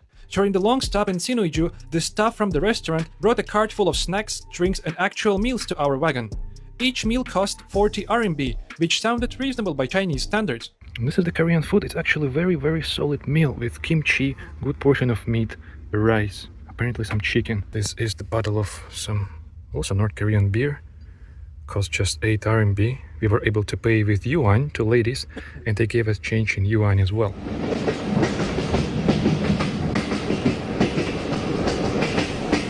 Okay, so we passed the customs and apparently leaving from Sinuiju, this is the North Korean border city, heading straight to the capital, to Pyongyang. The journey from Sinuiju to Pyongyang takes about 5 hours. For me, the opportunity to travel to Pyongyang by train was one of the main reasons I decided to visit North Korea. I wanted to see not only Pyongyang, but also the stretch of the country that lies between the Chinese border and the capital. There is a widely held belief that the railway line between Sinuiju and Pyongyang is itself a kind of showcase for North Korea. Oh man, that's so crazy, people. Yeah, they planted this in the news. That everything is a showcase. They're all acting. This is something they planted in the news repeatedly. Man. And people believe in it. Miku, RMB, renminbi. I think Malaysian dollar is stronger than... Yeah, people don't understand that China is a developing country. Yeah, a showcase, right? Oh, fuck. I think this guy is catering to his audience, I guess. So that he can show the contradictions between what people believe and what North Korea is. Chimeraks, the US and Ukraine had built a range of intelligence agency outposts on Russia's border and were launching covert missions into Russian territory for years. I always bring this up because it was the NYT who reported this and nobody acknowledges it. Yeah, it's an invasion. Okay. OF, Ukraine is already sending prisoners to the front since they have run out of Latin American mercs. Oh man, Ukraine is a dystopian hellhole. It's a literal dystopian movie that Hollywood used to make. And yet that's their friend. Because it's their friend, Ukraine is in the capitalist world, in the Western imperialist world, Ukraine is a bunch of resistance fighters. Right? Nah, this showcase shit is kinda annoying. This propaganda. I read about it in when I was young. Some argue that everything visible from the train has been carefully maintained for foreign visitors and does not necessarily reflect what the rest of the country looks like beyond the railway corridor. As I watched the landscape roll by, I was feeling far more like I was observing everyday life in ordinary... You know how crazy? A 5-hour train ride and a showcase all along the 5 hours train ride. Oh, man. Oh, no. Small towns and villages than looking at a carefully staged display created no shit for tourists. So we just entered the North Korean countryside. There is not so much to see apart from the fields where they supposedly grow rice, as you can see. Even though we were already inside North Korea, my phone was still able to connect to a Chinese mobile network. The signal was weak and unreliable, but it was enough to send a message in a messenger. Yo, these posters are amazing. Imagine this. On your billboards instead of fucking McDonald's, right? Imagine this. You will be motivated to live. Instead, you go out and there's McDonald's, KFC. What? Right? Instead, it's just, instead it's just pictures of people. This would motivate me to work. You know, this is the disparity between Western not Western, the US. Someone pointed out that the World Cup camera is fucked up in the US because they keep trying to find celebrities, right? When the World Cup was in Russia, Qatar, anywhere else, if the World Cup was in anywhere else in the world, the cameras would focus on people, right? In between the football, the cameras would find people. They would find ladies, actually. Sometimes they would find a nice lady for people to look at, or they would find a kid who's enjoying his time. They would find just random people, right? And people enjoy that, to see other people in the world. But the American cameras were focusing on celebrities, right? This is the difference. This is a big difference. There's a crazy celebrity culture in the US. It doesn't make sense. When you won when the motherfuckers won the Knicks, when the New York Knicks won the whatever the fuck, the cameras immediately focus on fucking Seinfeld. Who the fuck is Seinfeld? Who the fuck is Jerry Seinfeld? Nobody. Is an ugly old man who dates schoolgirls. This is who the camera focuses on. People want to see people. And then when they do the people cam, they find people who look like celebrities. Like, what is this? Like, I don't understand this. At some point, modern skyscrapers of the Chinese city of Dandong rose above the skyline, forming a striking contrast with the North Korean farmland stretching across the foreground. That was the last moment when a signal from China could still reach across the border.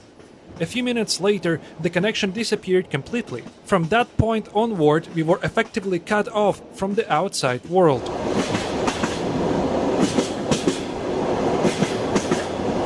As I watched North Koreans going about their daily lives through the train window, many of them looked back at the... You think these are actors? Nah. Oh, foreign visitors, Korea has banned lots of countries. Yeah, there's a reason for that, right? Because you keep fucking with them. I don't think they give a shit. Maybe they're patronizing certain people. Cut off, yeah, exactly. Ah, man. It is main character syndrome. It is actually. Passing train with exact... Look, there's a whole world out there separate that does not live like you. There's a whole world outside. The same curiosity. Compared with many domestic passenger trains I saw along the route, the international coaches were noticeably better. It's possible that the train itself attracted attention simply because it stood out from the rolling stock that people were used to seeing every day. I don't want to address that. Okay. Some trains are different. I don't want to address that, okay? Look, that's not weird. Domestic trains and international trains being different is not weird. I think some people don't understand public transport. Okay? But the very first thing that became impossible to ignore was the sheer number of slogans. They were everywhere, along the railway, painted on the sides of buildings, and even in the middle of agricultural... Yeah, this is not weird, okay? Slogans everywhere is not weird. You know what's weird? A random fucking brand in the middle of the city. Toshiba. McDonald's. That's weird. Okay? What the fuck is a McDonald's? Is it a type of zikir? McDonald's, McDonald's. Is it something you utter to yourself repeatedly to give you the spirit of life? What the fuck is a Samsung, people? This is not weird. Yeah, where is the sports gambling AI ad? Nah. Yo. Nah. This is not weird. You know, in Brunei, in Malaysia even. In Malaysia, in Brunei, sometimes they have a dhikr. Dhikr meaning Allahu Akbar. They'll have an Arabic Allahu Akbar. That's not weird. That's what people believe in. In Brunei, sometimes you're in the highway, Allahu Akbar, Alhamdulillah. This is what people believe in. It's not weird. But then you see a fucking McDonald's billboard. That's weird. What the fuck is that? Westerners, I need you to understand this. This having slogans everywhere is not weird. This is what people believe in.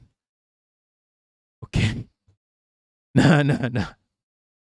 Ah, man, this is burning my brain. Nah. Yeah, this is weird. Yeah, you're right, Larry. This is killing me right now. Yeah, what the fuck is this? Okay.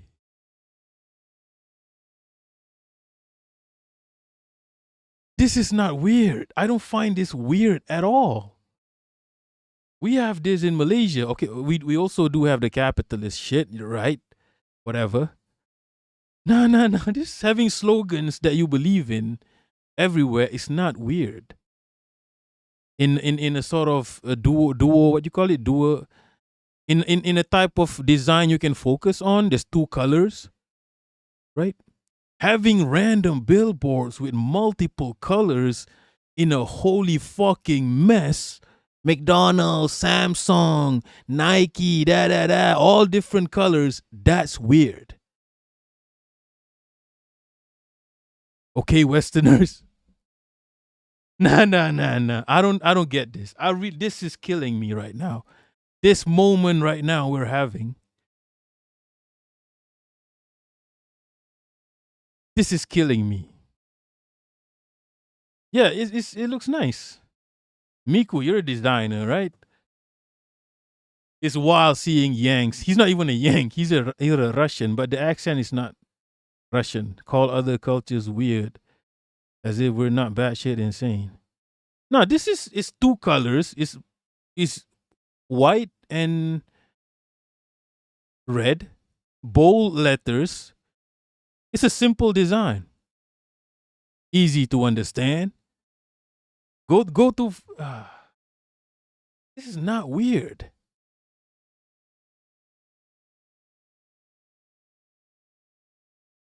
This is weird. What the fuck is this? What is this?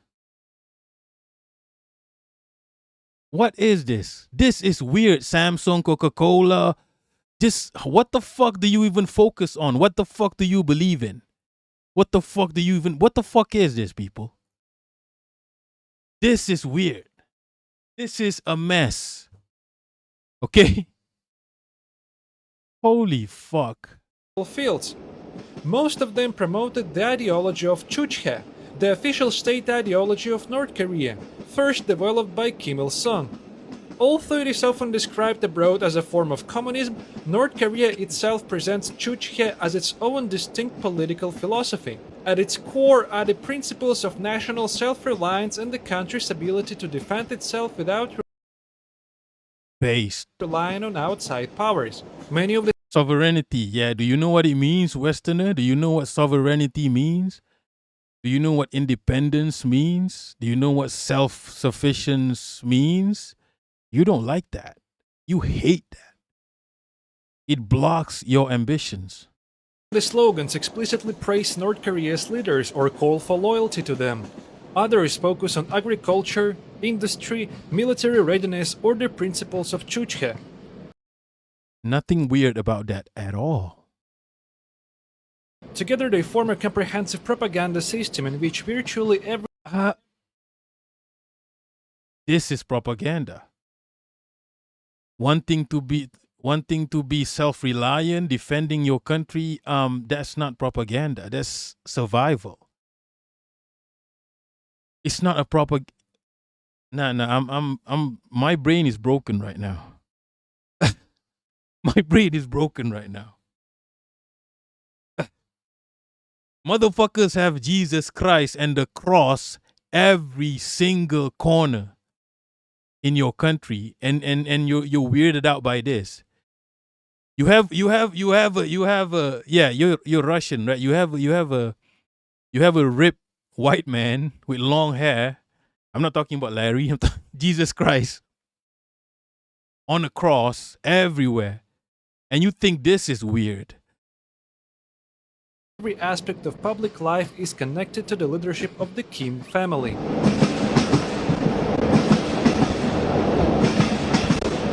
The personality cult surrounding North Korea's leaders was impossible to overlook during the train journey. At every major railway station, large portraits of Kim Il-sung and Kim Jong-il could be seen prominently displayed on station buildings.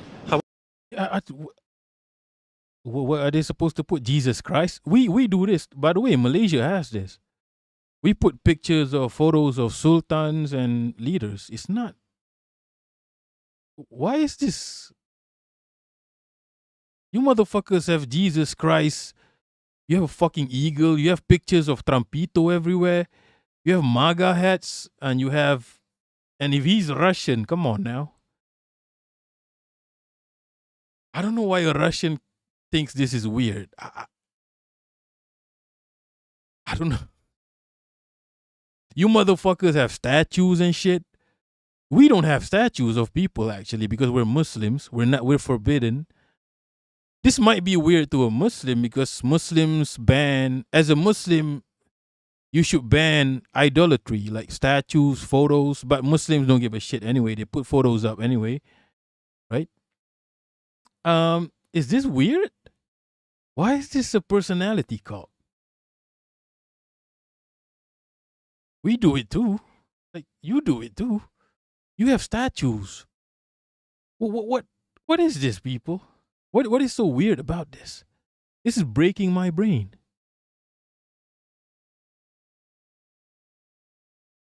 Ah, man.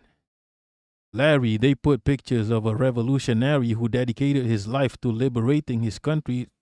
Yeah. Why not? I would put, if we could put pictures of revolutionaries in this country, that would make more sense than what we're doing now. Right? But we don't do it. We don't put pictures of revolutionaries in this country. We just put pictures of the current rulers. Chimeraks. We have statues of colonizers and war criminals. This man can't be Russian, right? I mean, no, he can't be living in Russia and finding all of this weird. DPRK has pictures of guys. I would love that for my country. Pictures of people who fought colonialism? Come on now. However, they are no longer visible at every station. It may be related to the size or function of a... It's more weird that it's not everywhere. Right? They have you thinking that shit is everywhere. That's more weird. Particular station, ongoing renovations, or other administrative factors, but there is no publicly available evidence that explains exactly why some stations feature the portraits while others do not. Come on, man. What is this?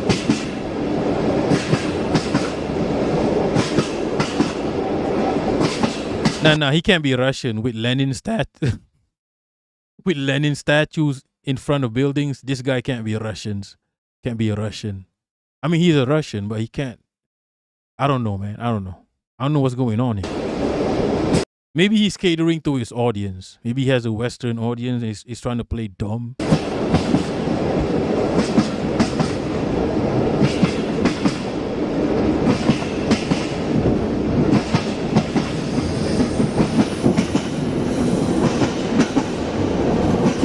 Yeah, these houses, all I'm saying, from my observation, it looks clean and organized.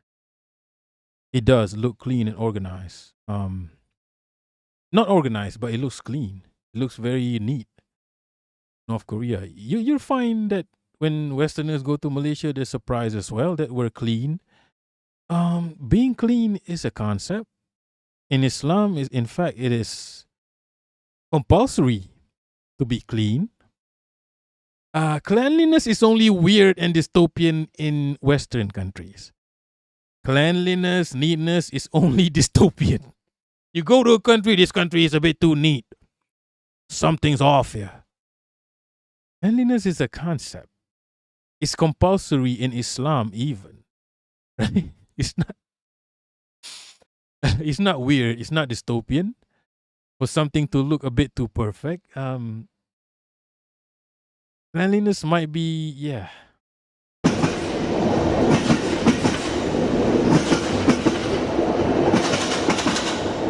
For most of the journey, the railway runs parallel to local roads. Very few of them were paved. You know what North Korea looks right? It looks functional. And a lot of Malaysia is like this. It's functional. A lot of developing countries look functional. Okay?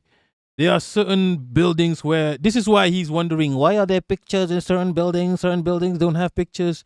We reserve certain places where we can be a bit more luxurious with it. You know, we can be a bit more creative with it. But most of the places within a country has to be functional for a country to function. Not every. We don't have riches like Europe, where every fucking place looks like a fairy tale. Because we don't. You understand this, right? We don't have riches where we steal from other people so that we can live like a fairy tale everywhere. You know, this is why there are parts of the countries where it's going to look functional and it's going to be functional. It has to just function. Malaysia looks like this as well in most of Malaysia, right? But there are certain places where we allow a bit of luxuriousness, a bit of creativeness, right? Except major streets in towns. Most were either dirt or gravel roads connecting small towns and rural communities. However, these roads were far from deserted. Quite frequently I saw buses along with cargo trucks. Some people were even carried inside trucks in their cargo compartments. Passenger cars also appeared from time to time. They certainly were not super common, but it would be inaccurate to say that private vehicles don't exist in rural North Korea. There's not enough private vehicles. Hello, Westerner. That's not the only mode of transportation. Public transport exists. Okay? Having private cars is not a signifier of civilization. In fact, it's the opposite. Okay? Yeah. Oh, it's kind of weird. There's not a lot of private cars. Yeah, they have public transport. Hello? You're riding on one. Speaking about the type of transport used by ordinary people, bicycles. Also, yeah, bicycles and even in Malaysia, a lot of motorcycles. In Indonesia, majority. In Vietnam, majority motorcycles. In China, majority. You know, you don't want to get into a fucking car just to go to the store. That's crazy. You know what's weird, people? You get into a vehicle made for 6 people to drive yourself, your stanky ass self, to the shop. That's weird. Now that's weird. This is why in China they use electric bikes made for one person. Right? Made for one person. That's weird, okay? Getting into a car made for 10 people to go to the shop. That's extremely dystopian and weird. And I do indulge in that sometimes because I'm in a capitalist country. Ideally, I would want to walk to the shop. The way a socialist city is built is for the people, right? The urbanists call it a 15-minute city. It's called a fucking sub-district. Okay? It's not a 15-minute city. It's a sub-district. It's a commune. Okay? Cities are built for the people. Supposed to. Some people don't even need cars in a sub-district. Everything is within walking reach, within a kilometer. Or in ideal situation, 600 meters, right? If I'm not mistaken. Shops, clinics, whatever the fuck else, within 600 meters. Walking distance. Schools, so kids can walk to school. Kindergartens. Daycare, because people want to work. The daycare. Holy shit. I hate Westerners. You people are weirded out by normal things. Okay? You're weirded out. Oh, there's not enough private cars. Dystopian. No, it's the opposite. An influx of private cars, that's dystopian. Anti-revisionist squad. If commies be illegal in Malaysia, then the DPRK embassy should also be illegal. No, they're not commies. They're Juche. Okay? Also, yeah, making communism illegal is fucked up. When we grew up in communes. Leaping Larry, in the DPRK, they purposely build their communities to be walkable. Exactly. That's the socialist way. Sub-districts, right? Where everything has to be within 600 meters. Maybe not the big hospital don't need to be within, like everything needs to be within walkable distance. Schools, everything. Even like the flow of people has to be studied so that you can provide transportation, public transportation for the people. You look at the North Korean cities, even these rural cities, look at the pedestrian walkway. It's fucking humongous. Ego fluffer, they make normal things sound, look, we exactly. Even like in the rural areas in North Korea, they have humongous pedestrian highways. This is not weird. This is why it might look a bit abandoned, because their pedestrian facility is humongous. This is not weird. This is ideal. Okay? They were by far the most common sight on the roads. Motorcycles were also fairly frequent, and perhaps most unexpectedly, so were electric scooters. Much of this equipment... No, that's not unexpected. They're friends with China. In China, electric scooters is quite common. Nothing weird about that. They're neighbors with China, people. No. Electric scooters, yeah. In China, everybody rides electric scooters, other than public transport, of course. Has likely been imported from China, North Korea's largest trading partner. If you ever got curious how the bathroom looks in North Korean train, it's pretty simple, similar to Chinese trains actually. Just the squat toilet, and that's it. Another one. A squat toilet is not weird. A squat toilet, a hole in the ground, is not weird, Westerners. I need you to understand this. Scientifically, squatting is the best way to take a shit. Okay? A sitting toilet, that's weird.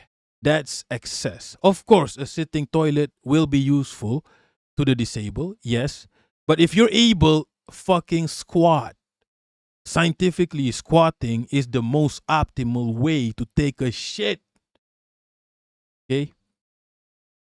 It's not weird, it's functional, it's scientific, it's efficient. This is a clippable public service announcement. Too old for the witch. Now, this is true, green eggs and hammer. It's weird if you're anti-people, yes. Here is the sink. Oh, they actually have some toilet paper. Check it out. Yeah, now that's weird. Toilet paper. Okay? That's North Korea providing for the Westerners. Gradual growth of road. Toilet paper is excess. Okay? Just wash your ass and then wash your hands with soap. Recyclable. Having a piece of paper you can... that's weird. Do you know how weird that is? Road transport in recent decades, rail continues to serve as the backbone of the country's transportation system. Most of the station buildings I passed were seemingly well maintained with freshly painted facades and tidy surroundings. Several train stations in Pyongyang appear to have undergone renovation in recent years, reinforcing the impression that the capital receives considerably greater investment than much of the rest of the country. Passenger cars of local North Motherfucker just talking shit with no proof. How do you know? Korean trains showed... It's quite normal for the capital to be more developed than the rest of the country. This is not... Why is this an issue, people? Meanwhile, Western countries, the capitals are shitholes. Bidet, big up the bidet movement. Yeah, those tools are useful. Signs of decades of continuous use, although they were changed. Yeah, exactly. What the fuck is this guy talking about? Why is this more investment in the capital? These are all propaganda lines that don't make sense.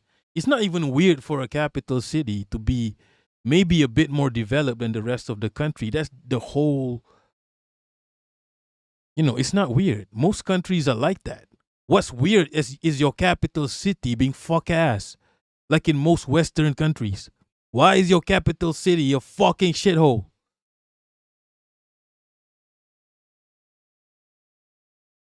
Yeah, the concept of why is the concept of a capital city so foreign to Westerners? Does all of your country have to be equally shit for your country to be acceptable? Right? It's not a weird concept. The rest of the country might serve different purposes, but the capital serves as a center for the people. And more people live in the capital. Duh. Why is it why does more funds go to the capital? Because it's fucking populated. Because that's where most of the people live. Are you dumb? This is not weird. This is breaking my brain. This is breaking my brain, people. Why is this weird? You come to Malaysia, the capital does look more developed than the rest of the country. That's how it works. This is where most of the people live. That's why it has. Oh man, this is breaking my brain. Why is this weird? Why do Westerners find this weird? Oh man. Leaping Larry, the second most invested city in the park, is the second largest city. Weird. Because people live there. People live there. Please understand this, Westerners. Because more people live there. Right? Are you going to put a fucking skyscraper in the middle of the countryside where people farm? However, you will find something weird, which is North Korea might not be as developed in China, but yeah, they have train stations in rural areas. They have public transport in rural areas. You might find that weird. Westerners don't even have cable internet in rural areas, and they want to talk shit. Generally not that bad, just very old compared to the international train I was taking. This pisses me off. Holy fuck. Do you understand domestic trains, international trains generally use different models, right? Domestic trains are more frequent. There's more people that use. Fuck, this is breaking my brain. These are simple concepts, okay? Holy shit, the domestic train is different from the international train. This is not weird. This is normal. This is how public transportation works. Is this guy Russian?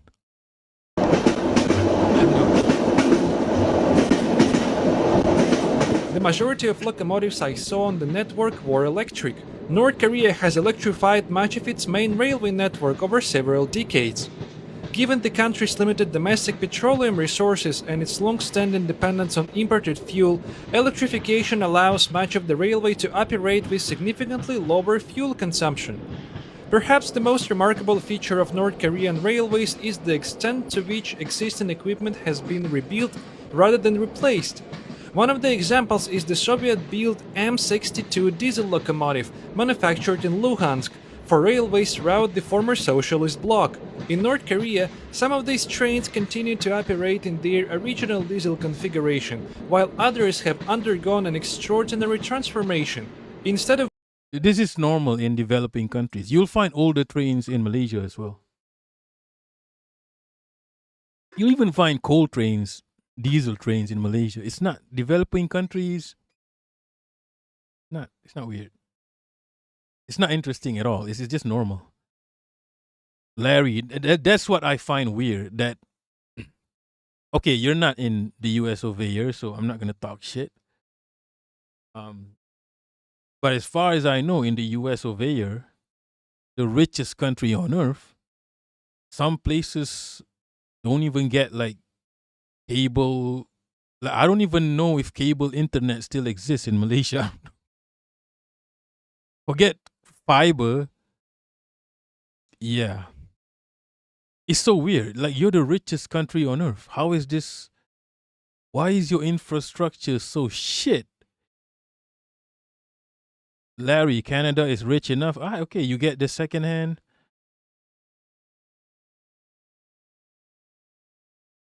But yeah, why is your country so shit? Like, I don't get it. Y'all North America, right? Except for Mexico, North America, the richest on earth. Why is your country so shit? Why is your infrastructure so shit? So shit. So shit. Too old for the wish. I can't make out his accent.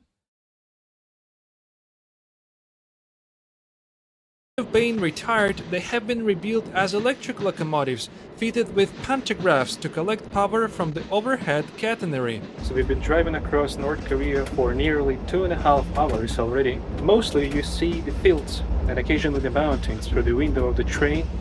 Frequently they are changed by local settlements, villages, some small towns. You can clearly see people, their ordinary life.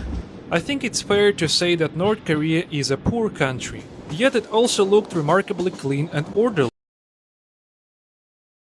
This guy's a fucking asshole. What do you mean it's fair to say yeah? I mean, yeah. When you've been starved by the Western world for so long, it also looked remarkable. Yeah, you know what? This is not that much difference from Westerners coming to Malaysia and being shocked at everything. Being shocked that the country provides for the people. Right, even when you're a third world country. I would say that roadsides were generally free of trash and many of the settlements appeared well maintained. Although small houses looked rather old and we couldn't see what was inside them. I took this shot somewhere around the city of Cheongju. It shows a group of people having lunch. Women in the foreground appear to be North Korean soldiers. You can spot a female soldier's cap on the wooden roof near the top center of the image. There is a North Korean military jacket hanging there as well. The structure where they prepared food was made from scrap materials, which made me assume that perhaps I can't believe soldiers are people. That's crazy. They didn't have money or the materials to build a more substantial structure. Same applies to the greenhouse or perhaps rest area, which doesn't even have a solid roof.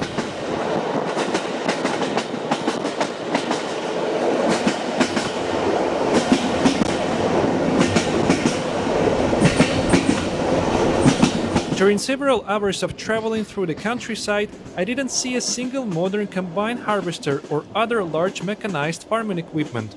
The only tractors I encountered were very old machines that appeared to date back several decades. Everything else seemed to rely overwhelmingly on manual labor. In many places, fields were still being plowed using animal-drawn No.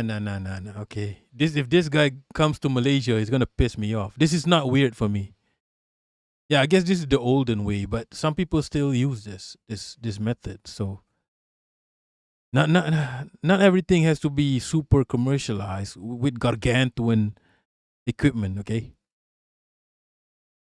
plows. People worked with hoes or pulled weeds by hand. Limited mechanization, shortage of fuel, restricted access to modern equipment, and decades of... No, you can't say all this by looking at... No. You can't. Economic constraints have all contributed to an agricultural sector that remains... Wait. Restricted access to hoes or pulled weeds by hand. Limited mechanization, shortage of fuel, restricted access to modern equipment, and decades of economic constraints have all contributed to... Nah, this guy can't be Russian. He's not saying what he's supposed to be saying. Right? Decades of economic constraints. Why? Why do they have economic constraints? Why? Do people ever wonder why? Do people ever explore beyond what economic constraints mean? An agricultural... This guy can't be Russian. I don't know. ...sector that remains technologically undeveloped. But it's my bad. I don't know Russians, okay? I don't know Russians that well. I don't even have a Russian friend, so... Yeah, he might be Russian, so... ...by contemporary standards. By the way, agriculture in North Korea continues to be organized largely through cooperative farms, a system established decades ago in which farmland is a system. That sounds Russian. cultivated collectively rather than being privately owned. That's why you could see large groups of people working together in the fields.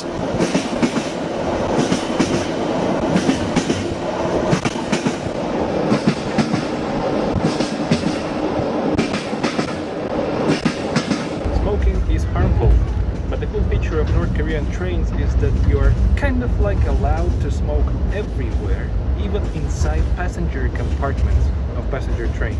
Don't be surprised by the sudden change of scenery. Some of the footage you are seeing now was filmed on our return journey as we traveled from Pyongyang back to China. Unlike our trip into North Korea, when we had an almost empty soft sleeper carriage to ourselves, the return journey took place in a hard sleeper coach that was occupied by a number of other passengers. Apart from us, maybe they were acting. Maybe they're just acting because, you know, you were wondering why it was empty. So maybe Kim Jong-un, send some people so that this vlogger thinks we exist. Maybe these are all just actors, right? There were North Koreans and Chinese people. Most of the North Koreans gathered toward the far end of the coach. Yeah. The Chinese passengers, as it usually happens, chatted loudly, ate food, smoked cigarettes and drank alcohol. They weren't tourists because at the time this footage was filmed, organized tourism from China to North Korea had not resumed yet.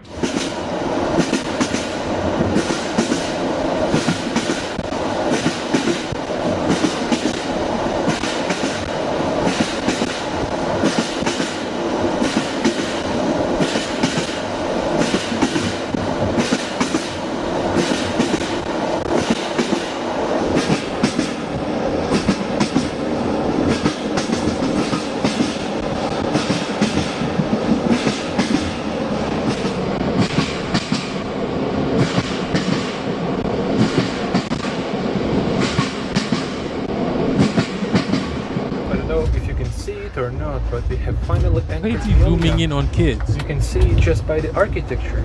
So some of the high rises are visible through the window, which basically marks the outskirts of the city, and it's just roughly 10 to 15 minutes to the main station of the city. At around 6 o'clock in the evening, our train finally arrived at Pyongyang railway station. From the moment we crossed the North Korean border until our arrival in Pyongyang, we had traveled without tour guides. Of course, we couldn't leave the train, but those few hours were the only part of the trip during which we were not constantly accompanied. Waiting for us on the platform were our two guides, Mr. Kim and Miss Lin.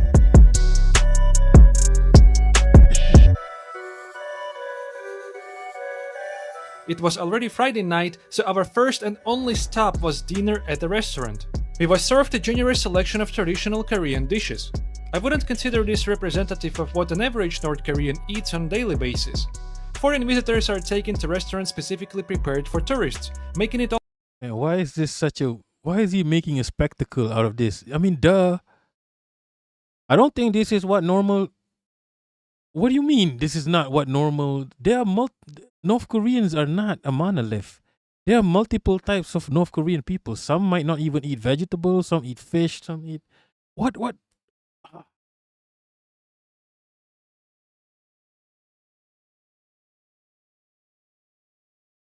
do you mean, like, this is where not a normal... What is your idea of a normal North Korean? What, does he eat wood? What does he eat? What is this weird... Like, why do you make a spectacle of you being in a restaurant? Holy shit. Larry, all those high rises are apartments. Not a single one is... Yeah, it's so functional looking. Larry, he thinks this restaurant is only for a few tourists. I don't know what... What do you mean? These... What? What are you talking about here? What is this guy talking about? It's so crazy. What do you mean the regular... What do you mean by regular North Korean? Do you even know what they eat?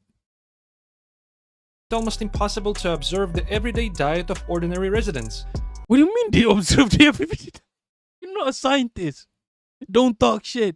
What do you mean observe the everyday? Why do you need to observe the everyday diet? Are you a spy? What do you mean? How do you know that a lot of North Koreans don't eat this way? How do you know? The drive is to the crazy. restaurant, however, gave me my very first glimpse of Pyongyang and Nah, these posters are holy shit. I wish we had these. To see your face. immediately challenged some of my expectations. I had imagined a quiet city with relatively little traffic. Instead, the streets were surprisingly lively with What? roads full of cars, crowded Why? public transport. Why would you? There's a lot of people in North Korea. Why would you think? What? And busy sidewalks. Мы никак не ожидали увидеть столько автомобилей в Пхеньяне.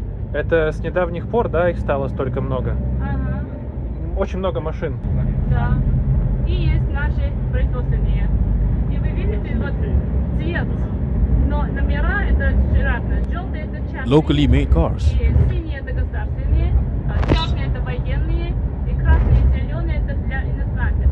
Supposedly starting from 2025, car ownership in Pyongyang appears to have increased, as access to private vehicles has gradually expanded for certain segments of the population. Cars remain beyond the reach of most North Koreans, but in Pyongyang, it's even possible to get stuck in a small traffic jam these days.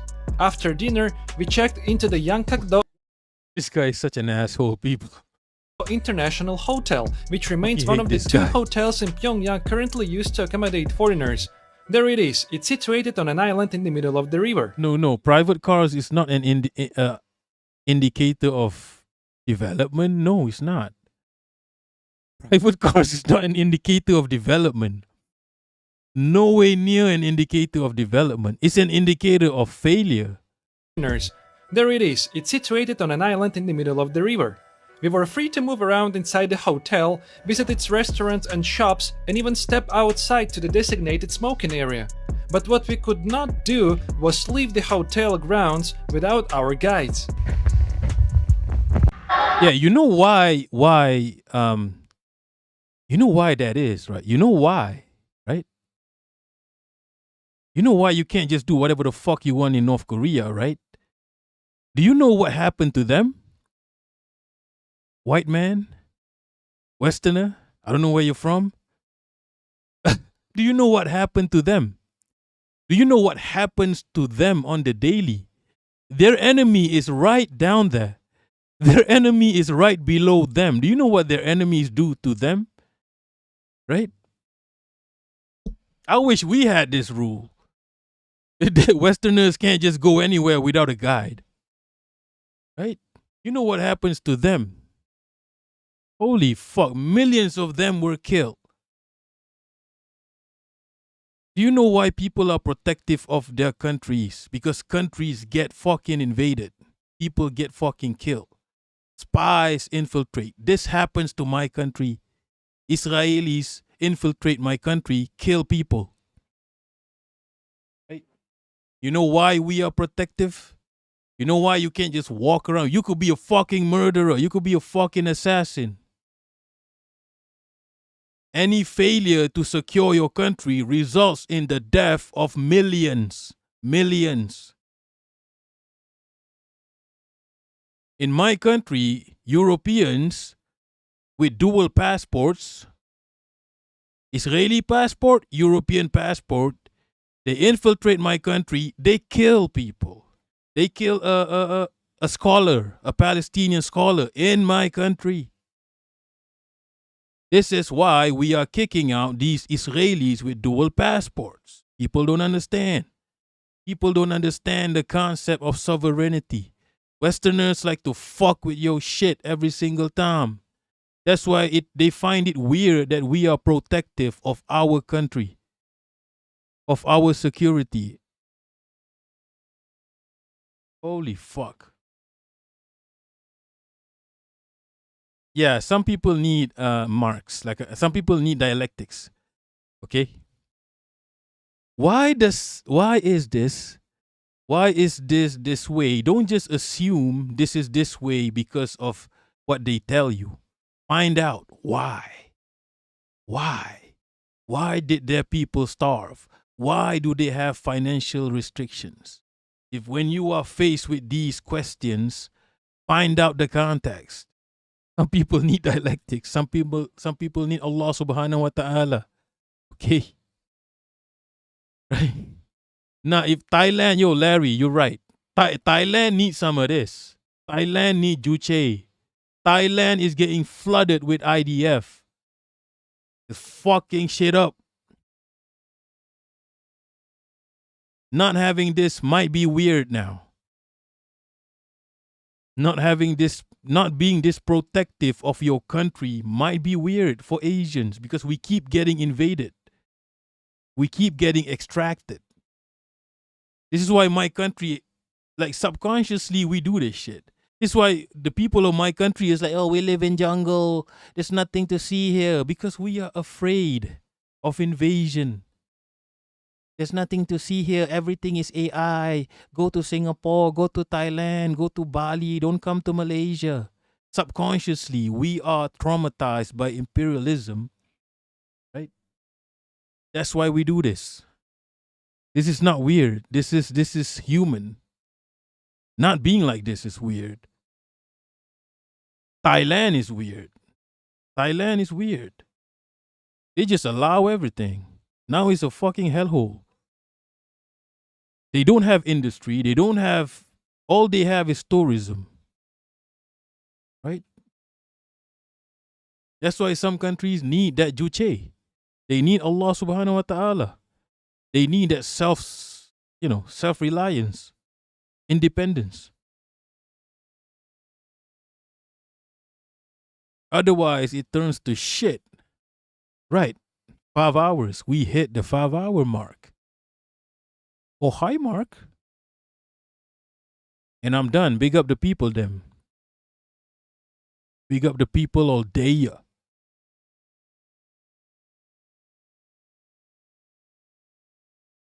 Larry, self-reliance doesn't mean cut off. Yes. If given a choice, North Korea does not want to be cut off. It's not their choice. They have no choice. Right? Fucking South Koreans kidnap their people for propaganda. What choice do you have? And then even if you're cut off, South Koreans will kidnap your people in China. Your people working in China. Like what? They have no choice. It's security. If given a choice, they don't want to be cut off. They want to trade with everyone. But they can't trust everyone. Right? The people them. Big up the people them. Let me find someone to raid. I hate Westerners sometimes. You guys don't understand basic concepts. I'm not even a commie. I'm not anything, but these are basic human concepts. Anti-revisionist. Nah, there's no one that has ever done this. Asians don't want trouble, okay? Asians are very good at pretending. Lots of Moscow people openly declare Yankubian liberalism even though illegal. Damn, nah, Malaysians don't do that.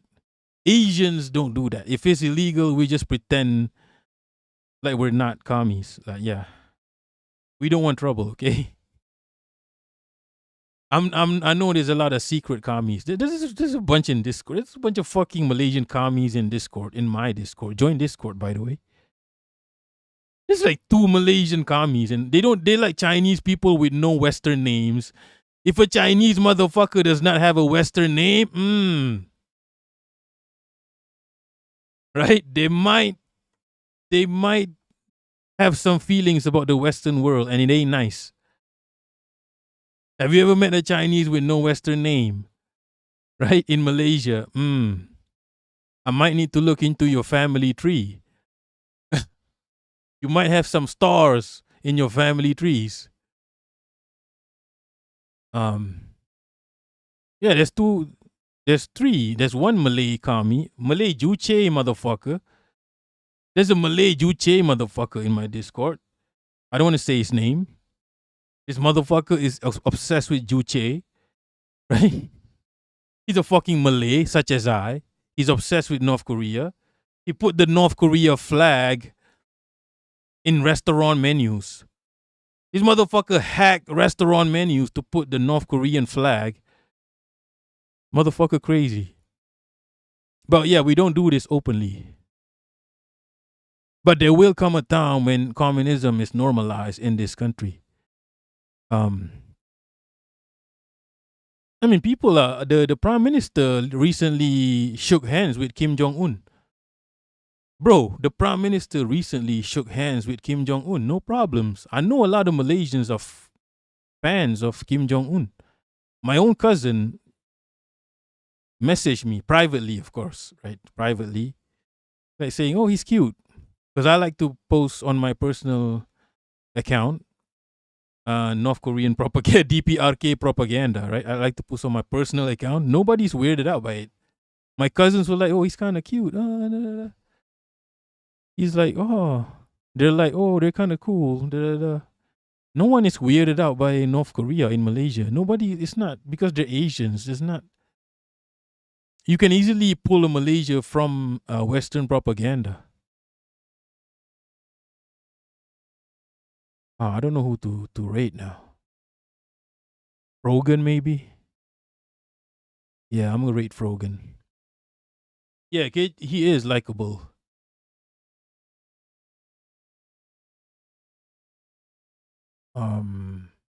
YouTube, let's see.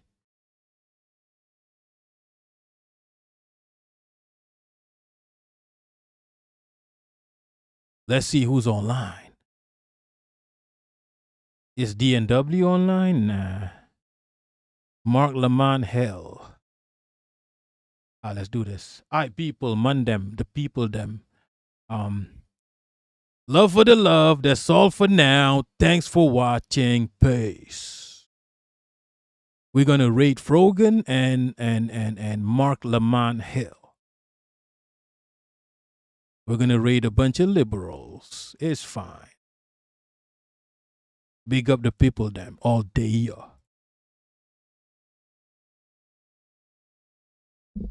I